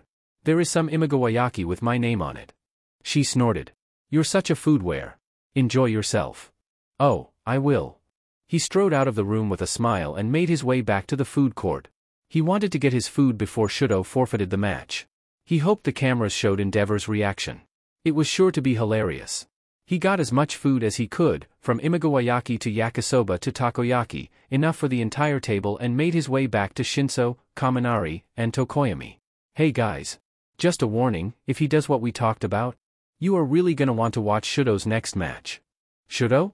When did you two get on a first-name basis? Shinso asked. Like 15 minutes ago. I ran into him when I was looking for Ochako and we had a talk. I invited him to sit with us when he's done. As if on cue, Shudo's match with Hananuki Juzo was announced and both students walked up to the arena. The moment Midnight's whip went down Shudo turned to her with a hand raised and said, loud enough for the stadium to hear, I would like to forfeit. Everything went dead silent for a few moments before a baffled Midnight asked, are you sure? At Shudo's nod Midnight shrugged. Todoroki Shudo has forfeited. Hananuki Juzo moves on to the semifinals. The entire stadium seemed to be in a stupor that was quickly broken by Endeavor's shriek of rage. The camera panned to the enraged hero marching down the stairs to the railing separating the audience from the field. Yes. He could kiss whoever was operating the cameras. Shudo. What do you think you're doing? Get back on that field and fight. You're being a disgraceful, childish, brat. Endeavor's shouting turned into unintelligible screaming when Shudo barely glanced at him before walking off the field even quicker without looking back. Endeavor's PR agent was going to have fun with that one. Everyone in the vicinity of the walking trash can looked uncomfortable. The stream of flames the pro was emitting wasn't helping matters. Nor was calling your child a disgrace on live television. Izuku cackled as he watched the footage and gave Shudo a giant grin when he walked up to their table and took a seat. You did great. Shudo nodded. It was very therapeutic and I thank you for the suggestion. Shinso grinned. That was certainly interesting, Peppermint. Are you planning on putting on any more shows like that while we're in Yui? Shudo tilted his head and thought. Perhaps I'll do the same next sports festival. It depends on how I feel then. Won't your internship offers drop because of this though? Kaminari asked. Shudo only shrugged. So be it. He'll be dealing with his PR agent for a while after this. She hates him and makes his life a living hell. That's worth it. You should ask Present Mike if you can get an internship with him, Izuku piped up. Everyone looked confused and Shinso asked, why Present Mike? Present Mike is a master when it comes to control. His quirk is his voice, so he has to have superior control over his quirk so he doesn't make anyone permanently deaf. He could teach Shudo how to control both sides of his quirk more effectively than anyone else. He explained casually. You know, that does make a lot of sense actually. And since he's one of our teachers, it might be easier to talk him into it, Kaminari said before giving Shudo a thumbs up. Well, looks like you have a plan. Alright, down to business. We need to give dear Shudo ideas on how to PSS his father off some more. I think it should be something simple. Like learning something Endeavor thinks is pointless. The list should be long enough to pick something off of it. Izuku said. Oh, that's super easy. Literally any type of arts and crafts, Shinso said. He seems like the type of person that thinks art is useless. Perhaps something specific like stained glass art, Tokoyami suggested. Wait. I have the perfect idea. You should get into knitting. Or sewing. I'm pretty sure both of those would really PSS him off. He seems like he would prefer traditional gender roles, and if you start doing something traditionally done by women, that would really get him, Kaminari said. Oh, that's a really good idea. What do you think, Shudo? Izuku asked as he turned to look at Shudo. Shudo blankly stared at the food before he nodded. I will learn to do all of them. Maybe you should just start with one, Shinso said slowly. Shudo shook his head. What's the phrase? Go big or go home? Or should I just say plus ultra? Kaminari snorted and broke into loud laughter. Alright then. Maybe you can ask Midnight for tips? She teaches art and art history, so surely she's got some basic knowledge for it? Or at least some resources you can use. Shudo nodded. I will talk to her after I talk to Present Mike about internships. These were wonderful ideas. Thank you all. Anytime, Shudo, Izuku said with a smile. It wasn't long afterward that Izuku stood and announced that he had to head home for the day and bid everyone goodbye. They all seemed to be enjoying themselves at the very least. He had killed enough time talking to them that he should be able to avoid the majority of the bustle and get home without drawing attention to himself. He mentally went over what he had to do when he got home as he made his way through the streets. Once he determined he was far enough away from the hero presence, he ducked into an alleyway and walked further in so he was out of sight. He halted in his journey when he felt the aura of a powerful quirk drawing him in. Glancing around, he didn't see anyone until his eyes landed on a dumpster. He made his way over and flipped the lid open with minor telekinesis, a fun little quirk he picked up that could move anything no matter the weight but only within a 10-foot radius. He leaned closer, peering into the dumpster, and blinked when he saw the unconscious man covered in old burns that had clearly never been treated correctly. Well, he had time. Using minor telekinesis, he picked the man up and tugged him along as he walked further into the alleyway into an awaiting warp gate. When he came through the warp gate, he set the man on the couch and glanced around. Kurojairi was staring at him with a mixture of disgust and disbelief. Tamura walked into the room and wrinkled his nose up in revulsion. What the hell is that smell? Izuku, did you bring home another stray? Where the hell did you get it? A landfill. Izuku snorted. I mean kind of yes to both? He motioned to the couch. Tamura walked over and froze in his tracks. Izuku, that is a person. I mean, I can get another cat if you'll feel better about it. Do not change the subject. Where did you get him and when can you put him back? Oh, come on Tamura. I'm sure he's not that bad. Where did you even find him? Oh, I found him in a dumpster in the alley where I had Kurojairi open a portal. I figured he was right there, so I might as well. A dumpster? You found someone asleep in a dumpster and you just decided on a whim to bring him home with you. Yeah. Can we keep him? Tamura looked at him, seemingly too stunned for words. Izuku decided to go ahead and take that as a yes. You put a dumpster dweller on the perfectly clean couch. Kurojairi said, drawing Izuku's attention. Don't worry Kurojairi. I'll make him clean it after he gets a thorough shower. It might be safer just to get a new one, Tamura said, looking at the couch, or was he looking at the person on the couch, with a disgusted expression? That's also an option. Kurojairi put his head in his hands and let out a long shaky sigh that sounded borderline hysterical. He would say he felt bad, but he'd be lying. The sports festival was okay in the long run. Mina managed to have fun with it despite the anxiety of possibly having villains breaking down her every weakness. It wasn't what she was really looking forward to that day though. When she moved to an apartment in Muzurifu, before school even started, she immediately searched out nearby support groups for people with mutation quirks and found one that she instantly clicked with. It was where she had met Tokoyami and Shoji. Tokoyami had already been going there for about a year, but she and Shoji were new to it. When they discovered they would all be attending Yui, they had been excited and made a point to walk to the meetings together. It just so happened that there was one scheduled for after the sports festival, and it was exactly what they needed to bring a hard day to a close. Being around people who understood the pressure lessened the burden just a little bit. They made the decision to stop at a convenience store to pick up some snacks and head to Tokoyami's house to spend a little more time together. Mina had just picked up a bag of chips and a box of strawberry pocky when she took a step back and ran right into someone else. Thankfully Shoji managed to keep her from hitting the ground and Dark Shadow zoomed out doing the same for whoever she ran into. "Oh my gosh, I'm so sorry. Are you okay?" she asked the girl she ran into as she regained her footing. She tried to ignore the rising fear, she really hoped this wouldn't be a big scene. She had golden cat-like eyes and pale blonde hair pulled up into twin buns. She gave Mina a wide, almost curious, smile. "I'm okay." She looked back at Dark Shadow and grinned wider. "Thank you for catching me." Which resulted in a shy Dark Shadow quickly returning to Tokoyami. Mina, Shoji, and Tokoyami gave her a small wave as they went to pay for their things. She seemed nice.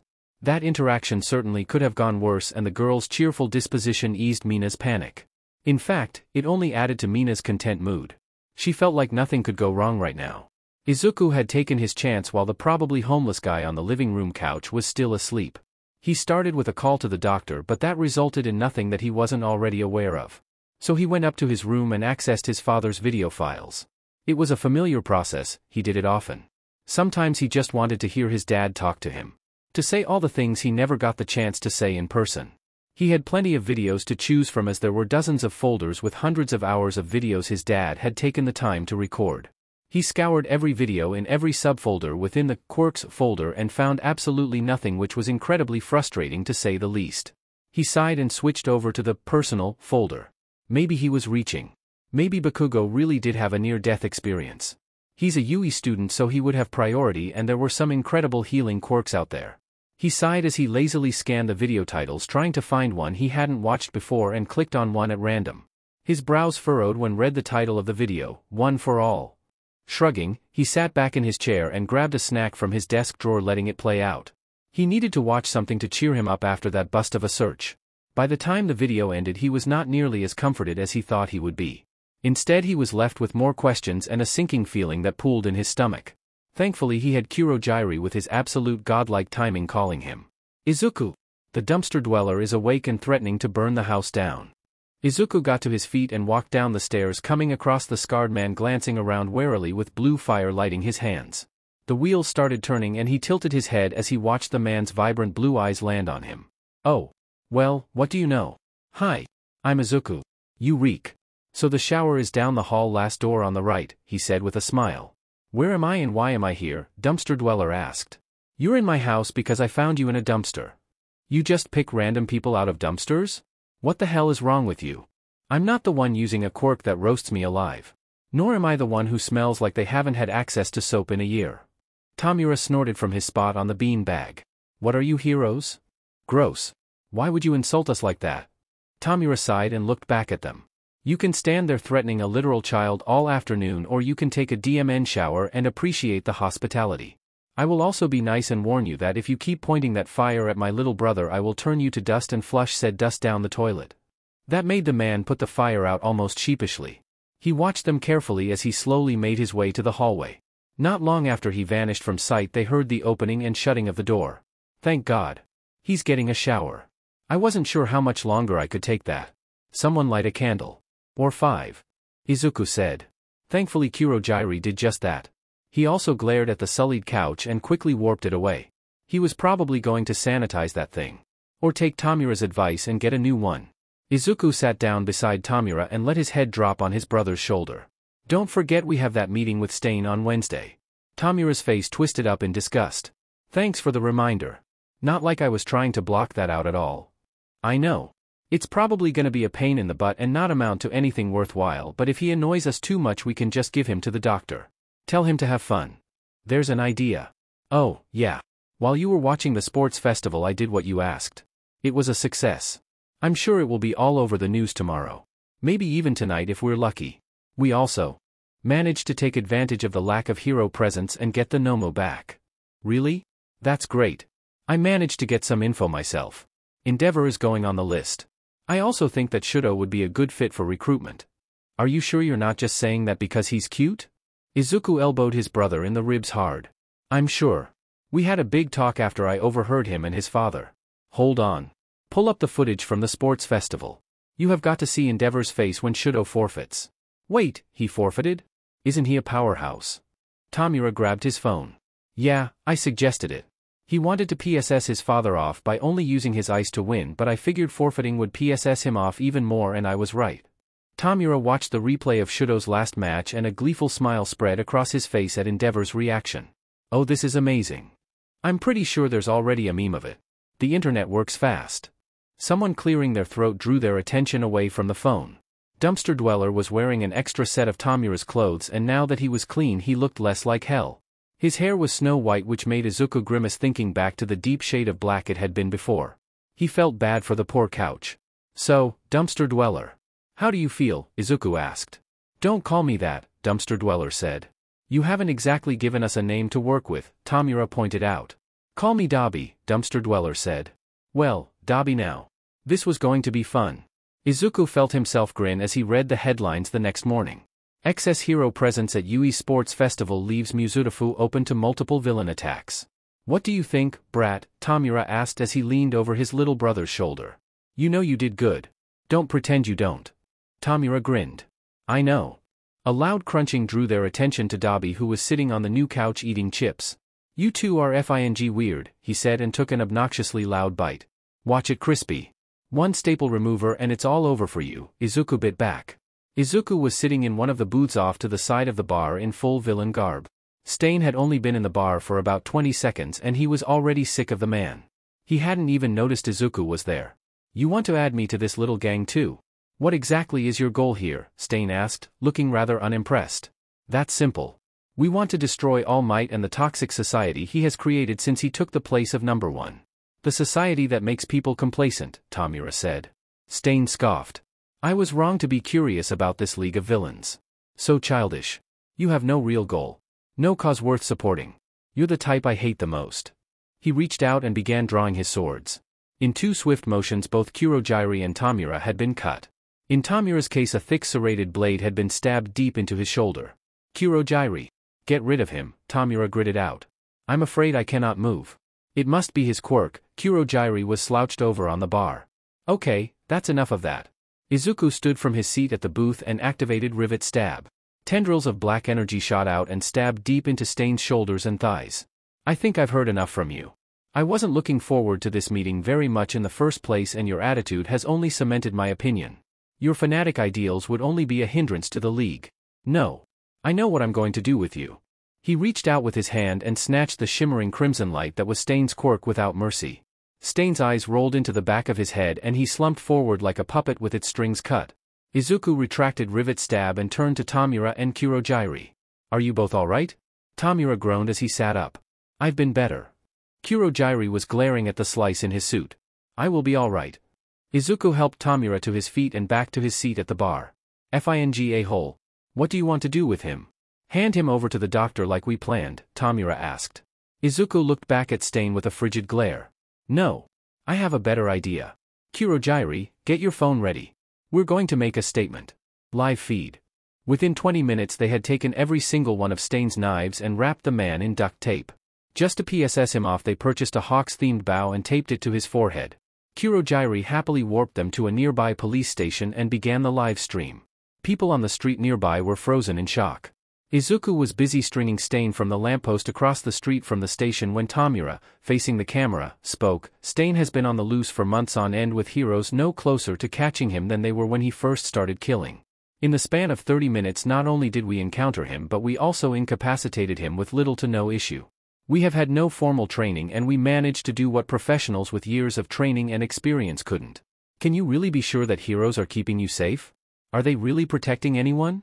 Kurojairi ended the live stream and opened a warp gate, whisking Tamura and Izuku away just as police started flooding out of the station. Izuku slid his mask off when they arrived back at home. That was satisfying. Let's see what kind of response that gets. People aren't going to know how to react between the USJ, the attacks during the sports festival, and now villains doing a hero's job, Tamura said. Sure they will. They'll be shocked at first. Then they'll be outraged. And we have the media to thank for exacerbating everyone's anger. Turns out reporters are actually good for something. Dabi looked at them from his spot on the sofa surrounded by all three kittens, probably because of how warm his temperature ran. You guys are nuts, but your timing is pretty great. People are going wild. Izuku beamed. That's the idea. Tamura ruffled his hair as he walked past him and sat down. Yeah, come on brat. Tell me all about that freak's quirk while I crush Dobby in Mario Kart. You know you want to. It's kind of interesting. It obviously has to do with ingesting blood, but I wonder if it protects against bloodborne pathogens or if Stain just didn't care about hepatitis. Nedzu was a very busy mammal. He had an entire school to juggle along with public relations and dealing with the parasitic blight that was the Hero Public Safety Commission. The knock on the door was the Hero Commission agent assigned to investigate the possible leak within the school. It made his mouth turn up in a snarl. He had met the man before. Shibu Tadaharu, a disgusting bigot that looked down upon those that didn't fit his view of perfection. A very strict and narrow view. He had requested a meeting Monday, but Nedzu had been busy and wasn't looking forward to anything the man had to say, so the meeting was scheduled for Thursday evening. Today. Nedzu sighed and controlled his expression before he clicked the button on his desk that opened the door. Shibu. I apologize for being unable to meet with you sooner. What is it you wish to speak about? Shibu cleared his throat and ungraciously dropped a file in the middle of his desk like the impudent waste of evolution he was. I found your leak. It seems you have multiple. Nedzu calmly opened the manila folder and looked over the pictures inside. 3 of his students and another girl about their age. He turned his attention back to Shibu. I'm afraid I do not follow. The girl in those photos with 3 members of Class 1A is Toga Himiko, a villain wanted for a series of exsanguination murders. They were seen talking to her for a few minutes and exchanging information. He resisted the urge to bare his teeth at the imbecile in front of him. You seem to have neglected to include transcripts. If they were exchanging information like you are so sure of, those should have been included in the file. Do you really have anything on my students, or are you letting your bigotry lead this investigation? Shibu smiled, looking down his nose at Nedzu. You see, it doesn't really matter in the end. They have been seen with a known villain. I have already consulted my superiors about the matter and they thought you would be difficult. So they already worked it out with the school board. You have 2 options. You either expel the traitors or you hand them over to the commission and let us deal with the matter personally. Nedzu only barely managed to keep himself from sinking his teeth into the man in front of him. A cold wave of fear had washed over him, and judging by the look on the smug BSDRD's face, he knew it. You have until the end of the day to send out the expulsion papers. And don't try to sugarcoat it. The places they go from here deserve to know what they've done. If I list this on their record, they won't be able to do anything. They won't have a future anymore. I don't know why you're so insistent. Villains don't deserve a future. That is exactly the kind of thinking that creates villains, Shibu. Time is ticking. Good day, Nedzu. The door clicked shut behind Shibu. Nedzu let out a shaky breath and clenched his fists angrily, claws sinking into the pads of his paws. He'd been backed into a corner. He hated moments like this. He was only left with one choice, and as he looked down at the pictures still on his desk, he couldn't help the remorseful feeling growing in him. Expelling his students would crush them. But leaving them in the hands of the Hero Commission was not an option that he would ever accept. Mina would admit that she was a little irritated and bummed out when the offers for the internship rolled in and she hadn't even received one. She would also admit that she was a little irritated and the tiniest bit resentful when it came to a few of her classmates. The resentment wasn't even directed at them though. That would have been unfair. She was just a little irked that she got passed over for internships when she made it to the quarterfinals and Kaminari, Siro, Uraraka, and Yaoyorozu hadn't. The whole reason she wanted to do well was to get internship offers, and to not get any despite how far she had gone was a kick in the teeth. It felt like a waste of her efforts and hard work. All those years preparing herself through dance and workouts to build her stamina, and combining that with what she had learned in Yui to build her own fighting style so she would stand out. It hurt. But she wasn't going to take out her frustrations on her friends. None of this was their fault. She would just grin and bear it like she always did. The initial sting of not getting any offers was soothed a bit when she saw the list of heroes that allowed any who didn't get offers. She scanned the list until her eyes stopped on Midnight. She always admired her confidence. Without a second thought, she made her decision on who she was going to intern with. She didn't regret it. Midnight was easy to learn from and made everything fun and enjoyable. Which was exactly why she knew something was off Friday morning. She had arrived an hour before and was going over the ins and outs of paperwork while Midnight was checking her emails with a frown on her face and furrowed brows. Is something wrong? Mina asked with a small concerned frown. Just a moment. You're doing great, sweetie. I need to go check on something. I'll be right back. With that, Midnight walked out of her classroom in a hurry. Mina watched her go but shrugged it off and went back to the paperwork. Midnight didn't come back for a solid hour, but when she did, the distressed and sad expression on her face made a sinking feeling take root. Midnight? What's wrong? She asked. Midnight bit her lip, then took a deep breath. She pulled a chair close to Mina and sat down. I'm so sorry. I don't know everything that's going on. All I know is that this isn't right. I tried to talk to Nedzu about it, but it wasn't his choice either. Mina tilted her head, trying to ignore the sweat forming on her palms. Some part of her knew what was going to happen. She didn't want to believe it, but she knew. What's happening? Midnight took a letter from the pocket of her jacket and handed it to Mina. You've been expelled. I just got the notice myself. Her throat felt tight and her eyes stung. Vaguely she could feel the tears falling, but she grit her teeth and refused to make a sound. That resolve didn't last long when she felt Midnight's arms wrap around her, pulling her in for a hug. She finally broke as sobs racked her body. It wasn't fair. Why is it that every single time she feels like she's getting closer they move the finish line? Mizo hadn't made it to the 1v1s in the sports festival, so he hadn't gotten his hopes up when it came to internships. He doubted he would have received any had he made it that far anyway. Despite his quirk's usefulness, he was well aware that he was not ranked in those that have pretty mutations. He was going to be overlooked because he wasn't as aesthetically pleasing as someone like Hawks or Mirko. He had long since come to terms with the fact that people were going to look at him and be afraid. It stung every time someone did, but if he could help people, maybe somewhere along the way he could show that he wasn't someone to fear. It was why he immediately knew who he was going to intern with when his eyes roved down the list provided for those without any internship offers. As a group they were very successful rescue heroes, and it was exactly what he was looking for. He was already skilled in combat, but he knew his quirk would be perfect for rescue operations, and he wanted to explore that more. The wild pussycats were eccentric to say the least. But they were also fun and never made him feel lesser. They guided him through various exercises to test the range of his quirk and showed him the ropes when it came to paperwork and typical upkeep. It was hard to get rescue experience when there were no disasters. They were easy to work with, and he genuinely hoped to do so again sometime. Their upbeat attitudes were refreshing. But it also made it very telling when they came to him Friday morning after breakfast. Mandalay had come into the room with a small, confused frown on her face. Shoji. I don't quite know what's going on, but your internship is being terminated early. A file was faxed over for you. I didn't read it, I didn't want to invade your privacy. She held out a piece of paper for him. Mizo calmly took the paper from her hands and scanned it thoroughly. He read it again. And again. And again. The disbelief coursing through him was only interrupted by his own thoughts. The little voice in the back of his mind saying, you knew something like this was coming. You knew this was going to happen eventually. The range of emotions that washed over him, rage, disbelief, hurt, they all made him glad he always wore a mask. At least this way no one could really tell what he was feeling. He folded the paper up calmly, never betraying how he felt because no one ever reacted well when he showed he was angry, and slid it into his pocket. He bowed respectfully to Mandalay. Thank you for your time. I appreciate everything you've taught me. Before she could even ask, he went to the guest room he'd been staying in and double-checked to make sure he had everything. He tossed his bag over his shoulder and grabbed the case with his hero costume in it. He would have to return that to Yui. But for now he had a train to catch. He would have time to be upset when he was in the safety of his room, where no one had the chance to hurt him again. Fumikage considered himself to be pragmatic when it came to his awareness of his own abilities and goals. It was why he forfeited during his match with Bakugo. He was well aware that Dark Shadow would not be able to withstand the bright light of explosions. His forfeit was why he was so surprised that he got an offer from the number 3 hero, Hawks.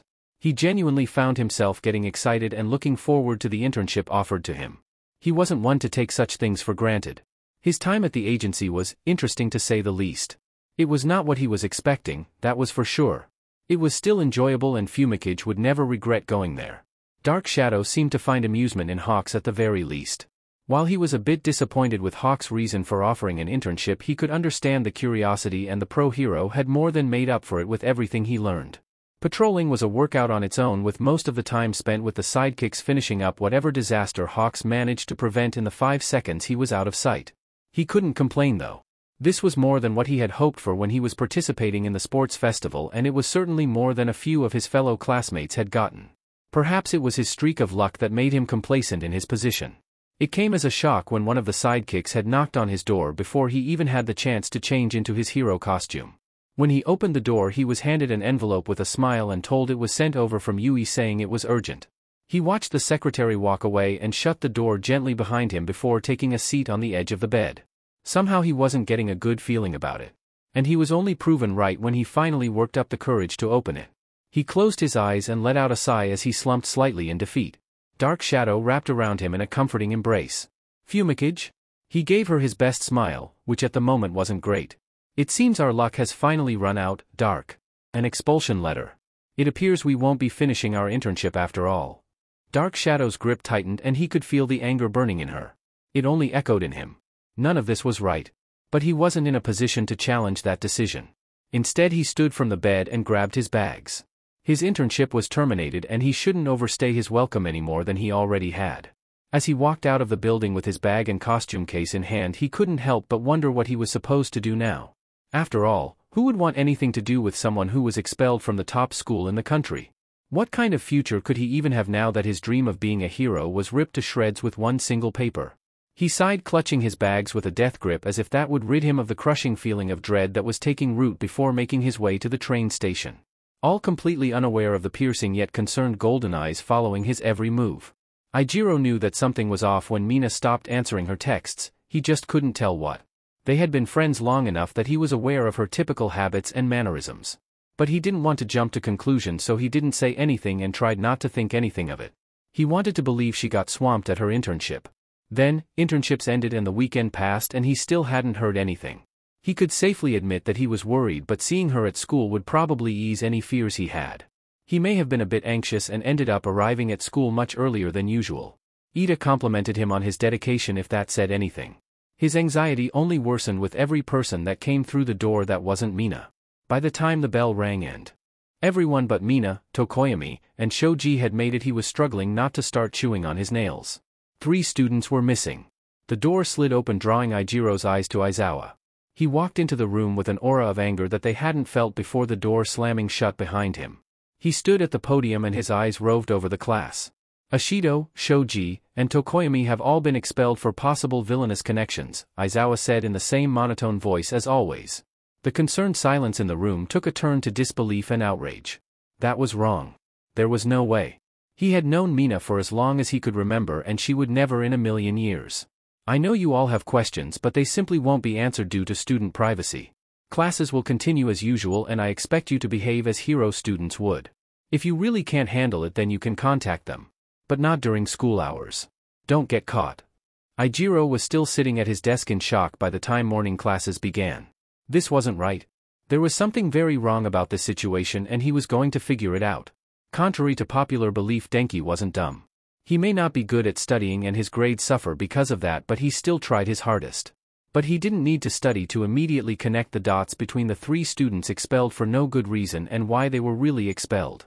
He spent the morning classes fuming at the implications and the disgust resulting from them. By the time heroics began, he was hiding his rage behind a pleasant smile, but he was more than ready to let off some steam. Those were his friends. They were nothing but kind and caring, and they were expelled for some bullshit excuse of possible villainous connections. He sought out his friends while each group before them was going. They all felt the same. He could tell from the looks on their faces. Varying degrees of disbelief and anger. I don't get it. It makes no sense, Yaoyorozu said, glaring at the ground. It makes plenty of sense and you know it. They needed someone to take the fall for everything that's been going on, and who else were they going to pin it on, Shinso said, a bitter tone to his voice. I'm going to withdraw, Ijiro murmured quietly, making them all turn to him in surprise. Are you sure? Uraraka asked. He nodded slowly. I can't stay here knowing that they would throw people under the bus for nothing. The whole excuse of villainous connections isn't true. I've known Mina my entire life and I can't sit by and do this knowing that they expelled her for something so out of her control. I agree, Yaoyorozu spoke up. I can't stay here knowing that they're willing to do this to people. It's immoral. It makes me sick. Denki nodded his agreement. Yeah. Let's withdraw. It probably won't do anything, but at least I'll be able to sleep easier at night knowing I won't be in a place that is so blatantly discriminatory. Ijiro turned his attention to Uraraka and Shinso. What about you 3? Shinso hesitated but shook his head. No. I'm going to hold out. Maybe if I make it I can make a difference somehow. Make it so this never happens again. Uraraka frowned. You know you're going to be next when they realize they were wrong with Mina, Tokoyami, and Shoji, right? Judging by quirks in this class they're going to target you. I know. But I have to try, Shinso responded resolutely. Uraraka, Denki asked. She turned to them and shook her head. I'm staying if Shinso is. He's going to need someone to have his back now and he's had mine since the beginning of the year. It's the least I could do. They turned to Todoroki, who had been silent the entire time. He shook his head. I can't. My father would have none of it. Denki nodded and looked around at their little ragtag group. Well, you three have to stay in touch. Keep us updated. Momo clenched her fists in the fabric of her blouse. Days like today made her very glad she always packed an extra set of clothes. Not that she couldn't have made her own if need be, but she'd rather not use her quirk for such things. She was already on a diet, she didn't need to be any skinnier for the sake of an outfit. They had stayed after class and filled out letters of withdrawal before making their way toward Principal Nedzu's office. She bit down on her lip, trying and failing to hide her insecurity. Her parents would be livid when they found out, but she couldn't bring herself to be upset about that. Not when her integrity was on the line. It was much more important to her than her parents' opinions. Kirishima's hand gently took one of hers and gave her a reassuring smile. She felt Kaminari take her other hand and turned to see him doing the same. Taking a deep breath, she steeled herself. This was the right thing to do and she wasn't going to back out now. Ochako had stormed home that day in a rage-fueled frenzy. She ran up the stairs and into the safety of her apartment, where she locked the doors and made sure the blinds were closed and curtains drawn. She grabbed a box of mochi ice cream and plopped down in front of her laptop, opening it and turning it on. She furiously bit into the ice cream as she waited for Izuku to answer. It took him longer than usual, but he picked up, nonetheless. She didn't even give him a chance to talk before she started. I'm furious, but I also have an opportunity for you to take. There's no guarantee that you will get anywhere, but right now is the best time to act. Well, hello to you too. What happened? Concern laced his voice. She sighed. 3 students were expelled over the course of the internship's 4 possible villainous connections. I'm not sure exactly when, but you can imagine my lack of surprise when all 3 have well-developed mutation quirks. Ashido Mina, Shoji Mizo, and Tokoyami Fumikage. You've met them. Do they really seem like the type? Not at all. They were really nice, actually. Izuku frowned and pulled up the files she had sent of them. He motioned for her to continue. 3 other students withdrew once school let out today. Yayorozu Momo, Kirishima Ijiro, and Kaminari Denki. Yui is prompt, so I'm sure the paperwork has already been filed in the time it took me to get home and call you. I'm sending you all of their contact information. She took a breath and leaned back a bit. Sorry, I was kind of short. It just pisses me off. Ochako, you are fine. There's nothing wrong with being angry. Especially at something like this. We just got some new members of the league today and I am more than happy to offer a place to your friends. She smiled slowly and nodded. Right. Thanks, Izuku. I owe you one. You don't owe me anything. Now, while I send out an ominous text with an equally ominous meeting place, you can tell me about the rest of your day. Ochako snorted out a laugh. Don't scare my friends off, Izuku. I will do my best, but I gotta keep that villain aesthetic going. She shook her head fondly. She loved this dramatic dork. He always knew how to make her smile. Mina had fully intended to ignore the text just like she had every other one she had been getting. She just hadn't been in the mood to talk to anyone now that her entire future had been ripped from her hands without mercy. The text was really weird though. It was just an address on the slightly shady part of town that she avoided like the plague, along with a message. You are being offered an opportunity to reclaim your life after you were unfairly wronged. No harm will come to you and you can leave at any moment. It was so cryptic and she cursed the part of her that had such an insatiable curiosity. There was no way she could leave this alone now. All she could hope was that she wasn't going to be trafficked. But she had to know. She tugged on her shoes and grabbed a taser, slipping it into her pocket. With that she made her way through the city until she came to a restaurant that didn't look to be frequented often but also nice enough that it seemed out of place in this area. She gulped and opened the door, letting it close behind her as she took everything in. Ashido Mina, an older woman, asked. She had palety green skin and large solid black eyes. None of that stood out more than the vibrant wings on her back that resembled that of a Goliath birdwing butterfly. Mina nearly jumped out of her skin and glanced to her side where the woman stood. Yeah. That's me. The woman smiled and stood. You may call me Michi. Right this way. She led Mina closer to the back of the restaurant and opened a set of double doors, revealing several of her former classmates sitting inside. Mina stared wide-eyed for a moment before the woman cleared her throat and she scrambled inside, taking a seat beside Shoji. All for one will be with you all momentarily. Food is also being prepared and will be delivered soon. Michi bowed before gently shutting the doors, leaving them be. I suppose it's safe to say that you all received the message as well, Yamamoto hesitantly said. Various nods echoed around the room in response. How are you guys doing? We just heard that you were expelled today, Kirishima trailed off at the end. Mina exchanged glances with Tokoyami and Shoji. They were expelled too? She probably should have guessed. Sighing, she answered, "Not been doing too great myself. My mom has been calling around but no school is willing to take me." Tokoyami nodded. "My parents have been doing the same with similar results. It should be expected. No one wants someone who's been expelled from UE. Especially since the reason for expulsion has to be disclosed," Shoji said while staring down at the table solemnly. "At this point we'd be lucky to get a job at Moe's Burger." Mina rested her cheek on her hand with a frown. The doors opened again and a boy wearing a pair of black pants and a t-shirt with the word villain on it walked in. In any other situation she probably would have laughed. "You're in luck. I'm not Moe's Burger and I'm offering you a job, so to speak. Sorry, I couldn't help but overhear the tail end of your conversation." He shut the doors behind him and sat down at the head of the table, the only free spot left. Kaminari was the one to shake off the surprise first and spoke up. "So, who are you and why are we here?" "I'm so glad you asked. For now, you can call me All for One. As I stated before, I am here to offer you a job of sorts. After I heard of your predicament I was inclined to act."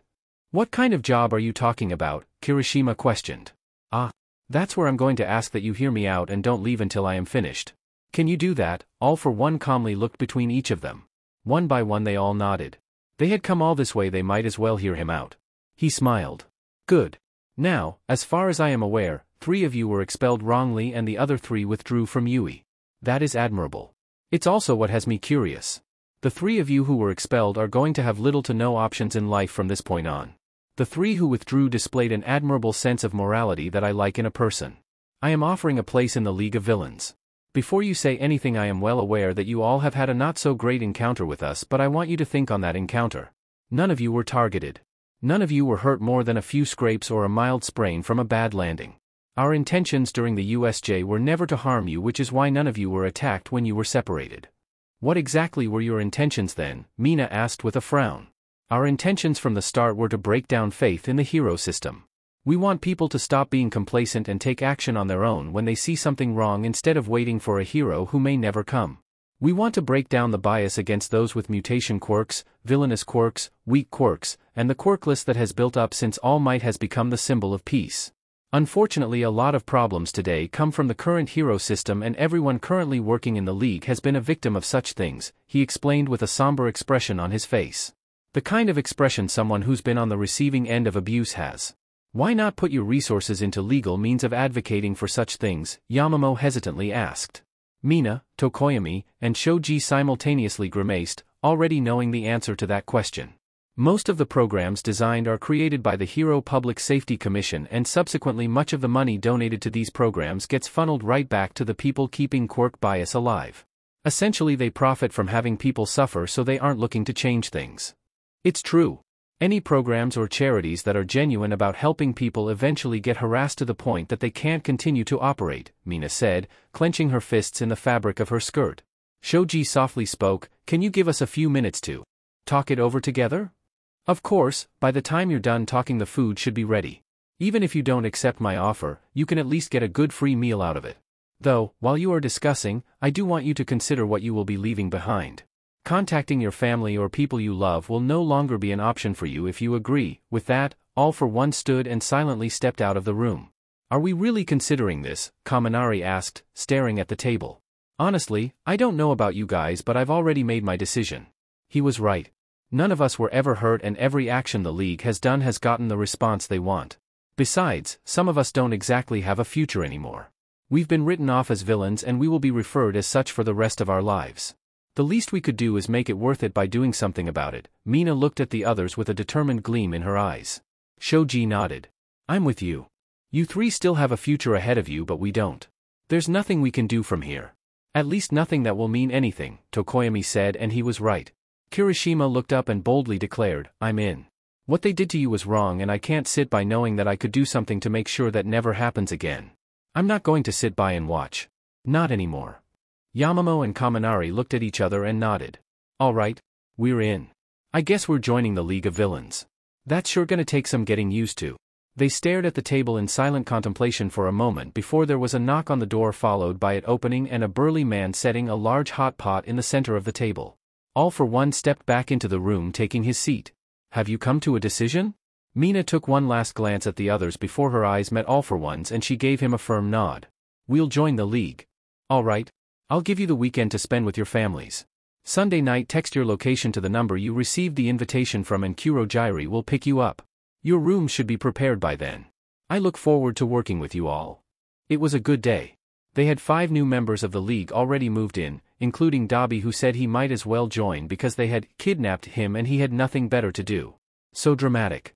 Kurogyri, with the generous help of Magna, Dabi, and Compress, was breezing through prepping rooms for the former Yui students. Izuku found himself just basking in contentment. After all, how could he not be enjoying himself? The league was growing and thriving, and every single move they made was inciting people even more. Hopefully, they would soon come to the conclusion themselves that the society built up by heroes was not as stable as it appeared to be. That sometimes action had to be taken by someone other than a hero. If they didn't, well, a little nudge closer wouldn't hurt. This contentment is the exact reason why he briefly thought about strangling his brother when he spoke up. But because he's a good person, he restrained himself. That overhaul guy is still demanding a meeting with the league. Since the sports festival, he's been relentless. It's really starting to piss me off, Tamura snarled. His hands flexed as he actively worked against the urge to scratch. Izuku groaned loudly. I was trying to forget about that, Tamura. I know, but the problem obviously isn't going away despite us ignoring it. You think we should check it out? Anything to get that fucker to leave us alone. If he decides to PSS us off when we get there, we can just kill him and the problem is really gone. There's an idea. Izuku sighed and dragged himself off his bean bag. Alright, let's do it. Wait, now. Yes, now. You're the one that brought it up. Besides, I already made the effort of standing up, so there's no going back now. Let everyone know that we're leaving in 10 minutes. Shouldn't we call Overhaul first? No. He's been a pain in my butt. He doesn't get the privilege of a courtesy call. I want to see exactly what it is they're doing anyway, and I can't do that if they're expecting us and hiding all the dirty details. Fair enough. Tamura pulled himself to his feet and left to go inform everyone of their unscheduled trip. Izuku wouldn't say it out loud, but he was mildly curious about what operations Overhaul had going on. There was talk of Quirk erasing bullets, and the thought of such a thing was not something Izuku liked unless it was a severe emergency. He especially didn't like the thought of the Hero Commission hearing of such things and seeking it out for themselves. If they got their hands on something like that, things could get tricky, and Izuku liked the degree of freedom he had at the moment. He wasn't interested in staying home all the time unless a mission popped up, unlike Tamura, who could eat, sleep, and breathe video games. By the time he had changed and come back down to the living room, everyone was gathered and ready to go. Alright, everyone's here. Kurogyri. Let's give these Yakuza BSTRDS a surprise, Tamura grinned. Toga tilted her head in confusion. What are Yakuza? Dabi shook his head. Don't worry about it. It'll just give you a headache. All you need to know is that if they PSS the boss off, you can stab them all you want. Her face brightened. Really? Let's go then. Izuku fought the laughter bubbling up and secured his mask. Kurogyri opened a portal and Tamura stepped through it, followed by the others. Izuku brought up the rear and took the time to observe the facility they warped into. One of Overhaul's underlings was walking by the stark white hall that they warped into and froze upon seeing them. Tamura was unimpressed. Well, Overhaul keeps calling us to meet. We're here. Now go get him, he sneered, startling the man into rushing off. Well, now everyone was unimpressed. Soon enough they were joined by Overhaul himself and his assistant, introduced as Chronostasis. Though Izuku could feel several quirks hovering nearby primed for usage. They were more than willing to attack if necessary. They even think they have a chance. That's adorable. I'm surprised you came here. I've been trying to get in contact with the League for ages, it seems like, Overhaul said. You couldn't have called first, Chronostasis grumbled. You should be glad we're hearing you out. You've been hounding us for months now. Here we are. What do you want? Tamura shoved his hands into his pockets. You know what the problem with the League of Villains is? You have no goal to work toward and no plan to boot. You're aimlessly attacking and provoking heroes with no rhyme or reason, Overhaul started. Oh great. Here comes the unintelligent monologue. I knew coming here was going to be awful. The truth is, things haven't been so great for us. We've managed to hold on to everything we've got since the fall of All for One, but he died at such an inconvenient time. If he had managed to hold out a little longer, we wouldn't be in such a position. Alas, we have held on and we're working on something revolutionary. The only problem is that we're lacking in the funding to pull it off. So you came to us for money? Tamura inquired in a blank tone he only used when he was really irritated. Insulting their father tended to provide such results. Overhaul scoffed. Funding from an unorganized mess of a group such as the League won't suit what we need. No. What we need is your name. The recognition that it provides will bring in more than enough revenue. I haven't been hounding you, as you put it, for pocket change. I have an offer. If you pledge yourselves to me, I will show you what a real cause is. I will show you what it's like to be used correctly. Then, once we have accomplished my goals, I will become the next ruler of the underground. I will fill the void left by All for One and use that position to eradicate the diseases that are quirks. At this point, Izuku was very glad he wore a mask because the amount of bullshit spewing from Overhaul's mouth was bringing out his beach face and stuffing his neutrality in a box. The silence in the room after Overhaul finished his speech was very telling. So was Twice, who was apparently baffled enough that both of his personalities were in sync. That's the dumbest thing I've ever heard, he said loud enough it echoed down the sterile hallway. Tamura was gritting his teeth as he reached up, relentlessly scratching at his neck. You sure do have some nerve. You've been up our butt for months now, and when we decide to grace you with our presence you want to pull this? Izuku turned his head to the left slightly. Someone was heading their way, quickly. Whoever it was had a powerful quirk, but it didn't feel cold like the quirks of Overhaul's men. It felt warm and small. Like it hadn't had the chance to grow like most quirks. The background arguing that was going on came to a dead silence when a little girl turned the corner and crashed right into Izuku's legs. He looked down at her and his eyes roved over her tiny form that was covered in bandages and wearing what almost looked like a hospital gown. He knelt down without hesitation and held a hand out for her to take. Are you okay? Eri, Overhaul barked out harshly, making her flinch. Izuku frowned behind his mask and reached out, carefully picking the girl up, holding her against his hip. The sick, twisting feeling of rage was rising up in him, and suddenly he was back in middle school. Back to being shoved and beaten and ruined, and it only made him angrier. Put her down. Overhaul made an attempt to be threatening, but at this point Izuku's patience had run out. No, I don't think I will. He held up his free hand and activated his copy of Quake along with amplification. This resulted in the wall that Overhaul's little minions were hiding behind breaking apart into nothing. He seamlessly switched between Quake and a quirk simply called Freeze. It worked as a paralytic similarly to Stain's quirk, but without risking the ingestion of bloodborne pathogens. Izuku stepped forward and handed Eri over to Kurojiiri, who took her without a word and stepped away, not wanting to be in the middle of the coming cataclysm. In one movement Izuku had pulled his mask off and slid it into the inside pocket of his hoodie. He wanted Overhaul to look him in the face for this one. He could feel his hold on the suffocating aura his quirk produced loosen, and had Freeze not already been active it surely would have done the trick on its own. What the hell did you do? Overhaul screeched. Izuku found out early on that fight or flight just didn't cover it. Fear wasn't so cut and dry to be sorted into two categories. Of course some people did try to run or fight, some even fainted from the sheer terror he incited. More often than not they froze up, unable to do anything as their brain went into overdrive in an attempt to process something other than fear. But it appeared that Overhaul leaned toward the lesser-used fight reflex. How idiotic. Well, that's fairly obvious. I paralyzed you. And your backup team. You see, I thought we were being nice and humoring you by agreeing to hear you out even though you've been nothing but a pain. I figured if we met with you, you would stop being a general nuisance, which is really the only reason we came today. We have no interest in your outdated, pathetic excuse of an organization. Overhaul started. I wasn't done talking, you waste of evolution. You see, I had already decided to wipe you off the face of relevancy within the first 2 sentences of your little speech because you are a condescending little sheet. However, after seeing what it is you really do, I've changed my mind. I'm not going to kill any of you.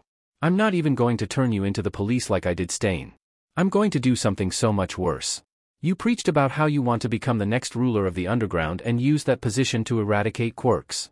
You see, after you first contacted the League, I did my research on you and your Yakuza. For people who seem to hate quirks so much, you sure do rely on them an awful lot. In fact, you rely on them to the point that your entire operation is dependent on the quirks you have sought out. I have decided that I am going to give you a taste of what being quirkless is really like. You should be honored that I'm letting you live. Who are you? Overhaul asked, his voice coming out small and terrified. A chilling smile spread across Izuku's face. Me? I'm so glad you asked. You can call me All for One. Overhaul's eyes widened in horror. Surprised? I thought it was fitting. I decided to take on my father's name when I took his place in the underground. It keeps him close. I guess word hadn't spread to people so low on the food chain that All for One wasn't as gone as previously thought. While he was relishing in Overhaul's fear, he activated his All for One and violently ripped the quirks from all of the Yakuza leader's men. When he turned his sights to Overhaul himself, the man started panicking. Wait. Stop. Izuku laughed as he leaned down so he was eye level with the BSTRD. It's so cute that you think screaming will help. I'm giving you a gift after all. You hate quirks, so it's only fair that you don't have one. You should appreciate my kindness. As he stole overhaul, the Quirk, he watched as the man's eyes rolled into the back of his head. He stood from his crouched position and turned to face the League with a content smile. He blinked when they all stared at him in various stages of shock and horror. Well, all but Tamura and Kurojairi. At this point they were used to a quick recovery. All eyes turned to Tamura and Kurojairi, eliciting a confused noise from the former. Was anyone going to tell us that the literal 15-year-old was the leader of the League? And apparently the Emperor of Evil, aka the King of the Underground, Dabi asked incredulously. Tamura stared blankly at them for a minute. Whoops. I guess we just forgot. How do you forget something like that? Dabi screeched. I mean, we decided early on that I was going to pretend to be the leader to draw attention away from Izuku, and I guess we thought it was pretty obvious with you all living with us. Tamura went to rub the back of his neck and winced from the violent scratching he had done earlier. Dabi took a deep breath. You know what? Forget it. Let's just go home.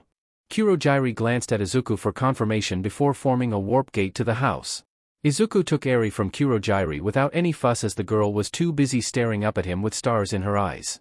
He sat the girl down on the sofa and sat on the floor in front of her. He glanced over at Toga and Magna and asked, "Can you two get her a few sets of clothes so she can get cleaned up and changed?" Toga grinned widely and grabbed Magna's hand. Yes. Absolutely. Come on, big sis Mag. He shook his head as he watched them go. What are we going to do about her? Tamura whispered. Izuku looked up at Eri. How do you feel about finding a family? People who will love you and care for you and give you everything you could ever want? Her eyes widened, and while she didn't say anything, the tiny nod she gave was response enough. Izuku smiled and turned to look at Tamura. She can't stay here. It would be too dangerous, and she's had enough danger for a lifetime. If heroes ever found this place, I doubt they would care about collateral damage. I'll have a talk with Jiren. I'm sure he can find someone to take her in that will give her a good life. You sure you want to go to Jiren with that? Yeah. There are plenty of loving families that want to adopt but are blacklisted for one or both having mutation quirks or villainous quirks. It probably won't take long for him to find a couple. And he doesn't have but anything. Tamura hummed in response. Alright. I'll go ahead and call Jiren. He's gonna need time to vet whoever he finds. Izuku nodded and turned his attention back to Eri. Hi Eri. My name is Midoriya Izuku, but you can just call me Izuku, okay? She nodded, never taking her eyes off him. I have a few questions for you. But remember, you don't have to answer them if you don't want to. Afterwards, we can go into the kitchen and make some food if you want. Is that okay? She nodded again. Izuku gave her a gentle smile. That's great, Eri. Do you think you can tell me about your quirk? Eri tensed up at that. Her limbs locked into place and her eyes went to the floor. It's okay, Eri. You don't have to answer if you don't want to. She shook her head and spoke up in an unsteady voice. My curse is bad. It makes people go away. Izuku blinked. Not what he expected, but he could work with that. Do you want to get rid of it then? She tilted her head as she looked back at him before quickly averting her eyes. Get rid of it? He nodded. Sometimes quirks can be scary and hard to control. I think you've had enough scary things in your life. Let me show you something. He watched as her eyes followed his hand as he placed it on the sofa she was sitting on and activated prism, turning it a vibrant carmine color. The sudden change had her gasping and staring in amazement. How would you feel about being able to do that? You would never have to be afraid of making anyone go away again. With enough practice you can even do little designs, he said and drew a smiley face on the cushion of the couch. The area he touched turned a bright golden color. She stared in wide-eyed amazement as the colors shifted before looking at him. I don't have to hurt anymore. He shook his head as he reached out and took her hand. No. You don't have to hurt anymore, Eri. And if you ever do hurt, all you have to do is tell someone and they'll help you. They won't be like that man. They won't make you hurt worse. I'll make sure of it. Eri's expression crumbled and silent tears trailed down her face as she curled into herself. She looked up at him with an imitation of a smile. Please. I don't want it anymore. Izuku held his arms out for her and she launched herself off the couch into his arms. He sat back as he held her through her sobs. It's gonna be okay, Eri. I promise it will be better. He gently held the back of her head and delicately tugged her quirk into his collection so she wouldn't pass out. It's pretty simple. Just split that half into 3 equal sections and cross the sections over each other, Toga explained as she braided the left side of Eri's hair with practiced ease. She was surprisingly patient when it came to teaching. Izuku bit his lip and split the right into even sections and started the braiding process, occasionally glancing over at Toga's work to make sure he wasn't messing up. He didn't want to take much longer because while Eri clearly had the patience of a saint, she was staring a hole through the caramel apple cheesecake that Kurojairi had made for her with a ferocity he hadn't seen in her before. He wasn't keen on keeping her waiting. Not bad, Toga praised and took the completed braid from his fingers before tying it off. It wasn't as smooth as Toga's, but Izuku would consider it a win for his first attempt. Toga twisted the braids and strategically pinned them into place around Eri's head until they almost formed a crown. "Alright, Eri. This is very important," Toga said, drawing the girl's attention away from the cheesecake. Toga gave her a big smile and held out 2 hair combs. Both were long and curved, but one had pink gemstones in a petal-like design and the other had golden flowers. "Which one shall we use today?" Eri's brows furrowed and she stared down at the combs, clearly thinking through her decision before she pointed to the pink one. Toga beamed at her and slid the comb into place. "Alright. Now you don't have to worry about getting anything in your hair." Eri gave her a wobbly attempt at a smile. "Thank you, big sis Himiko." She went to turn but paused and looked at Izuku. "Thank you, big brother." Toga clenched a fist in her shirt, clearly holding back the happy squeal. Izuku smiled at Eri. "Anytime, Eri. You can go ahead and eat if you want." Her eyes brightened and she whirled around, immediately zeroing in on the cheesecake, which drew a few laughs around the room. It didn't stand a chance against the adorable 6-year-old. The sound of his message tone going off multiple times drew Izuku's attention from Eri. He briefly glanced at the messages before he looked up and searched the room until his eyes landed on Kurogyri. "Kurogyri. Got a couple pickups for you. Make sure they turn their phones off before you warp them out," he said and waved his phone in the air. Kurogyri strode forward and took the phone offered to him. "I will be back soon." With that he vanished in a swirl of black mist. Dabi tilted his head. "What was that about?" "Kurogyri is picking up the new recruits. Shouldn't take too long." "Oh sure, shoot. Shoot. I forgot that was today." Dabi managed to catch himself when he received several venomous glares. "Yeah, we're going to wait for them to get here, and once Eri has gone to bed we'll have a meeting. We need to talk about where we go from here," Izuku sighed as he sat back in his chair. They had a lot to do and no idea of what kind of time frame to do it in. Best to get everyone up to date as soon as possible and sort out the intel they currently had. Soon enough a black swirling vortex opened up in the living room and out walked 6 former heroes in training. They all froze in their tracks when they caught sight of the little girl sitting on a bar stool at the kitchen island. Magna snorted. "Relax. That's Eri. She's staying here for a few days until Jiren finds a good family to take her in." They breathed a sigh of relief and Ashido piped up, "Okay.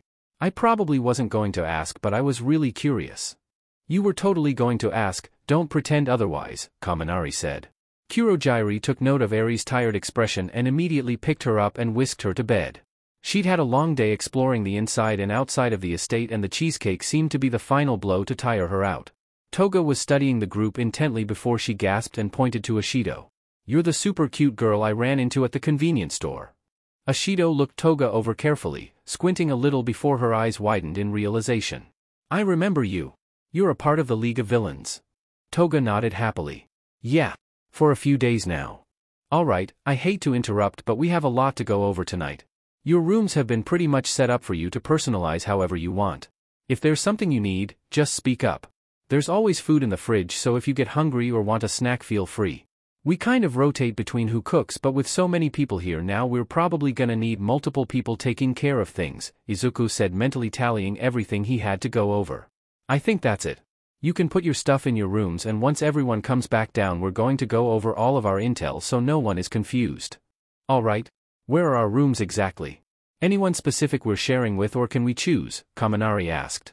"Most of the free rooms are upstairs. I think there are 2 on this floor that are still open. But you don't have to room with anyone unless you just want to." "Wait, what? Are you serious?" Ashido asked, staring with wide eyes. "Yeah.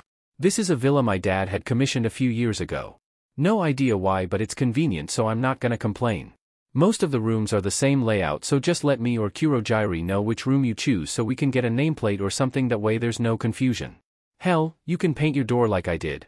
Also, if you want to move furniture around and need help, I'm more than willing to. I have a telekinetic quirk that makes things so much faster." That seemed to stump most of them. Yaoyorozu seemed unfazed at least. "Oh, right. I need your phones. All of them." "For?" Kaminari asked. "So I can give them to our resident genius and she can copy the existing information onto an untraceable phone for you to use. I don't want to bring heroes to our front door." They handed over their phones without a word and then wandered off to choose a room for their things. "This is gonna be awkward for a while, isn't it?" Toga pouted. "It's only natural. 2 weeks ago they were all hero students. Now they've committed themselves to becoming villains. It's a shocking change, especially for people so young. They're probably going to be doubting themselves for quite a while. Or at least until they feel comfortable enough around us, Compress explained before taking a sip of his coffee. The best thing we can do is support them and respect their boundaries. Living with so many people can be difficult, but it's not impossible. It, of course, helps that we currently live in a huge house on an even larger estate. If someone needs some alone time, they can take a walk or retreat to their room, Magna provided. Oh, snacks, Toga happily yelled. Everyone just stared at her blankly. She huffed. Everyone loves food. We can gather a bunch of snacks for everyone to eat while we talk. That's a good idea. That's awful, what were you thinking? Izuku shrugs. I mean, it can't hurt. He stood and made his way to the snack pantry, opening the doors. Little bit of everything? Yes. Toga launched out of her chair to help. It wasn't needed when Izuku activated minor telekinesis, but it was still appreciated.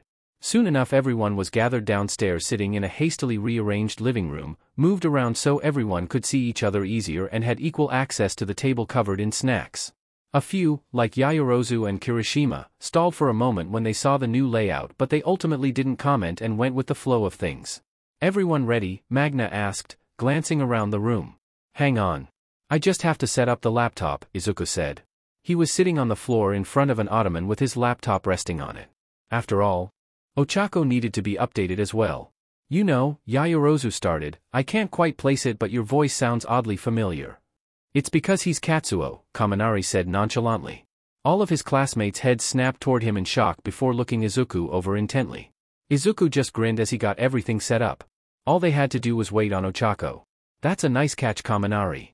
How did you know that? Mina questioned. Kaminari blinked. I thought everyone knew and we just silently agreed not to talk about it. Maybe it's just because we spent so much time together during the sports festival? Tokoyami shook his head. I don't believe so. I didn't put the pieces together and I was with you both as well. You're a lot more observant than you give yourself credit for. Izuku tilted his head as he looked over the blonde. Wait, so you're Katsuo? Then doesn't that mean Uraraka is the one on the inside giving us information? Ashido asked. Izuku nodded. Yep. She's our insider. She's actually the reason why I contacted you all. She was furious when she found out 3 of you had been expelled for obviously discriminatory reasons. You mentioned before that, so far, all of the responses that you've gotten from attacks have been exactly what you wanted. What did you mean by that? Shoji softly asked. That's easy. Just take a look at the news. Everything we've done has called to question the over-reliance on heroes. The USJ showed people that Yui is not as untouchable as previously thought and that the heroes teaching there had become complacent in their security. The various coordinated attacks that took place during the sports festival, which was over-patrolled by heroes leaving the city much more open, showed that the Hero Commission's response to something they weren't expecting is to panic and throw overwhelming force at it while leaving the general populace unguarded. The Stain video is pretty self-explanatory. We met the guy and he set us off, so we took care of him and decided to make an example out of him. It brought into question the lack of communication between police and heroes, because if they had coordinated sooner, then Stain easily could have been overwhelmed. He was fast, but it's not like it was difficult if you're a ranged fighter, Tamura explained. I saw the Stain video. I have to admit I was unimpressed. Especially when the second video aired talking about Stain's ideals, Yaoyorozu said, unimpressed. I will give you kudos for the hawk's bow. It was a nice touch. I wish I could have seen his reaction to it. Tamura grinned widely. Yeah, that was fun. A shame it was probably already gone by the time he woke up. A voice cut through the conversation. Sorry guys. I was over at my neighbor's and I didn't want to be rude and leave too abruptly. Ochako drew all the attention to the laptop. No problem, Ochako. Keeping up appearances is important. Now we can really get down to business. First, Izuku turned to the newest members of the league. You all are going to need clothes to wear when we're out in the field. You won't need it in the next few weeks, so I'll give you all some time to think of what you want. If you need help figuring out what to request that works around your quirk, I will be more than happy to help. And don't worry, I heard about the issue with your hero costumes from Cheiko. When you ask for something here, you will get exactly what you asked for. None of the bullshit that the design company pulled. He got a few looks of relief from that one. Can you explain in more detail what it is we're going to be doing? Tokoyami asked carefully. To put it simply, we're looking to reform Japan. Over the past few decades, Japan has entered a state of peace thanks to All Might. However, his rise to symbol of peace has had some unfortunate consequences. Discrimination is at an all-time high. If you don't have the perfect quirk, then you are most likely going to be abused by either family or in school or work settings. Not only that, but the bystander effect has become even more of a problem. What we want to do is make heroes take accountability. They are supposed to be public servants, but, since All Might became number one, many of them have become complacent to the point of negligence. Or, even worse, you have people like Endeavor who use the position of hero as an excuse to hurt people without consequences, he said, pretending not to notice Dabi's subtle flinch. Endeavor? Does he really? Kirishima trailed off with a disturbed look on his face. Yes. Endeavor has one of the highest casualty rates. That's just for villains, not including the civilians caught in the crossfire. People like him should not be in positions of power. We don't want to completely destroy the hero system because it does have its values. However, when we get to the point that we want to rebuild it so people like Endeavor can't get away with carelessness in the name of publicity. So far, we've shown that Yui is not as untouchable as people think and that security needs frequent attention. No doubt, Nedzu has already gotten the hint and taken precautions for Yui's facility. But, most everyone believes that it's solely a Yui problem because All Might is working there. So we're going to throw strategic attacks at other hero schools who have even worse security than Yui. Nothing major. Just enough to let them know that they need to step up. We're going to start with Ci and Seijin. Then we'll move on to Ketsubutsu and end with Shiketsu. I think we should do one more attack on Yui, Ochako said as she stared at the camera. Izuku tilted his head. You think that's a good idea? Is it worth the risk? Yes. I know it will probably put more pressure on me, but they need to learn from what they did to Tokoyami, Shoji, and Mina. This will show them that their biases and assumptions were clouding their vision. If they end up getting their heads out of their buttes and figure out that I'm the one leaking intel, well, they'll have learned a lesson. Even if you do get caught, you won't stay that way for long. I'll ask Jiren for a panic button that you can hide somewhere on you at all times. It shouldn't be too hard for him to get his hands on, and we have the bonus of always having your location, he assured her. Or maybe he was assuring himself. Okay, so we're going for one last attack on Yui. What are we going to do? Yayorozu asked uncertainly. There's going to be a summer training camp for the hero courses at the beginning of June. It probably won't have the security that Yui's campus does. If I have the panic button by then you'll have my location the whole time and you can plan around that. Thinking of it, the panic button should probably be disguised as something like a necklace or bracelet. No one would bat an eye at jewelry. I'll make sure Jiren knows. We have about a month to make sure everything is ready for this, Izuku mumbled, running figures in his head. Yeah, but what are we going to do when we get there? Attacking for the hell of it will shake them, sure, but if we do something really memorable it will make more of an impact, Magna contemplated. Todoroki, Yayorozu said. I think we should go wherever the camp ends up being and kidnap Todoroki. I don't know the full situation, but I just have a really bad feeling about Endeavor. Especially after his reaction to Todoroki forfeiting during the sports festival. I know a lot of people just wrote it off as a father wanting his son to succeed, but it just doesn't add up to me. If we take him from the training camp, we can give him an offer to stay. Whether or not he agrees, we would still be making a statement that can't be ignored. Dabi was watching her intently but slowly nodded in agreement. Yeah. Let's go for him. With Endeavor as a father, he can't be in a good position.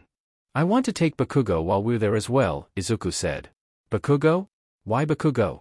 I don't think he's the type to agree to something like joining the league, Kirishima questioned. I don't want him to join the league. I just need him so I can confirm something. It's personal, you guys don't have to worry about it. Besides, he's not going to be the priority Shudo is. Think of Bakugo as a side quest. If we get him, good, if we don't, there's always another time. Okay, so Todoroki and Bakugo. Who's going on the mission? I don't think all of us would be necessary, Compress said. We'll worry more about who goes after we've had some training and everyone gets their gear. There's no need to rush, it's still a month away, Izuku replied. Okay, so we know what we're going to do next, can we get back to the long-term synopsis? Kaminari asked. Right. We really got off track there. My bad. So, essentially what we want to do, when it sinks in for the general populace that things aren't as peaceful as they seem, is put certain people in positions of power that won't let discrimination stand. There will be a harsh crackdown of all the corruption in schools and workplaces so people with mutation or villainous quirks along with the quirkless are not taken advantage of or hate crimed so frequently. If we manage to do a purge of all heroes and officials that support such policies, it should make things easier. Of course, it's going to be a long process, but as we get closer to that point, what we'll need to do will be much clearer than it currently is. Right now we still have to set things up so the public comes to the conclusion that things aren't so picture perfect, Izuku said. I feel like most people are aware to some degree, but the problem are those in positions of power that encourage the discrimination, Tokoyami said. That's why when we get there we're not going to pull any punches. Laws can be created to protect those that need it, and those that break them will face punishment. They won't get away with encouraging abuse and discrimination, and they'll be less likely to do so if all of their opportunities in life disappear due to such things on their record. Any more questions? Izuku glanced around the room only to receive nothing. Great. We can let you all unpack before dinner, and tomorrow we can work on your quirks and come up with whatever gear you may need, Tamura said and took a bite of a Pocky stick. Before we do, I have to ask how you guys feel. I mean, this is a very sudden and drastic change. Not to mention all of the information you've been given today. I guess I was just wondering if you all are okay with this, Magna asked, staring the kids over with concern. It was silent for a long while before Shoji spoke. It is a shock. I can't personally speak for everyone here, but I made my decision. I'm not going back on it now. The moment we stepped through that warp gate, our futures were set. There is no going back now. The only thing we can do is move forward and try to make the future better for other people. The others nodded in agreement at his statement. They had already passed the point of no return. 6 former Yui students gone missing. Nedzu scanned the headline over and over again. He knew this was a possible outcome, and he would admit he was perturbed by the whole situation, but there was nothing he could do about it at the moment. He could only hope that the League of Villains would give his students a second chance. Contrary to popular opinion, he did not believe the League of Villains were everything they advertised themselves to be. So far there have been minimal injuries and no fatalities wherever they have struck. That was a feat many pros could never achieve, whether it be to recklessness or inattention. He had an inkling as to what the League was hoping to accomplish, and he couldn't restrain the part of his mind that thought they were doing something that should have been done ages ago. He would go as far as to say he wholeheartedly agreed with their position. A small voice in the back of his mind hoped that when they were done with the Hero Public Safety Commission there would still be a sliver left for him to rip to shreds. They never should have targeted his students, and he couldn't wait for them to see the consequences of their actions. He stared intently at his computer before he started typing. He had a proposition to write up. But first he had to find out where exactly his students met the League. Izuku was enjoying his downtime when he got the call from Kinami. A series of numbers that was only used if she needed him there immediately with no delays. He was gone before anyone could really register the shadows consuming him. When his vision came back to him, he was in a familiar dark room and Kinami was sitting at her computer desk facing the doorway, and subsequently him. "What's wrong? What happened?" he asked frantically. She had never used that code before, so a bit of panic was warranted.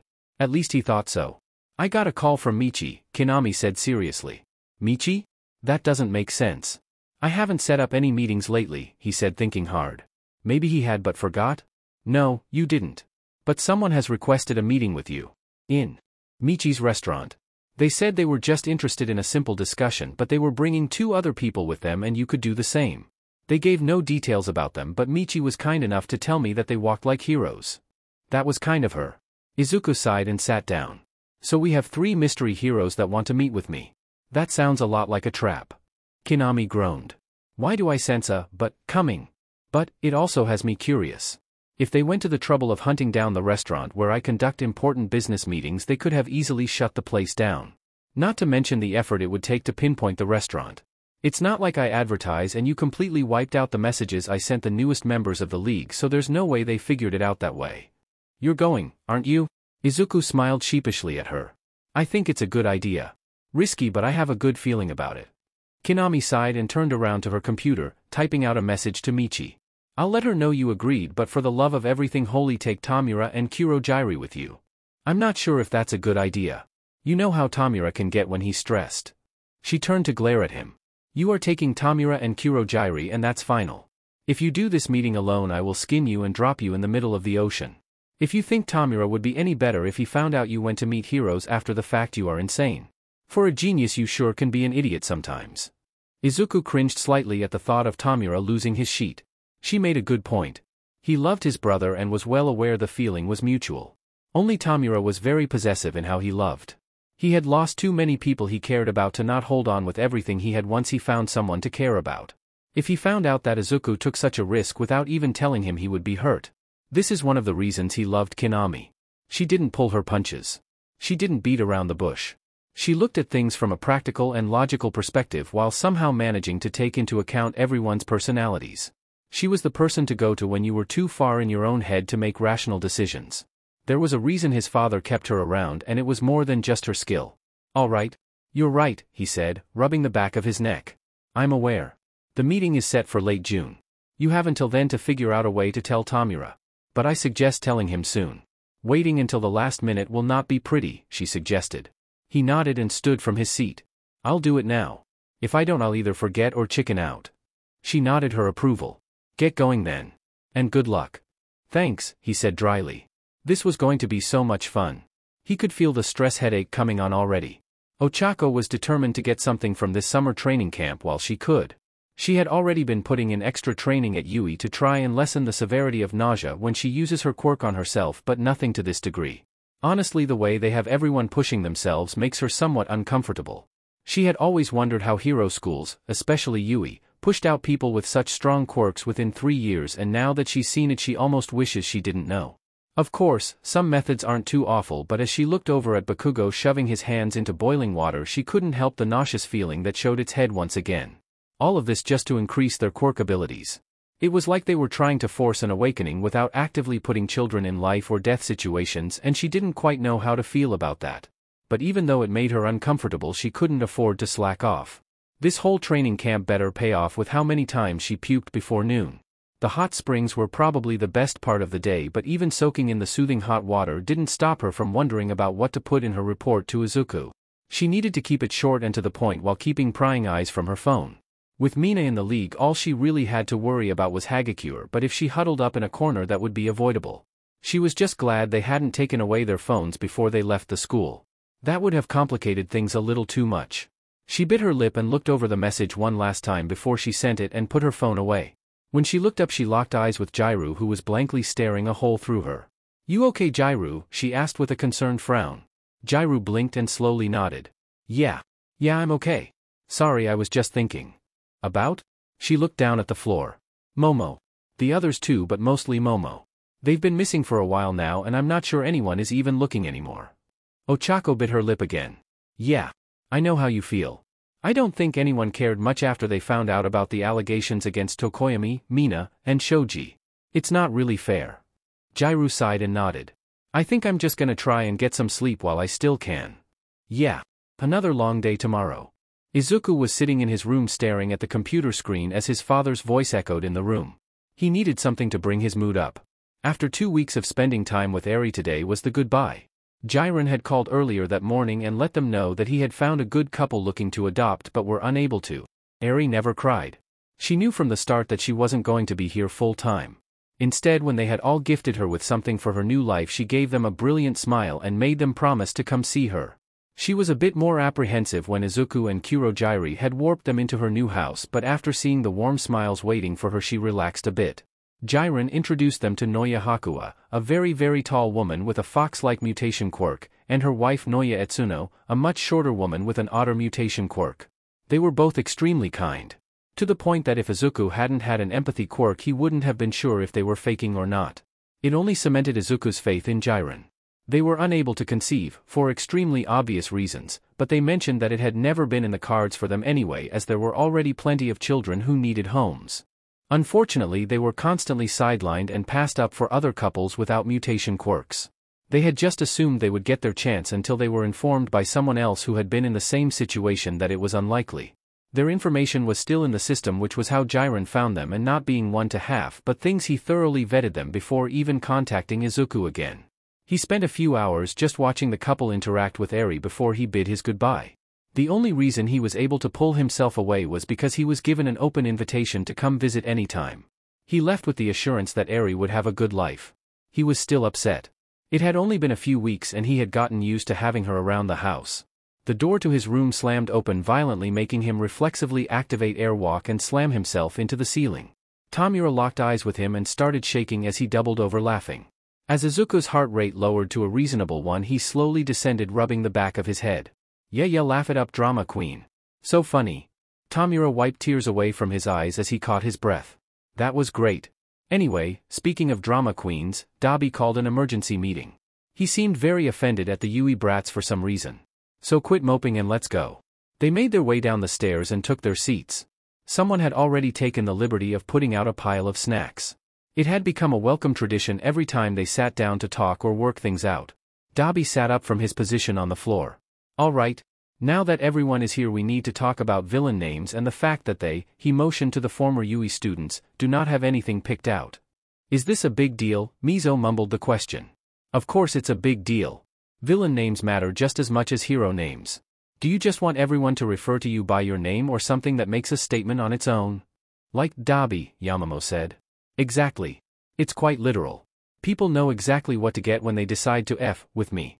It acts as a warning almost, Dabi explained very seriously.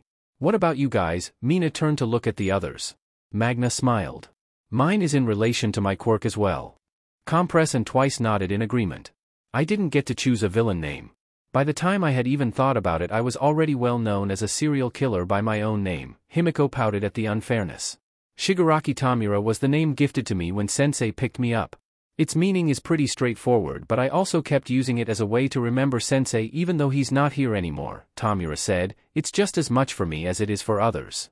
When they turned to Izuku, he smiled. It's pretty self-explanatory. All for One is the name of my quirk. It was also the name my father went by when he was alive. I took it up myself so people would take me seriously when I became a villain, but also because I wanted to honor my dad. Ultimately the decision is yours, but if you need suggestions, we're all here, and so is Google. What about Ochako? Mina asked. I don't think we've heard her villain name. She chose Polaris. A beacon in the dark. Someone you can always look to for guidance. It's actually very wholesome for a villain name, Izuku chuckled.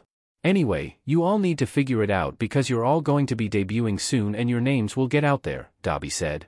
So most people go with something that has to do with their quirk, Ijiro questioned. Essentially, yeah. But you can choose whatever you want. Just make it good. They all shrugged and started contemplating names before Mina shot up in her seat, her phone clutched tightly in her hand. Yamamoto. I have the perfect name for you. Your enemy. Your enemy? Ijiro asked with a look of disbelief on his face. No, silly. Mina flipped her phone around to show him. Your enemy is literally a creation goddess. Although I do like the pun. Yamamoto smiled as she leaned over and got a good look at the search results. I like that. I think I'll go with it. I think I'm just gonna go with Red Riot, Ijiro says. You're keeping your hero name? Denki asked. Yeah. It does mean something to me and I think it still translates well. If it ain't broke, don't fix it, Magna agreed with a smile. I'm going with Blackout, Denki exclaimed. Harbinger, Mizo said quietly. You should go with Eldritch, Fumi, Ijiro said. It's badass and it suits you and Dark Shadow pretty well. Fumi tilted to look down at Dark Shadow, wordlessly asking her opinion before he nodded. That works. Though we suggest that Mina go with Venom. Mina hummed as a smile spread over her face. Venom, huh? I like it. Venom it is. Well, that's settled. Are you happy now, Dabi? Izuku asked with a teasing grin. Yes. I am. All is right in the universe, he replied seriously. I swear, I thought the magician was dramatic but you really take the cake, Tamura said. Shut up, Krusty. Don't make me get the staple remover burn unit. Izuku had practically been buzzing with excitement since he got Ochako's text. They were being supervised by the wild pussycats, there was no way he was missing that. So he changed the plans around and now Tamura was staying back while he and Kurojairi took Compress, Magna, Twice, Toga, and Dabi to the forest camp. He wasn't going to miss this opportunity when it was handed to him on a silver platter. He secured his mask over his face and looked at the others who were going on the mission. He had decided against any former Yui students going for the simple fact that they were so new to this and he didn't want to risk them getting caught. They had all agreed pretty easily. Would you calm down? You're freaking me out with all the pacing. No, do it some more. Twice said while he tugged at the edges of his mask until they were tucked under the collar of his costume. Sorry. I'm just excited. The timer on his phone went off and he grinned. Kurojairi. Warp them in. What about you, Izu? Himiko asked. I'm going to a different area. Personal side quest. He really couldn't help his excitement. The Vanguard Action Squad shrugged it off and went through the open warp gate. Kurojairi quickly opened a gate for Izuku and he launched himself through it. He landed near silently on the dirt. A few meters to his left was one of the wild pussycats. The moment he laid eyes on her he launched toward her, not giving her enough time to do anything but face him. In a single second he latched onto the shimmering teal light that was her quirk and yanked. He managed to catch her before she hit the ground and carefully propped her up against a nearby tree. As he stared down at Ragdoll's unconscious body he could help the twinge of guilt. She had always been one of his favorite heroes. He just couldn't pass up the opportunity to get his hands on Search. He had been in a near frenzy when he found out the wild pussycats were going to be there and he would have a chance at the rescue hero's quirk. Now the frenzy had died down a bit and he knew he could attribute it to not using his quirk in the past few weeks. But he couldn't dwell on these things. He turned to the forest and activated search. A flood of information hit him and brought a smile to his face. This quirk was truly amazing. So many possibilities. Especially when combined with his own quirk. He made his way through the forest toward the nearest pair of students he could feel. He would be a fool to pass this up. They were supposed to make a statement after all. He had no idea just how much time had passed as he wandered through the forest, but he managed to pick up 4 more quirks to add to his collection. He didn't know much about them yet, but he would gladly take the time to pick them apart sometime after the mission was over. He walked casually into a clearing and glanced around. Magna and Twice were there along with Mandalay and Tiger. Pixie Bob was currently unconscious and pinned underneath Magna's magnet. He paid little attention to the hero's alarm as he made his way over to Magna. He could feel his quirk begging for more and well, who was he to deny it? He savored the feeling of a new quirk sliding into place as if it had always belonged to him. He took a breath, faced Magna, and said, "She won't be an issue anymore." "What did you do to her?" Tiger shouted, the worry evident in his voice. Izuku didn't bother answering but turned to look at the two before his eyes landed on Mandalay. He would love to get her quirk while he's here. It's not like they won't eventually get them back, and surely a few pros could deal with a vacation from hero work. He made to take a step forward when the comms that AwkwaAMO made everyone came to life. Objectives acquired. Return to the rendezvous point. Leave it to Mr. Compress. "Let's get going," Magna said while walking away from the clearing with Twice in tow. Izuku bit back his whine but followed quickly. He would just have to try again another time. After all, with Ragdoll's quirk in his hand, the wild pussycats were at a severe disadvantage. Soon enough they were all gone. Had it not been for the blazing forest fire and the missing students and quirks, it would be as if they had never set foot on the training camp site. When recounting the events from everyone's point of view, Tamura let out a snort and said, "Why didn't we just send Compress there? He could have been in and out without anyone noticing." "I mean, the whole point was to make a statement." "Can't do that with stealth," Denki said.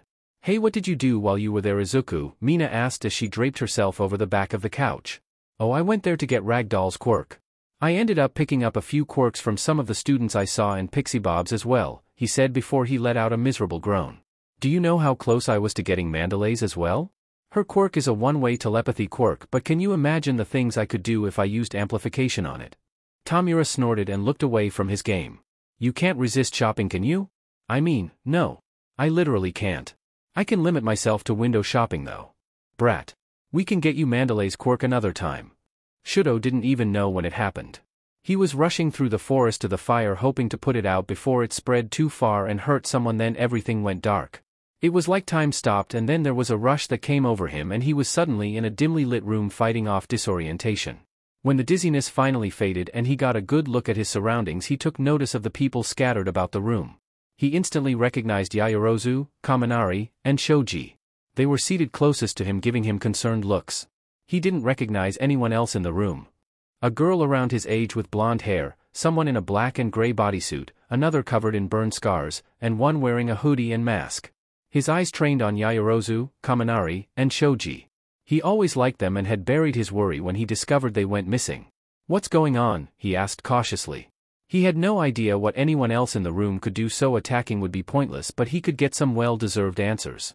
"We want to give you an offer, Todoroki," Yaoyorozu said. "What kind of offer would I even be interested in?" he bit out. They had just kidnapped him. He figured he had every right to be a little short with them. "We're offering you an escape from Endeavor," Burn Unit said, all while giving him a knowing look that only proceeded to bring a cold chill through him that had nothing to do with his quirk. "Why would you do that? If you're hoping to gain anything from a ransom, I can assure you the only thing you'll get is a trip to the hospital, if you're lucky," he said. That brought a chuckle out of the imitation raccoon. "We don't want to ransom you. We want to get you out of that BSTRD's house." "And why would you want to do that? What do you get from it?" "We get you. Of course you will have more benefits out of this than we will. You won't have to go through Endeavor's abuse anymore. If you're with us, he won't be able to lay a hand on you again. He won't be able to claim that it's simply training while he beats you into the floor. You'll have the freedom to choose what you want, and he won't ever be able to interfere with your life anymore." Shudo stared at him, trying to ignore the tenseness in his body as his voice came out a whisper. "What do you know about anything that I've been through?" He gave Shudo a bitter smile. "I know plenty. After all, I went through the same thing until your quirk came in." He felt his brain blue screen for a few moments as he stared at the man in front of him. He scanned over him intently. White hair. Vibrant turquoise eyes. Burns. Tuya, he wasn't sure if it was coming out as a question or a statement. He nodded. Yeah, Shudo. It's me. A hot wave of anger rushed over him and he couldn't stop the words flowing out of his mouth. You look like a discount trash panda. Who the hell did your skin grafts? Toph Beifong? The room was silent for a long moment before hysterical laughter shattered the tense atmosphere. Holy shit, Dabi. You need some ice for that burn cause you just got FING roasted. Kaminari was bent over clutching his stomach with tears in his eyes. Even Yaoyorozu had turned her head away with a hand over her mouth trying and failing to hide the shaking of her shoulders. Tuya sputtered, unable to form any actual words with a look of utter disbelief on his face. You know it's funny. I actually found him in a dumpster, the one in the green hoodie said behind laughter. Oh? Going back to your raccoon roots? How appropriate, he glared daggers at his older brother. You little sheet. I'm trying to be nice here, Tuya yelled. Oh? Forgive me if I'm a little irritated to find out that someone I thought was dead for years on end has been alive and mostly intact. Do you know what your death did to Natsuo? Even I could see how upset he was and I was kept away from everyone but Endeavor almost all the time, Shudo yelled right back all while ignoring the burning tears that had started leaking. Tuya seemed taken aback and glanced to the side with a grimace on his face. Do you really think that BSTRD would have let me back into the house? The only reason I'm alive is because someone took pity on me and helped me heal as best as I could. By the time I was healed enough to even go back it had been months and everyone thought I was long gone. Going back wouldn't have changed anything. I couldn't protect anyone in that house before and there was no way that was going to be any different the second go around. All the anger seemed to drain from Shudo, leaving him viciously wiping his eyes, unable to stop the tears once they came. What's it like? He whispered. It's worth it. I swear Shudo I would not lie to you about something like this. Being out of that house is like tasting freedom. You don't have to walk on eggshells. You don't have to be quiet. You don't have to be afraid. I promise, Tuya said softly. I really don't have to go back? No, you don't ever have to go back if you don't want to. That's why we took you. We wanted to give you the option to choose. You can stay or we can drop you off a couple blocks from the police station if you want. He shook his head. No. I want to stay. I don't want to go back there again. The one in the hoodie stood from his chair walking forward as he pushed the hood off before the mask followed. Shudo took a second to place his face but he managed. He almost thought he was seeing things until he got closer and recognized Katsuo. Albeit with a highly different color palette. Hey Shudo. My name is Izuku. Welcome to the League of Villains. The others can explain more while you head to the safe house and we can talk later. I'm sorry we can't talk more right now but we're running on limited time. Before you go I wanted to ask for your help with something, Izuku asked politely. He stared down at his friend and nodded. You've done more for me than you can imagine. Anything you need, just name it. Katsuki was wondering if karma let him get away with so much shit as a kid just so it could have the chance to really F him over now. He wouldn't have had a problem if he wasn't strapped to a chair with industrial-grade quirk suppressant shackles on his hands but the lack of access to either of his quirks was making him antsy. It didn't help that the crusty fucker from the USJ was acting all buddy-buddy with shitty hair and raccoon eyes. He thought they were missing, he didn't think they ran off to the league first chance they got. The hell are you doing, shitty hair? I thought you were better than this crap, Katsuki glared at the redhead. The sharp-toothed smile dimmed a bit as he turned his attention to Katsuki. Bakugo. He sighed, I spent my whole life wanting to do something that made a difference for people. I thought that Yui would give me that opportunity but it didn't. So I'm making a difference somewhere else. By joining the FING League of Villains? How does that make sense to you? I don't expect you to understand and I'm not going to sit here spelling it out for you. This is just something you're going to have to accept and move on. Shigaraki stood while putting his phone away. Time to go. He wants to have a talk with Bombs for Hands and Kurojairi is waiting for us. Katsuki watched them all leave the room completely confused. What was the point of taking him? Were they just going to leave him here to prove some point to Yui? Was anyone ever going to find him? Was anyone even looking? The door opened once more and the other fucker from the USJ walked in and pulled up a chair until it was a few meters in front of Katsuki. Then he just sat there and stared at him for a while. The F, do you want, mask freak, he bit out harshly. He would never say it out loud but the glowing eyes unnerved him. There was something in his aura that had won for all straining against the quirk suppressants. So you're still an a-hole? Glad some things never change, he said blandly. Katsuki's whole body froze as he kept his eyes locked firmly on him. This was wrong. Wrong. Wrong. So wrong. That wasn't possible. Not true. It wasn't. It couldn't be. Oh, sorry. I guess you wouldn't recognize me with the mask. He took the mask off and slid it into his hoodie.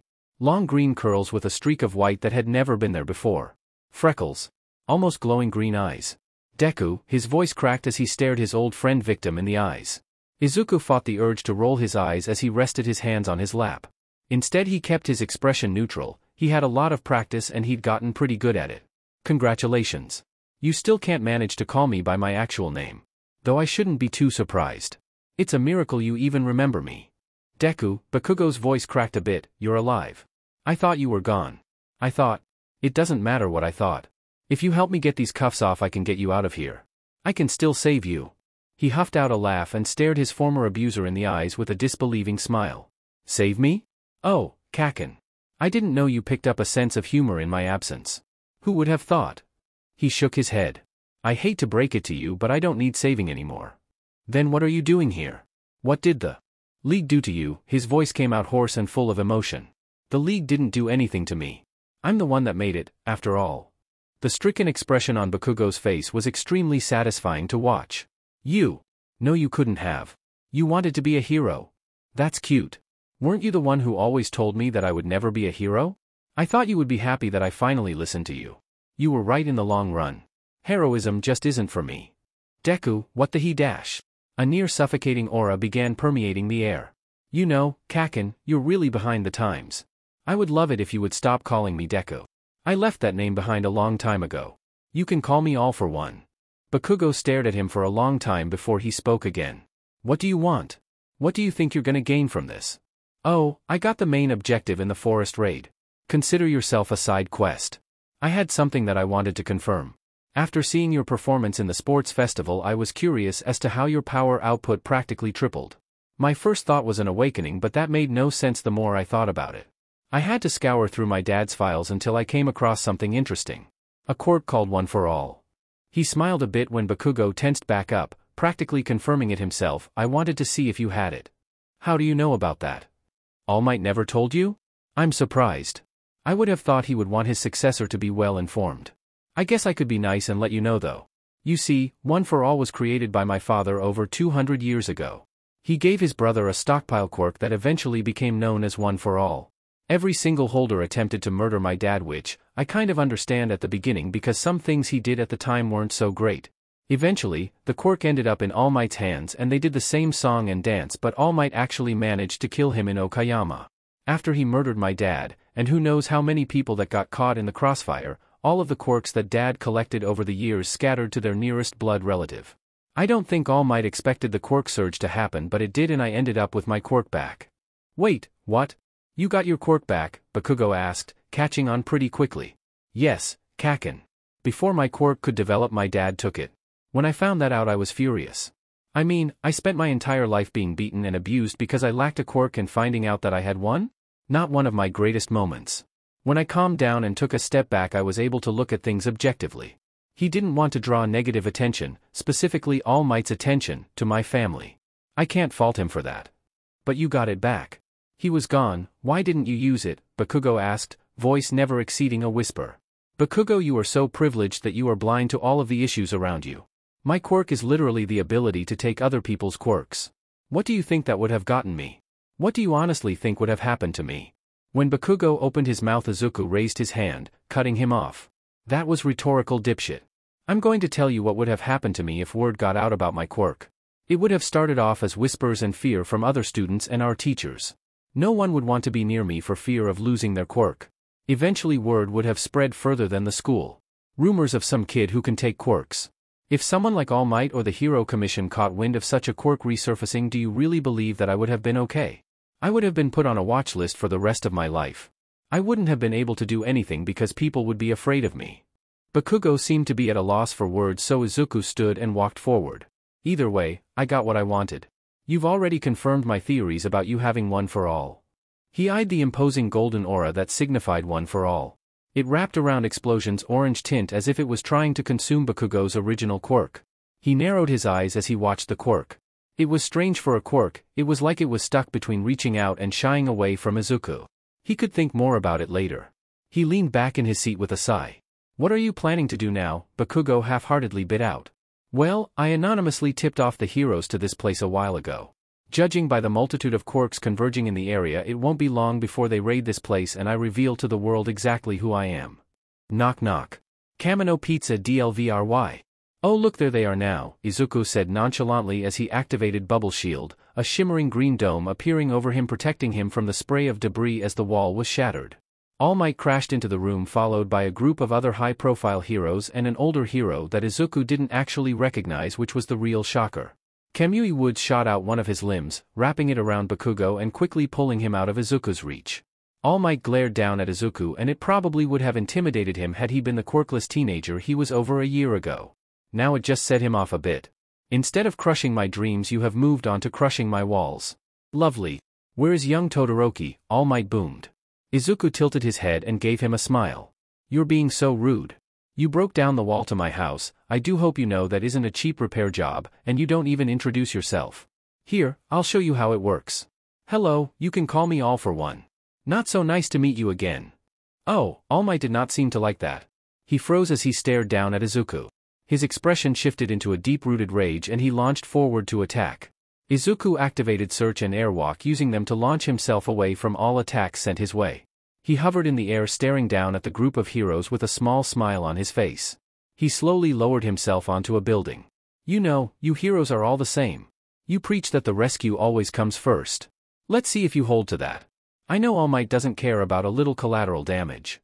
With that he slammed his hand on the roof and activated Overhaul, completely destroying the surrounding residential area, watching as the majority of the heroes got to work saving people from the rubble. He was left with All Might glaring at him as if he killed his puppy. I won't ask again. Where is young Todoroki? What have you done with him? He asked, well, more like demanded. A grin stretched across his face and he threw his right hand forward, sending off a glacier of ice that was effortlessly shattered by the number one hero. His fingers twitched a bit as he activated the fire on his left side. He would really have to thank Shudo for letting him borrow his quirk when he got back. Does that answer enough of your questions, All Might? All Might had a horrified look on his face before he bared his teeth and attacked again. Izuku didn't even need to dodge. All he had to do was activate Impact Recoil and send the attack right back at him. He wondered just how long he would have before Tamura got antsy and demanded that Kurogyri warp him back. When he caught sight of the news helicopter above them, he figured it wouldn't be too long. He activated Overhaul again and launched a volley of spikes until one lodged itself in the weak spot that Search pointed out. Not that he needed it to, he would never forget seeing the thick scarring layering All Might's side. The spike digging into his old wound seemed to make the pro hero deflate from shock alone. A spray of blood fell from his mouth as he held the area around the wound. Complete silence engulfed the area as they all saw what the number one hero had become. Izuku stared at him blankly.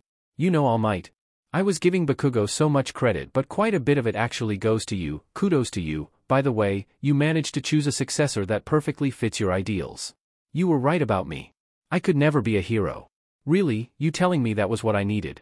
I never would have gotten so far, so I suppose I should thank you. Alas, I can't stay. I have places to be. He managed to finish his sentence right before a warp gate opened under his feet. His timing really was perfect today. Izuku was currently draped over his bean bag as per usual, the only difference was that Shudo had decided to occupy the extra space on it. He wasn't complaining though, the dual ice and fire user was like a heater. It was actually really nice, especially against his sore muscles. He hadn't mentioned it to the others because that was a recipe for disaster, but a few of All Might's hits had just barely grazed him. Even after giving one for all up, he was still a force to be reckoned with.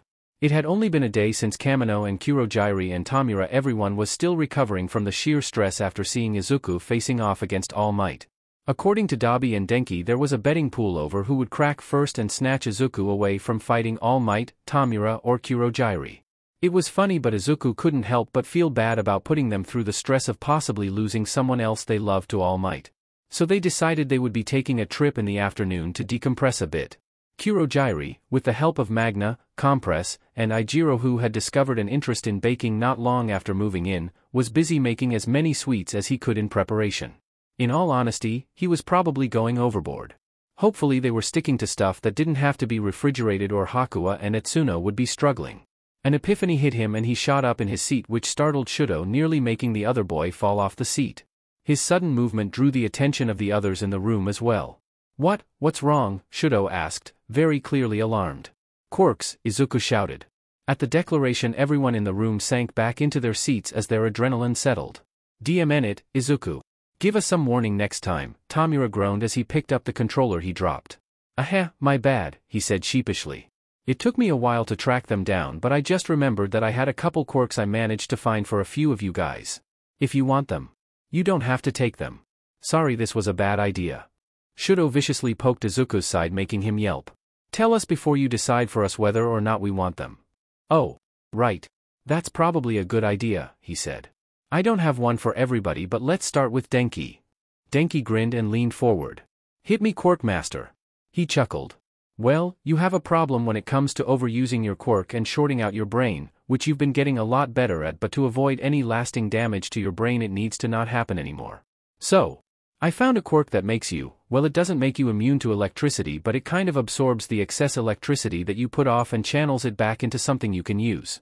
It could act as a quirk booster and it would allow you to go over your limit without shorting out or hurting yourself. Denki beamed at him. Why on earth do you think I would ever say no to something like that? That's amazing. So that's a yes? Duh. Of course it's a yes. Lay that quirk on me. Izuku smiled at the blonde. Alright, well, sit back on the sectional so you don't collapse and give yourself a concussion.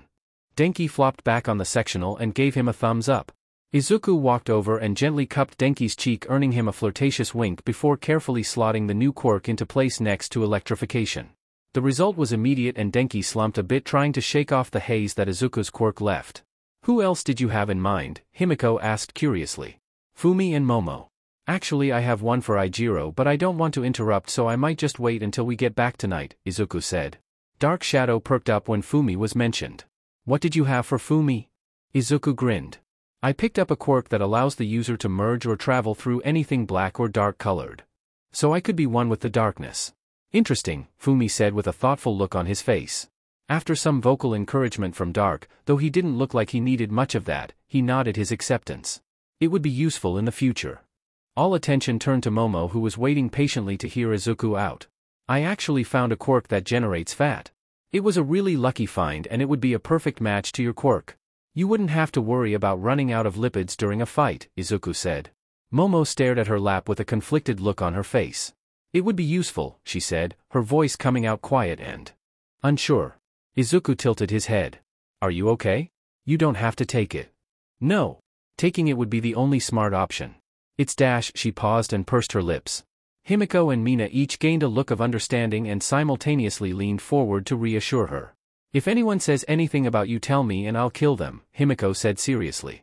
I'm not afraid to give someone an acid bath, Mina added. Momo laughed softly and looked at them. Yeah. Okay. She looked up at Izuku and nodded. I'll take it. You're sure? Izuku asked. He wasn't about to force a quirk on someone, especially not someone he cared about. Yes. I want it, she said without hesitation. Izuku handed the quirk over with little fuss. Sometimes people set him off, and anyone who had said anything about Momo's appearance in the past needed to be thoroughly strangled as far as he was concerned. But the matter was dropped and he spent the rest of the time they had left before their trip showing each of them the ropes of their new quirks. Momo had her entire life planned out the moment her quirk came in. She was homeschooled and personally trained in how to use her quirk for years until she was recommended to go to Yui. It was an interesting, albeit short, experience. She made friends. People who had her back no matter what, and she would do the same. It was why she turned in her withdrawal form despite the near-crippling fear of upsetting her parents. She knew they would probably have her back in school the next week, but she couldn't stand for what had been done. It felt so wrong to just sit by and let it happen. She wasn't quite sure what to believe when she got that text, and despite everything she was taught telling her not to go, she found herself boarding a train to an unpleasant side of town. A weight lifted off her shoulders when she accepted the invitation to join the league. She didn't want to stay at home that house. But being away from the suffocating strict atmosphere didn't remove the insecurities she had hammered into her. It didn't stop her from feeling awful every time she gained a pound, but it wasn't like when she was with her parents. She had people around her that were more than willing to help her through her bad days. She wasn't alone here. So when she was offered a quirk that would help her generate fat easier, she took it. It was better than feeling like death every time she pushed her limits the slightest bit. Tuya wasn't sure what to think about Izuku or the league in general at the beginning. Tamura reminded him of Natsuo without a doubt. The way he could launch insults back and forth with the blue-haired man was eerily similar to the fiery personality that Natsuo had. It was fun. Familiar. But Izuku was a different story. He couldn't place it at first, too baffled by the teenager that stared at him with an almost bored expression as he was holding fire hot enough to cremate a person in his face. He would even go as far as to say the teenager was unimpressed. Of course, when he got to know Izuku more, he realized that the teen was completely unimpressed with Tuya's initial reaction. Then the whole overhaul situation happened and he had his entire worldview shattered into a million pieces. The others said he was overreacting, but he felt like he was the only one reacting appropriately. The suffocating aura that somehow came from Izuku nearly put them all on their knees. All Tuya could see was his death. Hands gripping his throat. Burned alive by a scorching light. Struggling against the current as he was held underwater by some invisible force. Surely he hadn't been the only one to feel that? He was silently grateful that it was directed solely at overhaul. He couldn't imagine being on the receiving end of that aura. His crisis was minor compared to the sudden awareness that the teenager, the literal child, in front of him was the head of the underground. He was suddenly very glad he was on the kid's side. Eventually he came to the conclusion that the only person Izuku could possibly remind him of was a very set-off Fuyumi. He nodded at that comparison. That was definitely it. Kurojiiri was a man of many talents. Most of those talents he gained after his terrifying near-death experience as a teenager. While he was far from fond of being crushed by a building, he couldn't bring himself to be upset with what he got from it. Pain radiated everywhere. There was nothing that didn't hurt, and every little motion only exacerbated it. The tears leaking from his eyes stung the tiny cuts on the side of his face, but it was nothing compared to the sheer agony that was his chest. He knew he joked about feeling like he'd been hit by a bus after some intense training sessions before, but this kind of pain was so much worse, and that was all he could think to compare it to. "You're awake, good," a baritone voice said from beside him. In a single moment all the pain he was feeling vanished, leaving behind a pleasant numbness. Oboro opened his eyes as best as he could, only able to register blurs and shapes. His eyes wouldn't clear up anymore. He could barely see a thing. "Don't panic. It will only make you bleed out faster," the voice said before he even had the time to panic. It was gentle but firm. Soothing. He felt himself calming, as if panicking wasn't even an option after the voice demanded he stay calm. "What?" His voice came out raspy and quiet. "Hush. I will ask a few questions. Try to stick to yes or no. Would you like to know why you're here?" "Yes. You were crushed by a building during your internship? I know I ripped the band-aid off, but we need to hurry while we still have time left. I have a way to save your life. The only thing is that it would severely alter your appearance, and it would be unlikely that you would be able to return to your old life once the process is complete. Yes, if you want to go through with the procedure. No, if you would prefer to pass on." It was at that moment that he realized he wasn't in a hospital. He couldn't bring himself to care about the details as he contemplated his options. He knew that one day he would die, and it would likely be as a hero, but he thought he would at least have been able to finish school. To see the kind of heroes his friends would become. He felt more tears come. He didn't want to die. Not yet. Yes. He would never regret his decision that day. He woke up much different than before, but he felt amazing. Like he had never been in an accident. His new life was strange and one that took adjusting, but he found that he enjoyed it in a way that he never enjoyed heroics. He found hobbies in cooking, baking, and repair. Granted, most of these hobbies were because he was tasked with raising a 5-year-old with a destructive quirk, but he really did enjoy them. They brought contentment and peace and a sense of accomplishment. He raised Tamura and did jobs for Sensei whenever he was asked. He had a life he loved. He had an odd family as well, but he loved them too. Sensei's sudden death rattled him, but he had a job to do, and with his master's death he gained another family member he had only heard stories of. Tamura and Izuku thrived together. They bonded quickly, and before the day had even ended they were already plotting world domination, or at least the domination of Japan. It was heartwarming. After the League was created, his family grew even more. More and more outcasts. People thrown away or deemed useless or terrifying by society. Most of them were children, and that made Kurojiiri's blood boil. A bunch of children shouldn't have to fix the problems of the world. But they also couldn't go back to the world they lived in, so Kurojiiri did everything he could to make sure they were taken care of. Luckily he wasn't the only one who saw things that way, and Compress, Magna, Twice, and even Dabi helped him do what he could. They had all been there at one point themselves. He would always miss Shoyuta, Hisashi, and Namiri. He still kept tabs on them when he could, and there was always going to be a hole from their absence that no one could fill, but the League eased that pain bit by bit. He loved the moments of peace. Moments where he could watch his family and relax because they still had the time to be kids. Today was a good example of that. Everyone piled through one of his gates into the Noya household, where they were welcomed with open arms. He watched any and all lasting tension in his family vanish as Eri and Izuku made a game of playing with Prism. Before 30 minutes had gone by after dinner, everyone was sporting a vivid array of colors and patterns on their bodies. Momo was sporting a golden serpent wrapping around her arm, and she wasn't the only one with a tattoo. They were laughing and eating dessert and enjoying life, and it gave Kurojairi the time he needed to relax. To push his worries to the side long enough to enjoy the moment. "You okay?" Hakuya asked as she took a seat beside him. "Yes, of course. I'm enjoying the moment," he replied serenely. "It's hard, isn't it?" she asked. He turned to her with a curious tilt of the head. "What do you mean?" "Watching them do the right thing. I can't say I disagree with what they're doing because people are finally putting the pieces together. I can say that I do not enjoy that it took a bunch of kids being dealt some of the worst hands imaginable for people to get their heads out of their buttes." He sighed softly. "Yes, I agree with you. It is hard. That's why moments like these are so important. Moments where they don't have to deal with the pressures that are placed upon them. Moments where they get to be the children they are. If you ever need to remind them that they are children and they can act like it, bring them back here. I think it's good for them. It's good for Eri as well. She has trouble relating to most of the children in her class because they haven't been exposed to the horrors of the world yet. You are all welcome here. At any time, day or night." Hakuya looked away from the children to stare him in the eyes. "Thank you," he said softly. "I appreciate that." The rest of the night passed peacefully and Kurojairi went through his nightly routine with a smile on his face. He wandered through the house quietly checking on the children, a habit he still wasn't keen on breaking. When he came to Tamura's room, he quietly peered into the room, seeing his charge snoring loudly, slumped over his desk.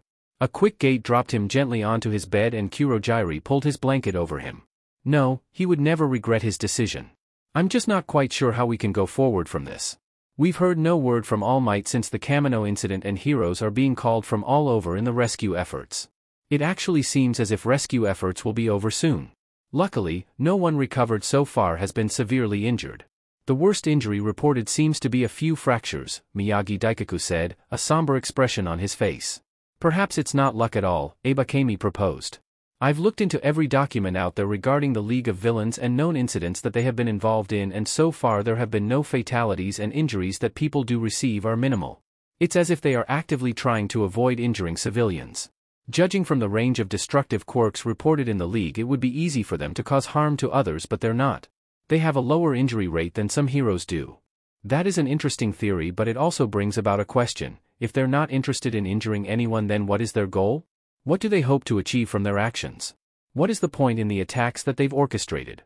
Well, whatever their goal is, they've certainly pointed out serious flaws in the current system. There is a concerning lack of preparedness for actual organized crime. It seems our time relying on All Might has only made heroes and civilians alike complacent and unable to act when necessary. But civilians are unable to act in general. The severity of quirk laws prevents such things. If someone tried, they would be charged with vigilantism or possibly even villainy. We should consider that current quirk laws could be a part of the problem. The severity of quirk laws prevents civilians from even defending themselves in many cases. Do you not remember the home invasion incident that resulted in the homeowner convicted for unlawful quirk usage despite the fact that the intruder wasn't injured in any way? The last time most of these laws were revised was over a century ago. As you know, time changes things, and people, so laws need to change to reflect our current society. I'm not saying hand out hero licenses to every civilian that requests one, but we can all agree that certain laws are outdated and frankly detrimental at times."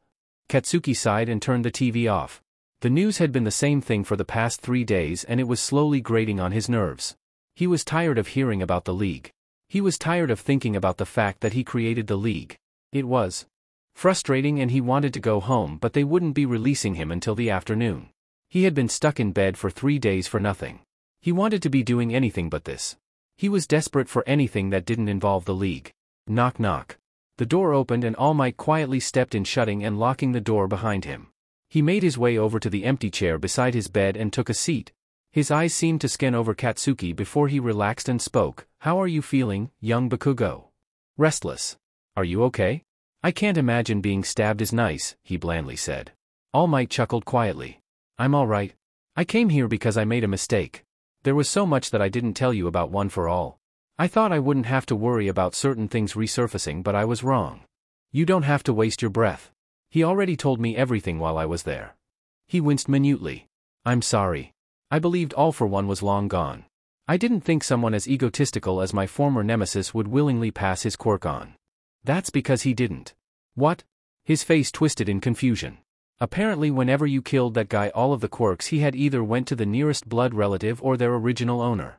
Including the quirk he had taken from his son when he was a kid. All Might sat back in his seat, an array of emotions flashing across his face. I suppose that does make sense. It certainly seems logical considering his track record. It was quiet for a long time. I knew him, you know, Katsuki whispered. He couldn't do this anymore. If he thought he felt bad about Izuku's death before, now he just felt worse. Knowing that he was out there and alive and happy. Without him. Because he was a monster to someone who was his friend. There was an air around Izuku when they were in the bar. Confidence. He wasn't as tense. He wasn't trying to make himself smaller, less of a target. He was happy. He faked his death and left everyone and everything behind, and he was happy because of it. Because no one hesitated to make his life miserable. What? His name is Midoriya Izuku. We grew up together. Our moms were friends. I even met his dad before he left for work or whatever his excuse was. He was diagnosed as quirkless when he was 4, and it was like everything changed overnight. My boy, what does this have to do with anything? I ruined him. You know how many times I beat the hell out of him? I did this to him. I made him into this. I beat him and screamed at him and destroyed him because it was fun for me. And who was going to stop me? No one. Because no one cared about the quirkless kid who just wanted to help people. The last day I saw him I told him to take a swan dive off the roof and pray for a quirk in his next life. My boy, what dash? Are you proud, All Might? Are you so happy with me? Why did you choose me for this? I chose you because you moved when no one else did. You knew it wouldn't benefit you if you went after the 0-pointer, but you did it anyway to save that girl. That is why I chose you. Katsuki stared at him in disbelief. Are you kidding me? That's it? That's how you decided who would get your all-powerful quirk? I hate to burst your bubble, All Might, but I didn't give a shit about that girl. The only reason I moved was because I thought maybe if I saved her I wouldn't feel so guilty. That I wouldn't feel so bad about calling him useless every single day. I thought I wouldn't feel so bad about telling someone who was supposed to be my friend to kill himself. So congratulations. You gave your quirk to a fraud. You are not Dash. I didn't even want this quirk to begin with. I was just fine with my own quirk. You should have chosen someone else because I didn't ask for any of this. I didn't ask for this quirk. I didn't ask to inherit your apparent grudge match. I don't want it. All Might's expression hardened. Young Bakugo. You made this decision on your own. Just like you made the decision to torment someone. You made the decision to accept the quirk I offered to you, and in doing so you agreed to uphold the legacy that I have created and everything that comes with it. And that involves ridding the world of All for One. Katsuki stared up at him horrified. You want me to kill him? His voice barely came out a whisper. If it comes down to it, you have to do what's best for the world. The moment you accepted my quirk, that became your sole responsibility. It's no longer about what you want anymore. It's about what the people need, and they need someone to look to. Someone to keep them safe regardless of the risks. You accepted my quirk and everything that comes with it without hesitation. I expect you to act befitting of the future #1 hero. Killing All for One is a necessary evil that comes with that position. The world is better off without that quirk, and who knows what damage he will do by the time you're ready to fight him. He didn't say anything. He just turned his attention to his lap and tried not to flinch when All Might stormed out of the room, slamming the door shut behind him. He didn't want this. I'm sorry. I think I misheard you. You want me to do what? Kigo asked.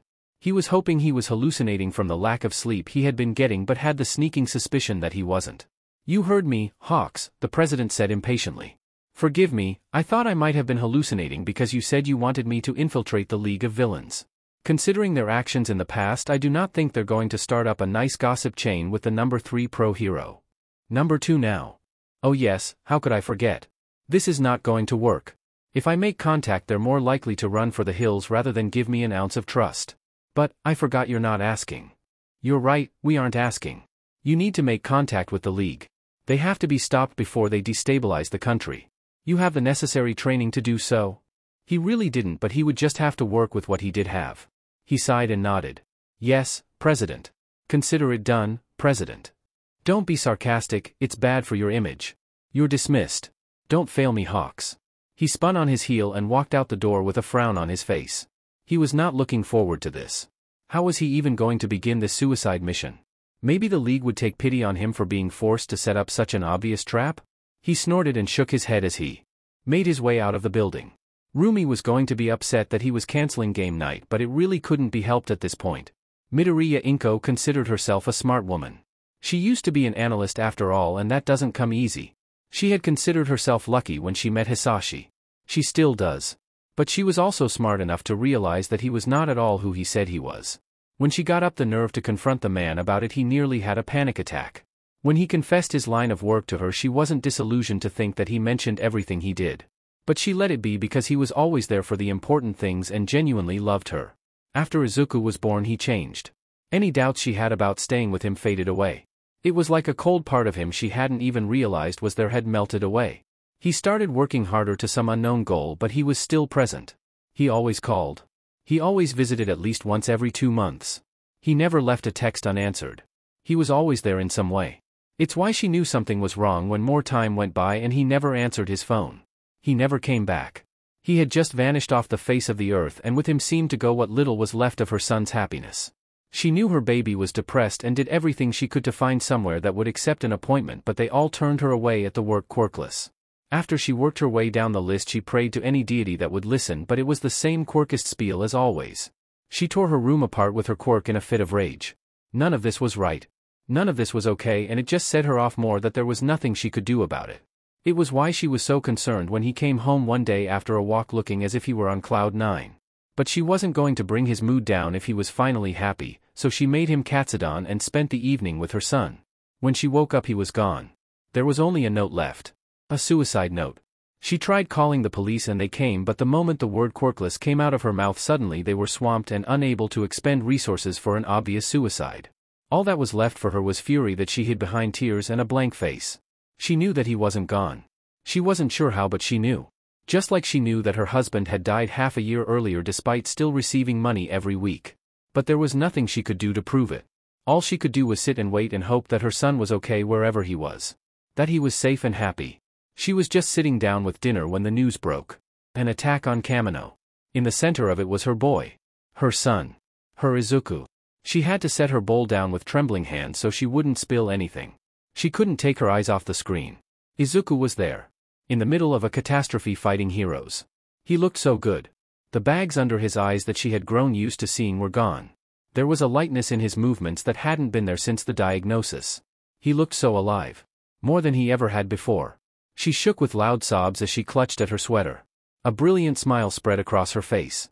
He was okay. He was happy. It felt like a weight had been lifted off her shoulders. She could finally breathe again. She didn't care that he was a villain. That never stopped her from loving Hisashi, and it sure as hell wouldn't stop her from loving her son. Her precious son who was dealt a death sentence at the age of 4. Her precious son who was repeatedly crushed because people couldn't handle that he was going to do something great whether they liked it or not. No, she didn't care about some villain title. Even if she couldn't be there for him, she would always support her son. And if the people that tried the damnedest to crush him paid the price, then as far as she was concerned, karma was doing its job. Izuku sat down across from Shudo and Dabi, crossing one leg over the other. He gave them both a sweet smile. Now, I know we talked about things we wanted to get done earlier, but I have a personal side project for the two of you, if you're up for it, that is. They glanced at each other before turning back to him. Shudo seemed willing to let Dabi do the talking on this one. What do you need us to do? How do you feel about burning Endeavor's career to the ground? I've been waiting my entire life to hear those words. He wasn't sure when he closed his eyes, but one minute he was in his hospital room and the next he was surrounded by shadows. They wrapped tightly around his body, nearly strangling him, and curled viciously around his mouth, leaving him unable to speak. The shadows extended out, lightening and taking the shape of a dingy room filled with chairs, most currently occupied. A wall spanned the far side with a single door. Someone had stuck one of the chairs under the doorknob. For what reason he had no clue. Bakugo Katsuki. 9, a man with snow-white hair and glowing green eyes said. He was staring Katsuki down with a carefully neutral expression. When the man talked, a series of loud bangs on the blocked door echoed violently through the room.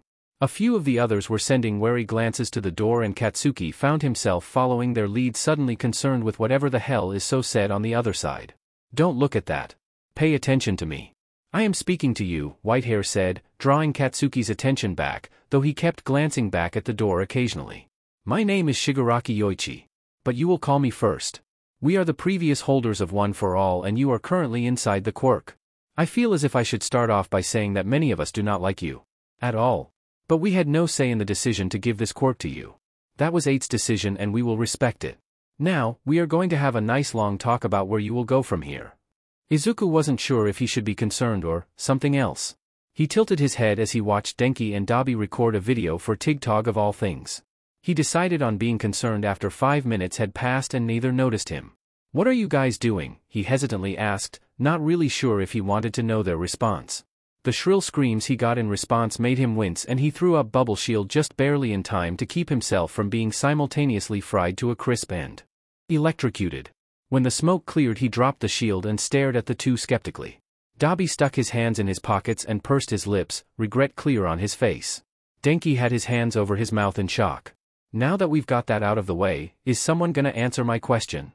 Tuya stared at the blonde pro-hero in front of him, trying his best to fight off the amusement bubbling up in order to keep a bored expression. "Okay, let me get this straight. You want me to set up a meeting with you and All for One?" "Exactly. I want to join the league.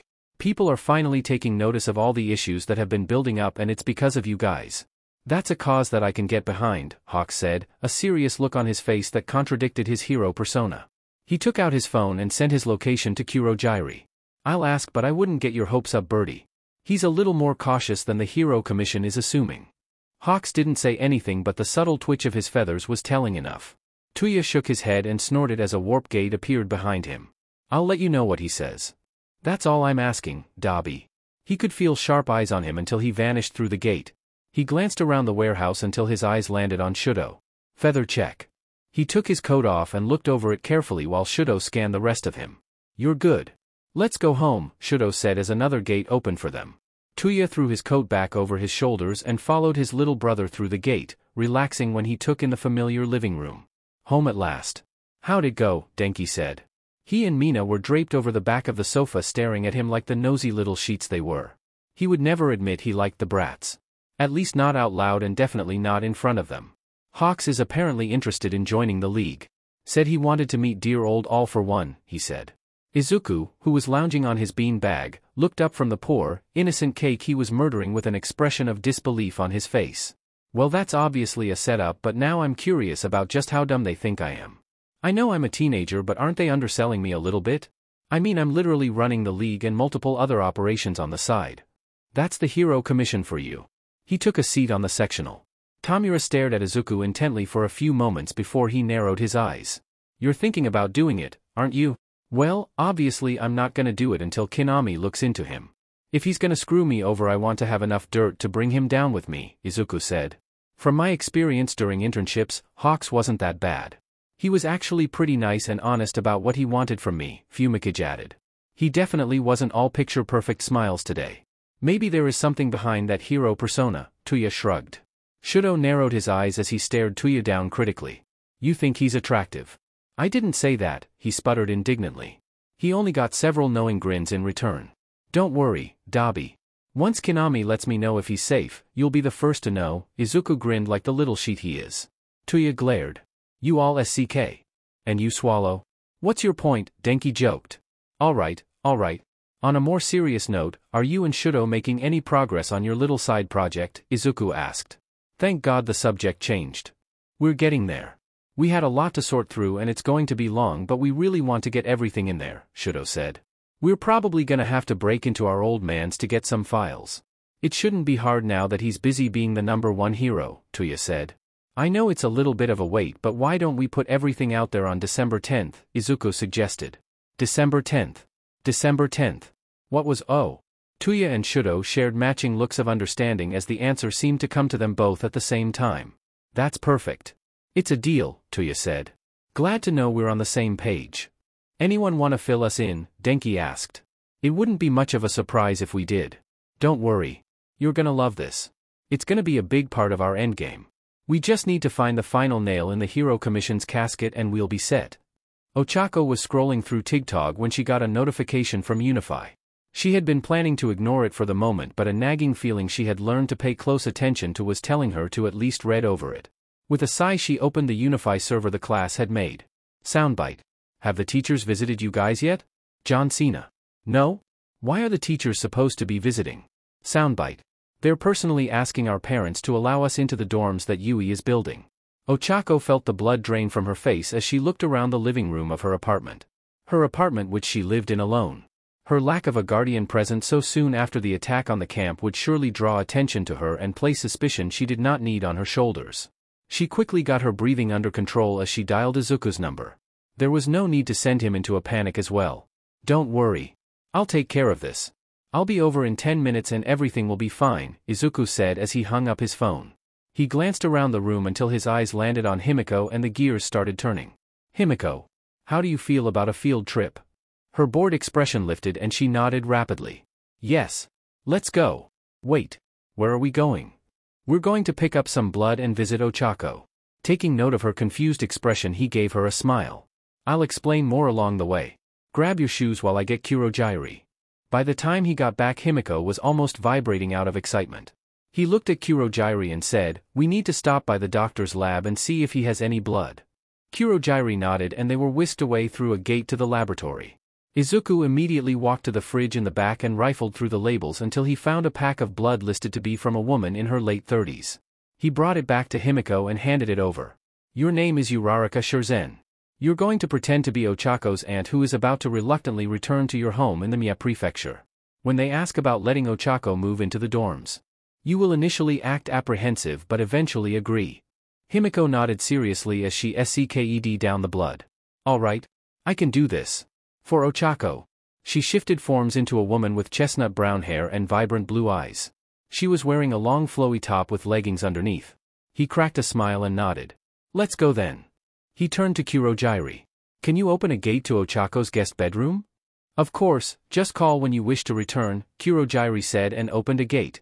The room was pretty plain, all things considered, but it was also not used as Ochako would probably gravitate to the more open areas of the apartment.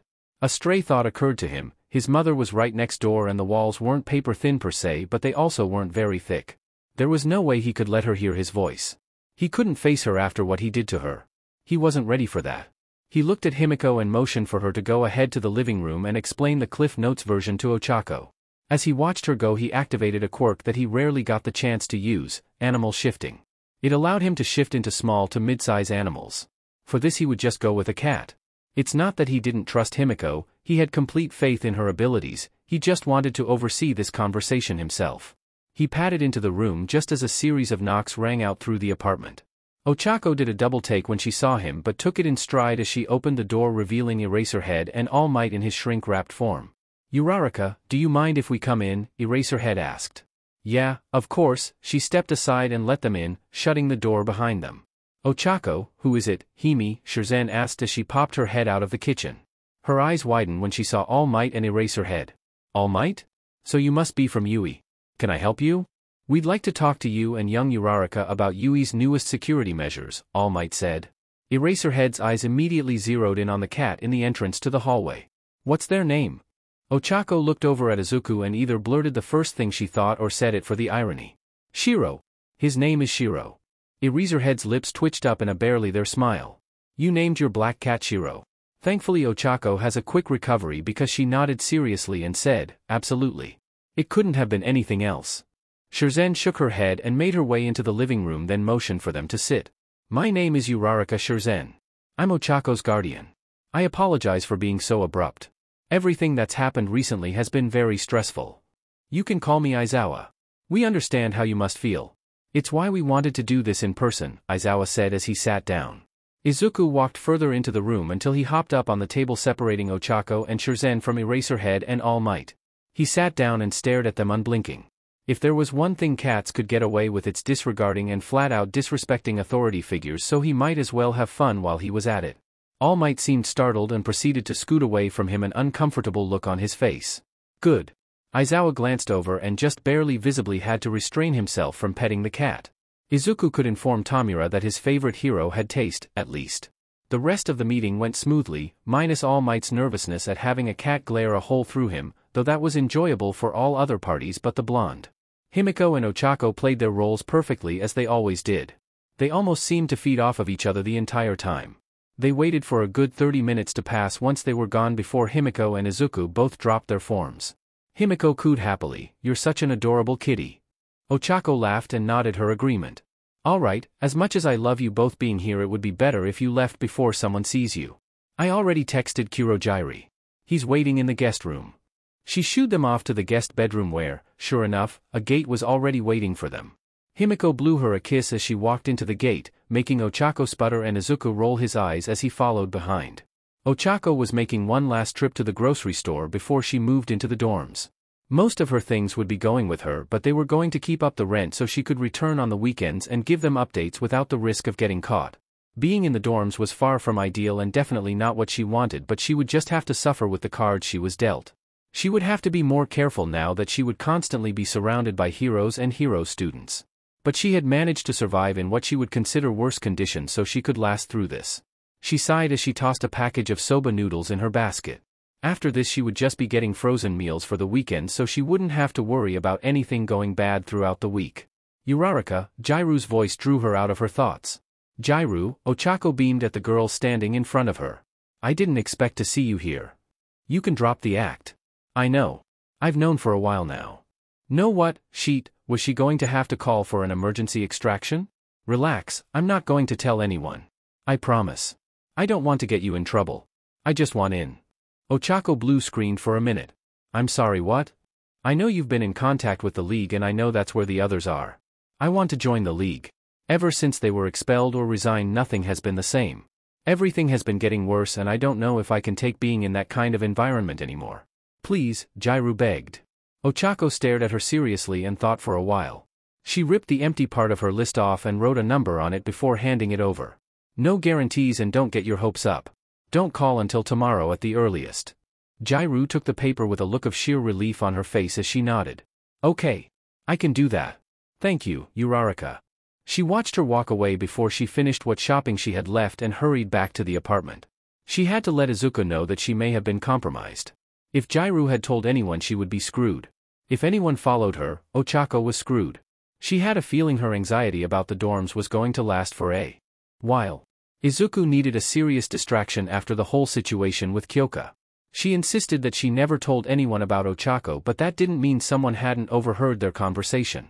He didn't like Ochako going into the dorms, especially with the uncertainty. So he went to what always brought him some comfort and threw himself into the videos his dad left him. He didn't always pay attention, just enjoyed his dad's soothing voice. Much like he was doing now. He was too engrossed in his own thoughts. At least not until he heard a vaguely familiar name in passing. Makia. His father had mentioned a Makia sometimes when he came home. He tilted his head in thought. He could look through the endless video files, some hours long, to figure out who Makia really was, or he could just ask the doctor. He was leaning toward the option that didn't involve as much effort on his part. He was feeling a bit unmotivated. Sue him. His decision obviously made, he activated his warp quirk and popped into the laboratory with a shout of, "Doctor." "Oh, there you are." The doctor had jumped a foot in the air and was clutching onto an empty tank with a hand over his chest. "Young master. I feel I should tell you that while life force extends the duration of my life far beyond the average human, I still have the same health risks as others in their 60s.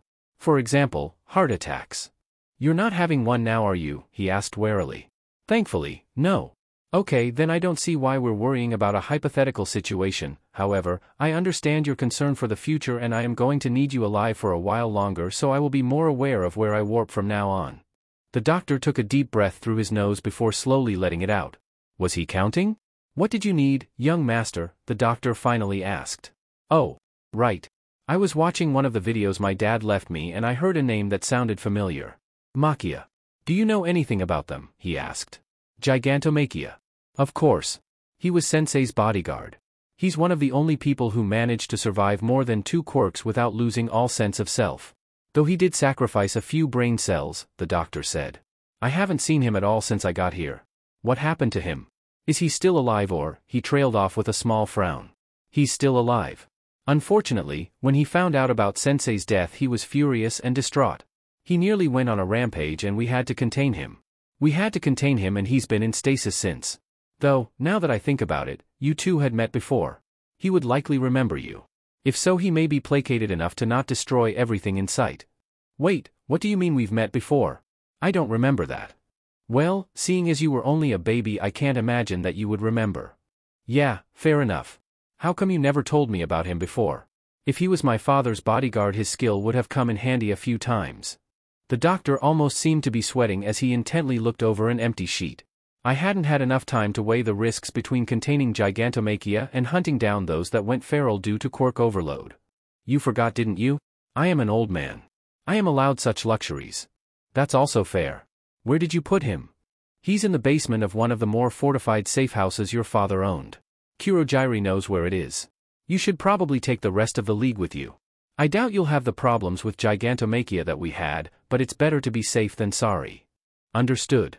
Thank you, Doctor. With that he warped back to the house, landing in the living room. Kurogiri. He called as he laid eyes on him in the kitchen. Kurogiri's eyes drifted away from the book he was looking over. Yes, Izuku? We're going on a mission. Kind of. I think it qualifies as a mission at least. Anyway, we need to wake Gigantomachia up. He spewed the words out of his mouth rapid fire. Kurogiri stared at him blankly for a moment before he sighed, almost slumping slightly. Are you sure this is a good idea? I feel like we should at least give him a chance. Very well. I will gather the others. Several warp gates opened in the living room and various people were kidnapped from their rooms. Izuku immediately averted his eyes when Momo and Kyoka landed in a heap on the sectional. He tried to ignore the voice in him that was screaming, "I told you so." Kyoka swiftly recovered and sat up with a groan. Is this a normal occurrence? She asked. No, only occasionally, Momo replied as she fixed her hair. Why were we yoinked from our rooms this time? Denki lazily inquired. We're going on a, hopefully quick, mission. We're going to pay a visit to one of our other safe houses, Izuku said. Speaking of, this is one I've never heard of before. Mind filling me, and by extension everyone else, in Kurogiri? It appears as an abandoned warehouse, but there are several large highly secured floors underground. It was the only place that we could fit Gigantomachia and keep him under. Normally he would be able to hide with one of his quirks, which allowed him to dig through the ground, but he wasn't in the mindset for it at the time, Kurogiri explained. So, once we had him sedated, he was moved to the underground facility for long-term residence. I suppose we shouldn't waste any more time then, Shudo said, sticking his hands in the pockets of his hoodie. Kurogiri nodded and opened a gate for them. Lights flickered on in the facility as they walked through it. Resting in the corner of the room they warped to was a very, very large man. Safe bet was that this was Gigantomachia. Kurogiri immediately confirmed that as he moved forward and started the process of waking the hulking man up. It will likely take a bit before he wakes. I suggest you find a way to entertain yourself for the time being. But stay alert. We don't want him to bring the building down on us, Kurogiri said. If you looked closely you could see the minute change of expression into a grimace. Yeah, there was definitely some trauma there. Well, this is one mission that's gonna be uneventful. Sorry, Kyoka. You're not getting the real league experience, Mina said as she plopped down on the floor. I really hope you did not jinx us by saying that out loud, Kyoka replied with a wary look on her face. Relax, we'll be fine, Momo said. I don't know, I'm with Kyoka. You all are bound and determined to push our luck, Dabi said. Izuku, who had taken a seat by Tamura, chuckled as he watched them all go back and forth for a while. Who needed television when your friends were a lot more entertaining and you didn't have to pay for a show? Kyoka and Shoji stiffening up and turning their gazes to the wall was what alerted the rest of them to the shift in the air. Izuku blinked and tensed himself when he felt a gust of air brush past him. He slowly turned to look behind him and came face to face with the giant, who was very much awake and staring at him with a look of awe. It's a little lord, Makia cried, his booming voice almost shaking the room. Hello, Izuku said. How eloquent. Hitoshi felt like every day that passed his anxiety only got worse. Of course it had been there when he got the letter admitting him to the hero course, but it eased up ever so slightly after the quirk assessment test when he miraculously didn't get expelled. It had been brought back with a raging vengeance once Mina, Shoji, and Tokoyami had been expelled and everything seemed to feed on it. He tried to ignore the whispers, it was all the same. He was used to it and he would have loved to shove the fact that he made it into the hero course in the face of those bigots, but he couldn't do that. People like him didn't have that luxury. He didn't need to give anyone an excuse to boot him. It probably wouldn't be so bad had it not been interfering with his one-on-one training with Aizawa. But the anxiety just worsened the insomnia. He couldn't tell how much sleep he had gotten over the past week because he spent so much time trying to drown out the voices screaming all his insecurities and fears at him. It was just enough to make him sloppy. A vicious kick to the side had him doubled over, fighting the urge to vomit. He could practically feel Aizawa's burning gaze on him. One glance up and sure enough Aizawa was staring him down with a frown. That's enough for today, Aizawa said as he made his way over to a cooler set off to the side. He shook his head. No. I can keep going. A water bottle was held in front of his face. That wasn't a suggestion. It's non-negotiable. He sighed and reluctantly took the water bottle from his mentor, who took a seat on the floor next to him. You want to tell me what's going through your head? Aizawa asked before taking a drink. Hitoshi bit his lip, staring at the ground. Well, staring was being generous. It was more like glaring. A soft sigh came from beside him. Kid, I can't help you if I don't know what's going on. Talk to me. It's what I'm here for. He took a drink of his water while he thought about how to word it. I'm worried about my place in the hero course, he managed to mumble out. Your place? Shinso, you've more than earned your place in the hero course, Aizawa said. So did Mina, Shoji, and Tokoyami. The topic can be avoided, but it doesn't take a genius to figure out why they were expelled. Judging from what I know of Principal Nedzu, it would be downright hypocritical of him to expel them without valid reason, and he doesn't strike me as the type. That means it's someone higher up that's demanding this. Who's next on the list? Mineta quit, so he's safe. Tsu has a simple mutation that's fairly harmless, same with Ojiro. I'm pretty sure the only thing that's saving Koda is the fact that his quirk is almost reassuring in a way. Who doesn't like a quirk that allows someone to talk to animals? Aizawa sighed as he ran a hand over his face. You're right. Unfortunately, there are some people who are on a witch hunt. They started with Ashido, Shoji, and Tokoyami. With the fact that they clearly targeted the wrong people, they're still looking. There is a chance that you could be next on the list, but there is also a chance that they've completely moved on from Class 1A. Either way, I don't want you to think that you have to go through this by yourself. I'm in your corner, Shinso. I promise I will do everything I can to protect you. Hitoshi peeked over at his mentor. I hate to continue to bring the mood down, sensei, but what if you aren't enough? When people are throwing themselves into a witch hunt, they don't tend to care about who gets in their way. You could end up going down with me. His mentor sat there for a long time staring at the ground. Shinso, there is a very important lesson that you need to learn. It's never going to be easy, but you cannot let yourself be consumed by the what-ifs of the world. What if is a question that is never fully answered, because by the time one what if is resolved, 3 more pop up in its place. Unless you have a quirk that lets you see every possible future there is, you will only drive yourself crazy. I know getting rid of those thoughts is hard. They will always be in the back of your mind, but you have to do something to distract yourself from them, because if you don't you will burn out, and there is rarely any coming back from that in this field of work. Aizawa turned to look him in the eye and gave him a small smile. Remember, kid, you don't have to do this alone. You have me and Mike. You have Uraraka as well. At the end of the day we are all on your side. Hitoshi tried to fight the stinging tears but ultimately failed. God, he was so tired. Aizawa stood and pulled him to his feet. Come on, kid. Let's get you back to the dorms so you can try to get some sleep. You need to be in top shape to train. Hitoshi stopped at the entrance to the dorms his mentor guided him to and looked back at Aizawa before he could disappear. Sensei? Yeah, kid? Thank you.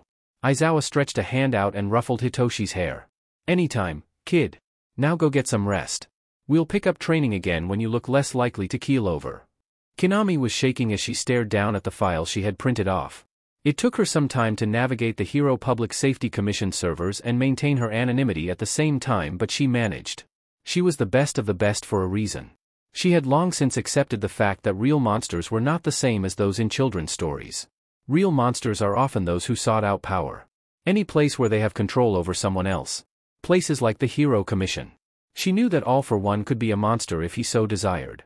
What made her loyal to him to begin with was his firm decision that there were some lines that were not to be crossed. Traffickers were completely obliterated in Japan. If he caught wind of one of his men being an abusive fuckwad, they mysteriously went missing. Of course, she had no reason to believe that. Those lines existed for him before he met his wife, and she was well aware that he was a manipulator at his core. What she respected the most was that he appeared to change. She didn't even have to witness it. Not when she heard the whispers around her. The tiny fragments of information on the internet. Of what he was like before, cold and jaded and tired. She decided to give him a chance, and she was never disappointed. She would always count her lucky stars that he thought her snarky comments were amusing, though. One day, where he had paid her very sleep-deprived self a visit and requested something, she had let a sarcastic "yes sir" cataclysm slip from her mouth. She had never shocked herself out of being tired before, but if that hadn't done it, then the raucous laughter that came from her boss would have. Her loyalty was only cemented when she met Izuku, or the baby cataclysm as she so fondly called him. Late-night conversations about plans. About what he wanted from the future. She couldn't wait to see everything he laid out come to fruition, and she was more than happy to help him achieve it. He was like the little brother she never had, and she adored him. It was why she didn't question it when he asked her to find everything she could on Hawks. She used the basic search she did with all other heroes and came up with a fat load of nothing. All she found was that he was trained by the Hero Commission, which the notion of that had dread pooling in her stomach. But this was her job and she rather enjoyed a challenge every once in a while, though there were some people she wasn't going to touch with a 10-foot pole, like Nezu, because she knew how to pick her battles. As she delved further and further into the Hero Commission, she felt ice sink into her veins. Videos, audio files, written reports. There was a massive amount of incriminating evidence of torture and abuse and several flat-out violations of human rights. She had grabbed every file that she could and copied it to her computer. With shaking hands she printed it all out. There were so many pages she had to ask Kurogiri for an emergency DLVRY of paper and ink for her printer. She had to call Izuku. He wasn't going to like this. Kigo was not a paranoid person. Well, maybe he was a little paranoid, but that paranoia had given him an awareness of the world that he enjoyed having. Ever since his meeting with Dabi he had a feeling that things were going to change for him. He never got his hopes up.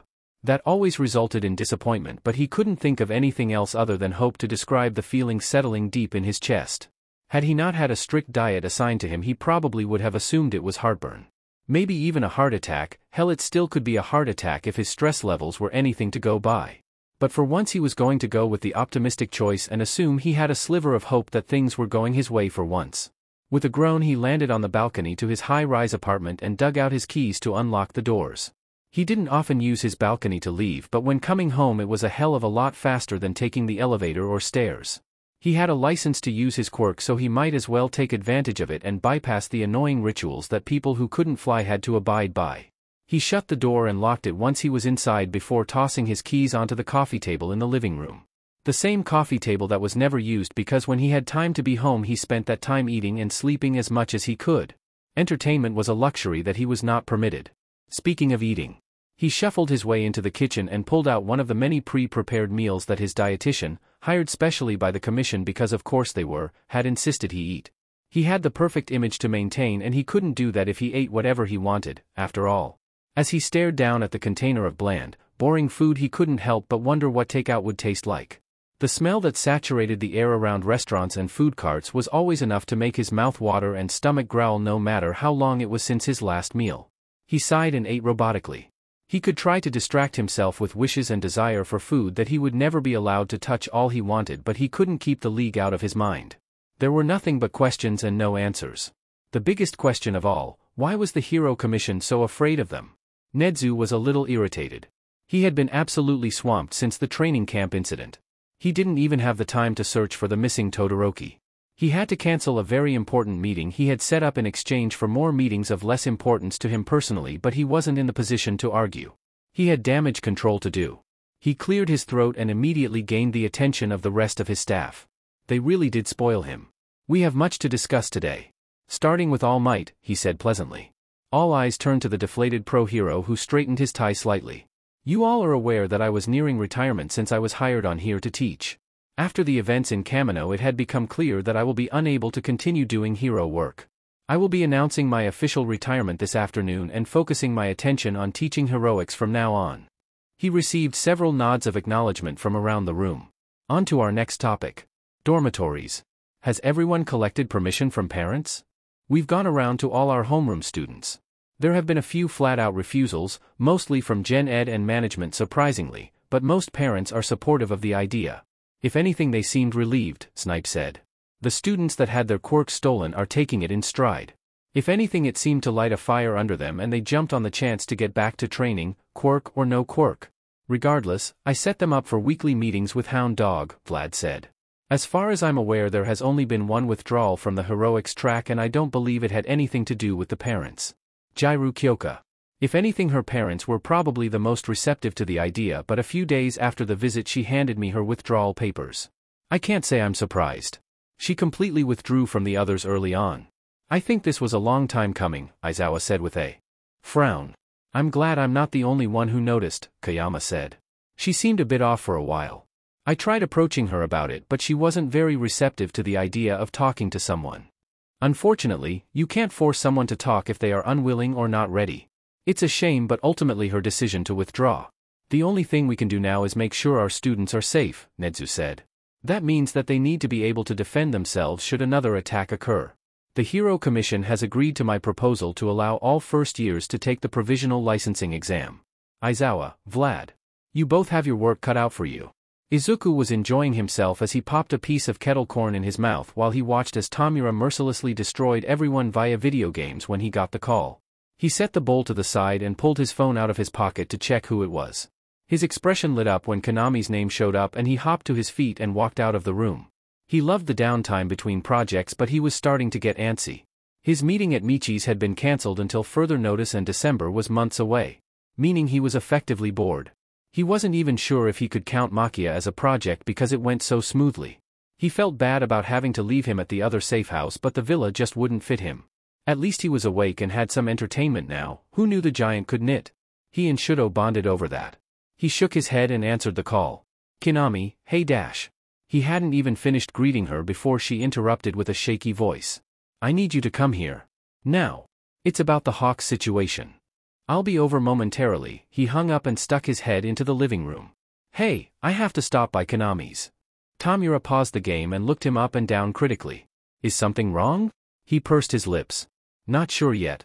I'll let you know when I get back. Be careful, brat. Ah, Shiggy does care. Such a good big brother.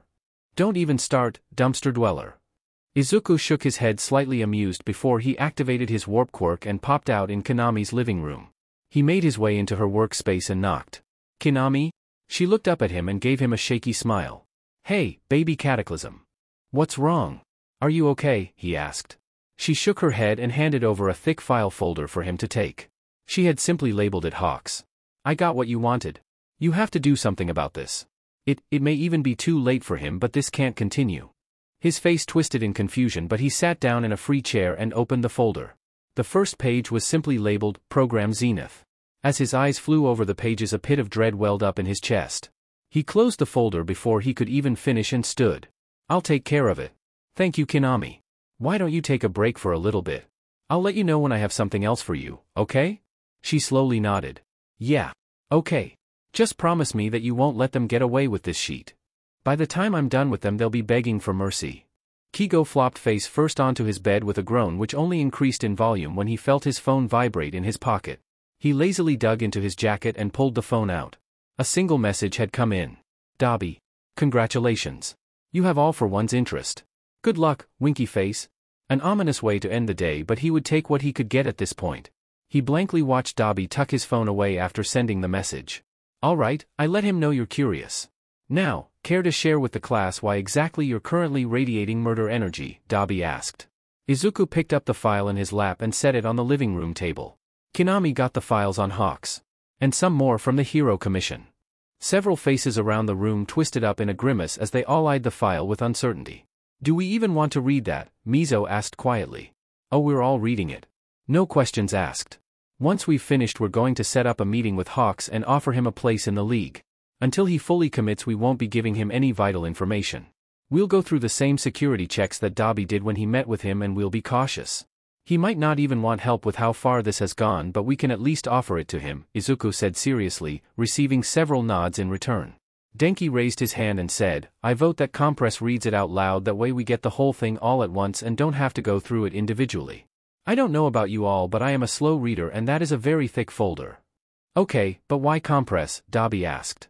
Because anyone else would have a very sore throat afterwards, and he doesn't read sheet in the most boring monotone voice in the world, Shudo said before taking a sip of his coffee. You little sheet. I swear I'm gonna grind you into dust one of these days, Dabi hissed out. Shudo looked him up and down critically. I think you'll need to work on your cardio before you try. It would be really embarrassing if you started chasing me and had an asthma attack 3 steps in. Tashinori had a lot of regrets. Since Kamino they had done nothing but consume most of his waking thoughts. It was so exhausting. It was safe to say that he had not been having a very good time lately. The discovery that All for One was not as dead as he thought shook him to his core. Though he supposed it made sense for someone else to take up the mantle. But he had believed that he had finally rid the world of that horrible Quirk, only for another to pop up in its place. Worse, they had no idea the limitations of this new version. They had no clue if it was an exact replica of the original or if it had mutated as most Quirks tend to do.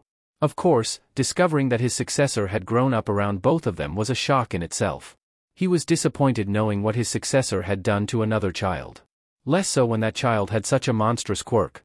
He briefly wondered if they would have to deal with this mess had young Bakugo finished the job in middle school. Now, Nezu had set up a meeting between the staff of Yui and All for One's mother. He was not enjoying himself at all. But he had years of practice controlling his anger, and so he schooled his face into something blank as he sat at the table. The door was opened and a woman walked in. She had dark green, almost black, hair half pulled up and deep green eyes. Something was nagging at the edge of his brain as he stared at her. She looked so familiar. So much like his master. Aizawa was right behind her, shutting the door so no stray ears could listen in on the conversation that was to follow. Mrs. Midoriya. Thank you for agreeing to meet with us. Please, take a seat, Nezu said, gesturing to the extra seat at the table. Of course, she said in a soft voice while she took her seat. It was a bit unclear as to why you asked me to come here, though. We simply wanted to ask you a few questions about you and your son, if you don't mind. Her expression became a bit more guarded at that. All right. Have you had any contact with him recently? No, I have not. Before he left, was there anything different about his behavior? She took a deep breath before nodding. Yes, he started acting off after the AwkwaAMO incident. I wasn't sure what was wrong and he wasn't about to tell me either. It was like that for months until the day before he left. He came home that day so relieved. I hadn't seen him so relaxed since before his diagnosis. Diagnosis? Yes, when he was 5 he was diagnosed quirkless. He was crushed. I'm sure you all can imagine what happened after that. Toshinori couldn't ignore the indignation flooding his veins. I'm sorry, I don't quite understand. I myself was a late bloomer for much of my early life. Yes, being quirkless is a tragedy, but nothing about being quirkless is bad enough to warrant anything this monster has done since gaining a quirk. The room was dead silent as all eyes focused on him. Everyone was staring at him with various expressions of disbelief. Piercing green eyes stared at him as if seeing through his soul. Midoriya was giving him a look of controlled rage.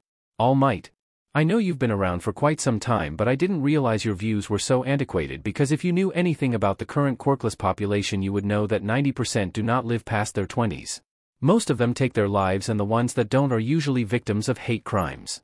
My son was beaten and abused on a daily basis in a place that he should have been safe. He did his best to hide it from me because he doesn't like to worry people, but when you have to replace the contents of your first aid kit 3 times a month, it's hard not to notice. Did you know every single time I got a call from the school it was either because my son was a disruption to the other students or to complain about his performance? My son, who was quiet and kept to himself most of the time, was somehow always the instigator. The problem. You want to sit there and call my son a monster, but it has become well known that no one has ever died from an attack by the League of Villains. How many people have been considered collateral damage in fights you've participated in? I can guarantee you that my son is a hell of a lot smarter than anyone ever gave him credit for. The fact that no one has died means that he has no interest in killing anyone. I don't know what it is that my son wants. I don't know what he's after. I do know that whatever it is, he will get it. There is no doubt in my mind that he will reach his goals because that is who my son is. That is who Izuku is. So you can call him a monster all you want, but it won't matter in the end, because whatever wrong he is trying to correct matters more than the opinion of a bigoted, washed-up a-hole like you. Midoriya stood and glared down at Toshinori like he was worth nothing more than the dirt on her shoe. If that's all, I think I'll take my leave. She turned to the door, anger permeating her small frame. I apologize for the uninformed words. I just have one last question, Mrs. Midoriya, Nezu said. She stopped and glanced back at him. What is it? I have been unable to find any records for Midoriya's other than you and your son. Was Midoriya your name or your husband's? It was my husband's. My maiden name was Shimura. Is that all?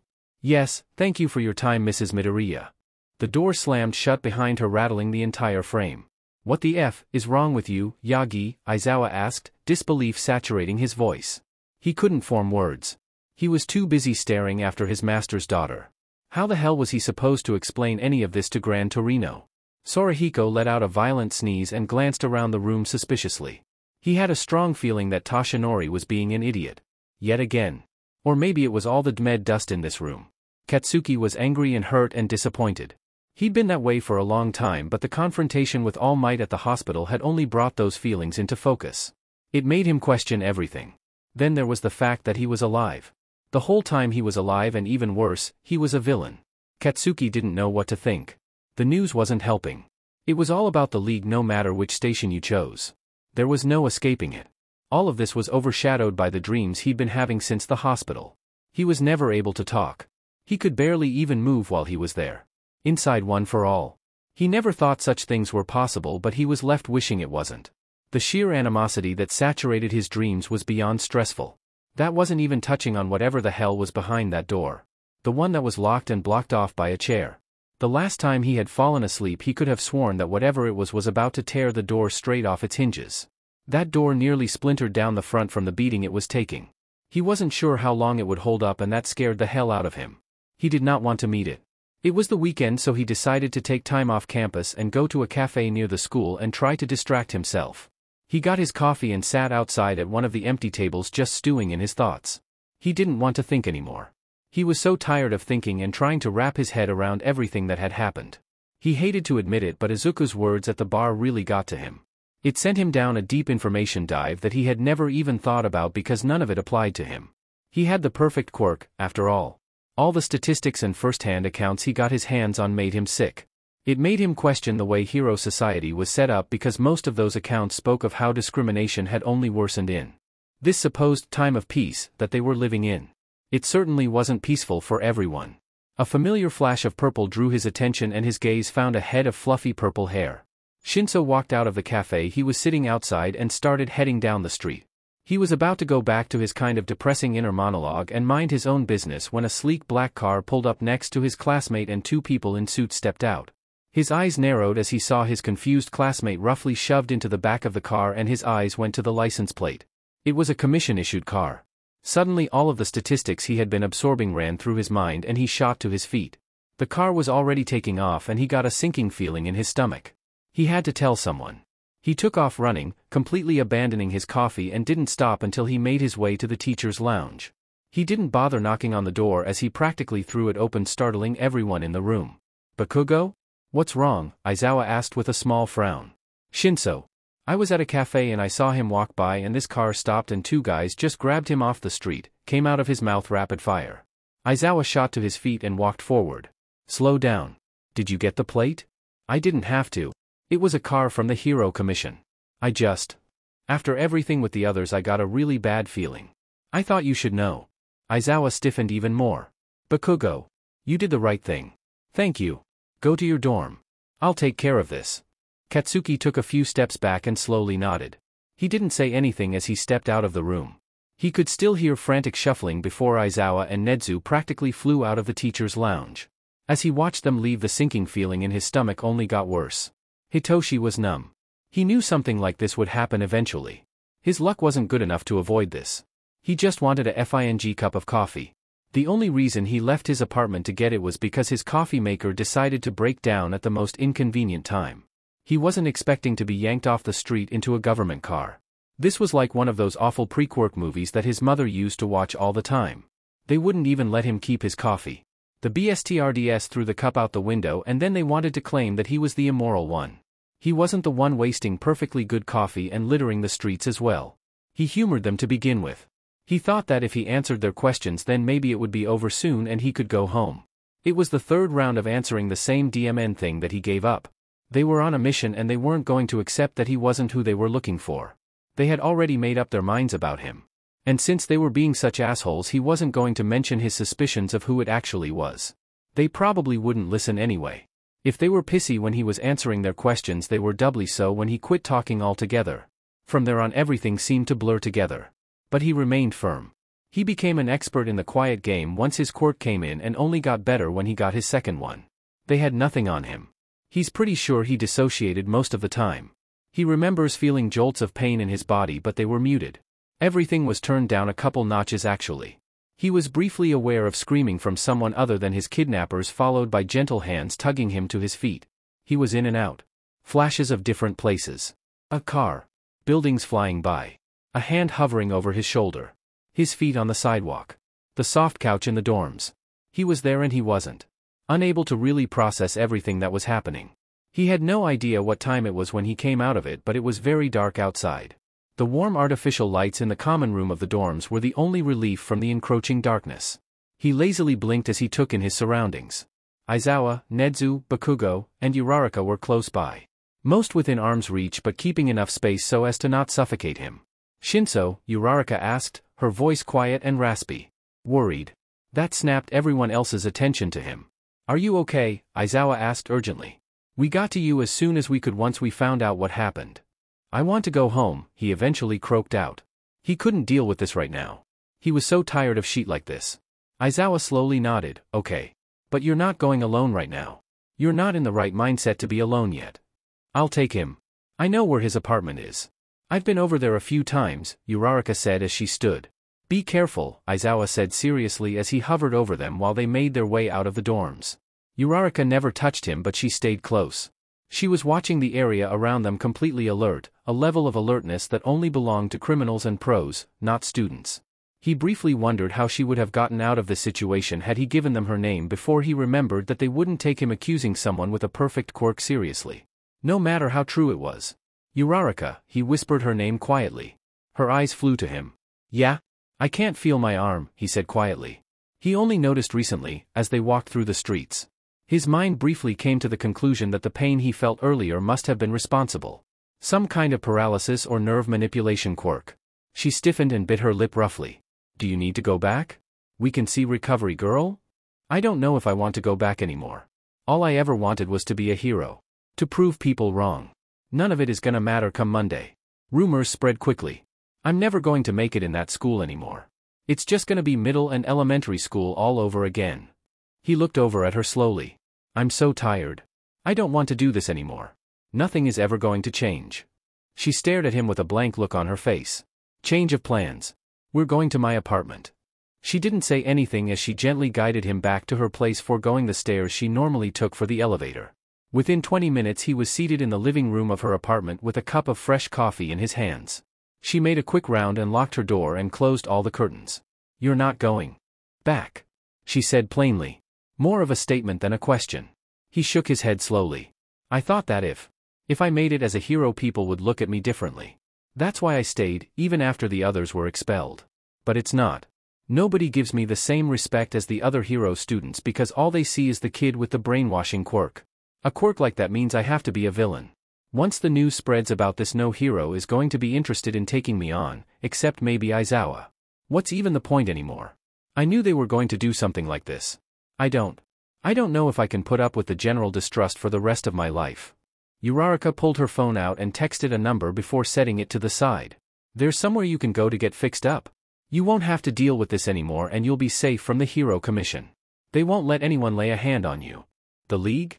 He snorted at the surprised look on her face. Don't act so surprised. I had you figured out a while ago. You don't act right. Not like a teenager with the perfect quirk. You act like a criminal, no offense. Shinso, I'm sorry, she stuttered out. What are you sorry for? You were the first person who wanted to be my friend. The first person who didn't judge. It's not your fault. I knew something like this would happen after the others were expelled. I have a villainous quirk after all. You don't. There is no such thing as a villainous quirk. He took a sip of his coffee. Most would disagree with you. She sighed. I know. But they're assholes, so their opinions are automatically garbage. He snorted. So, the League? There's someone there who can fix your arm. You don't even have to do anything if you don't want to. If you just want a new life where you don't have to deal with this, say so and they will make it happen. She paused for a minute. But if you want a hand in making sure the people who hurt you can never do it again, to you or anyone else, they would gladly accept your help. He took another drink of his coffee in lieu of saying anything. He wasn't going to pretend it wasn't tempting. Tearing down the biased BSTRDS who did this to him would be cathartic. Also, if you just wanted to take care of their cats, I'm sure they would be more than happy to let you do that. They have cats? Yeah, 3 I think. Why didn't you lead with that? Izuku hated the Hero Commission. Originally he hadn't planned on discarding it entirely, but with everything he learned recently he came to the quick realization that the only thing to do with that cesspool was to burn it to the ground and start over completely. His body burned with pure rage when Compress read over the entirety of Program Zenith. Then the following conversation with Dabi and Shudo about their problems with the Hero Commission covering up all of the abuse their family received at the hands of Endeavor. Now, he was dealing with Shinso sitting in front of him buried under all 3 cats, looking surprisingly content despite clearly not doing well after being illegally detained and tortured. But right now showing just how set off he was would not be a good idea. The last thing Shinso needed at the moment was someone vocally angry. It could send him spiraling into another dissociative episode. So he took deep breaths and did everything he could to shove that frigid rage back in the box it came from. You said you couldn't feel your arm, Izuku stated more than asked but received a nod nonetheless. All right. Lucky for you I have a quirk on hand that will reverse any physical damage they did to you. Unfortunately it requires me to touch you. Are you okay with that? Shinso thought for a moment but nodded his agreement. Izuku carefully pried the cats off of him. No need for them to get caught up in the effects. He held his hand out for Shinso to take and gave the boy a small smile when he did. He pulled forth a quirk he hadn't used often. Rewind. A golden glow surrounded the two and Izuku kept up a steady flow of energy for about 30 seconds before letting Rewind fade to the background with the rest of his quirks. Can you feel your arm again? He was always wary of using Rewind on non-visible injuries because he couldn't gauge when he had to stop nearly as well as he could for visible ones. Yeah, Shinso's raspy voice said. He flexed his arm a bit and gave Izuku a ghost of a smile. Thanks. Anytime, Shinso. This never should have happened to begin with. He started piling the cats back onto Shinso's lap, earning an amused huff from the boy. Don't laugh.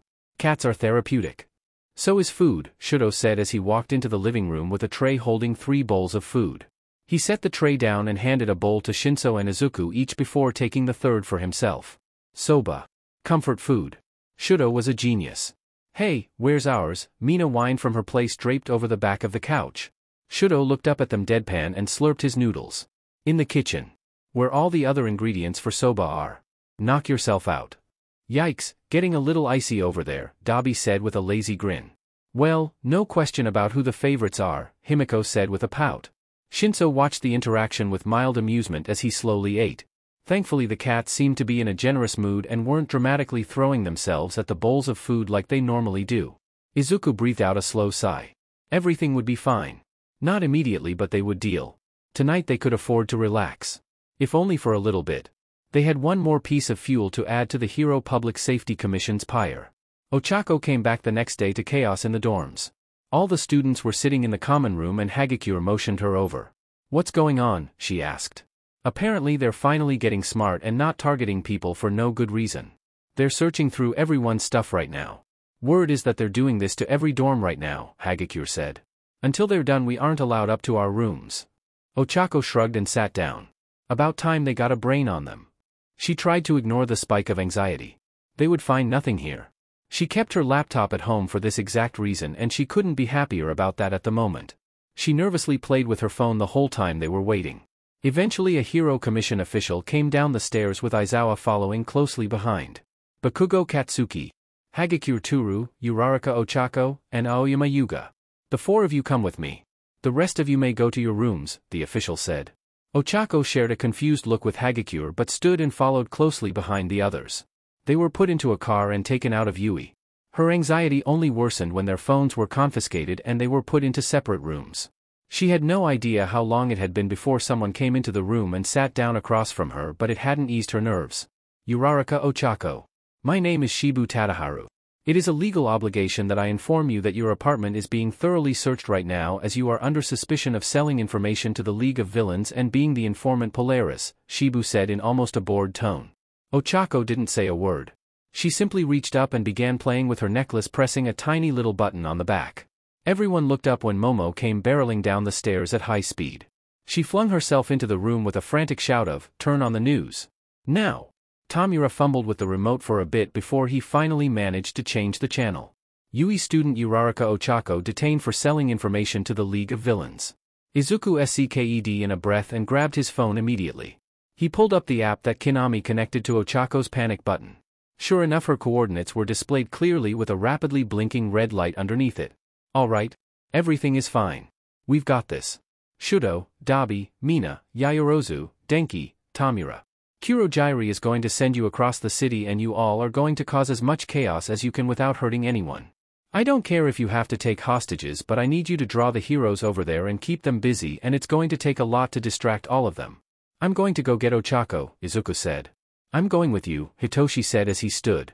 It's better that you have backup. He ignored the snort that came from Dabi. Besides, I was there yesterday and I'm not gonna sit here while they do what they did to me to Ochako. Izuku looked him up and down with empathy activated before he nodded.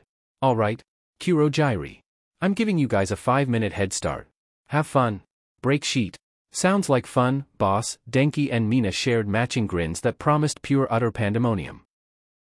Okay, sadly the chapter is over, and if you enjoyed the video just leave a like, and subscribe with post notification, so when the next chapter is ready, you will be notified. Okay, see you in the next video. Bye.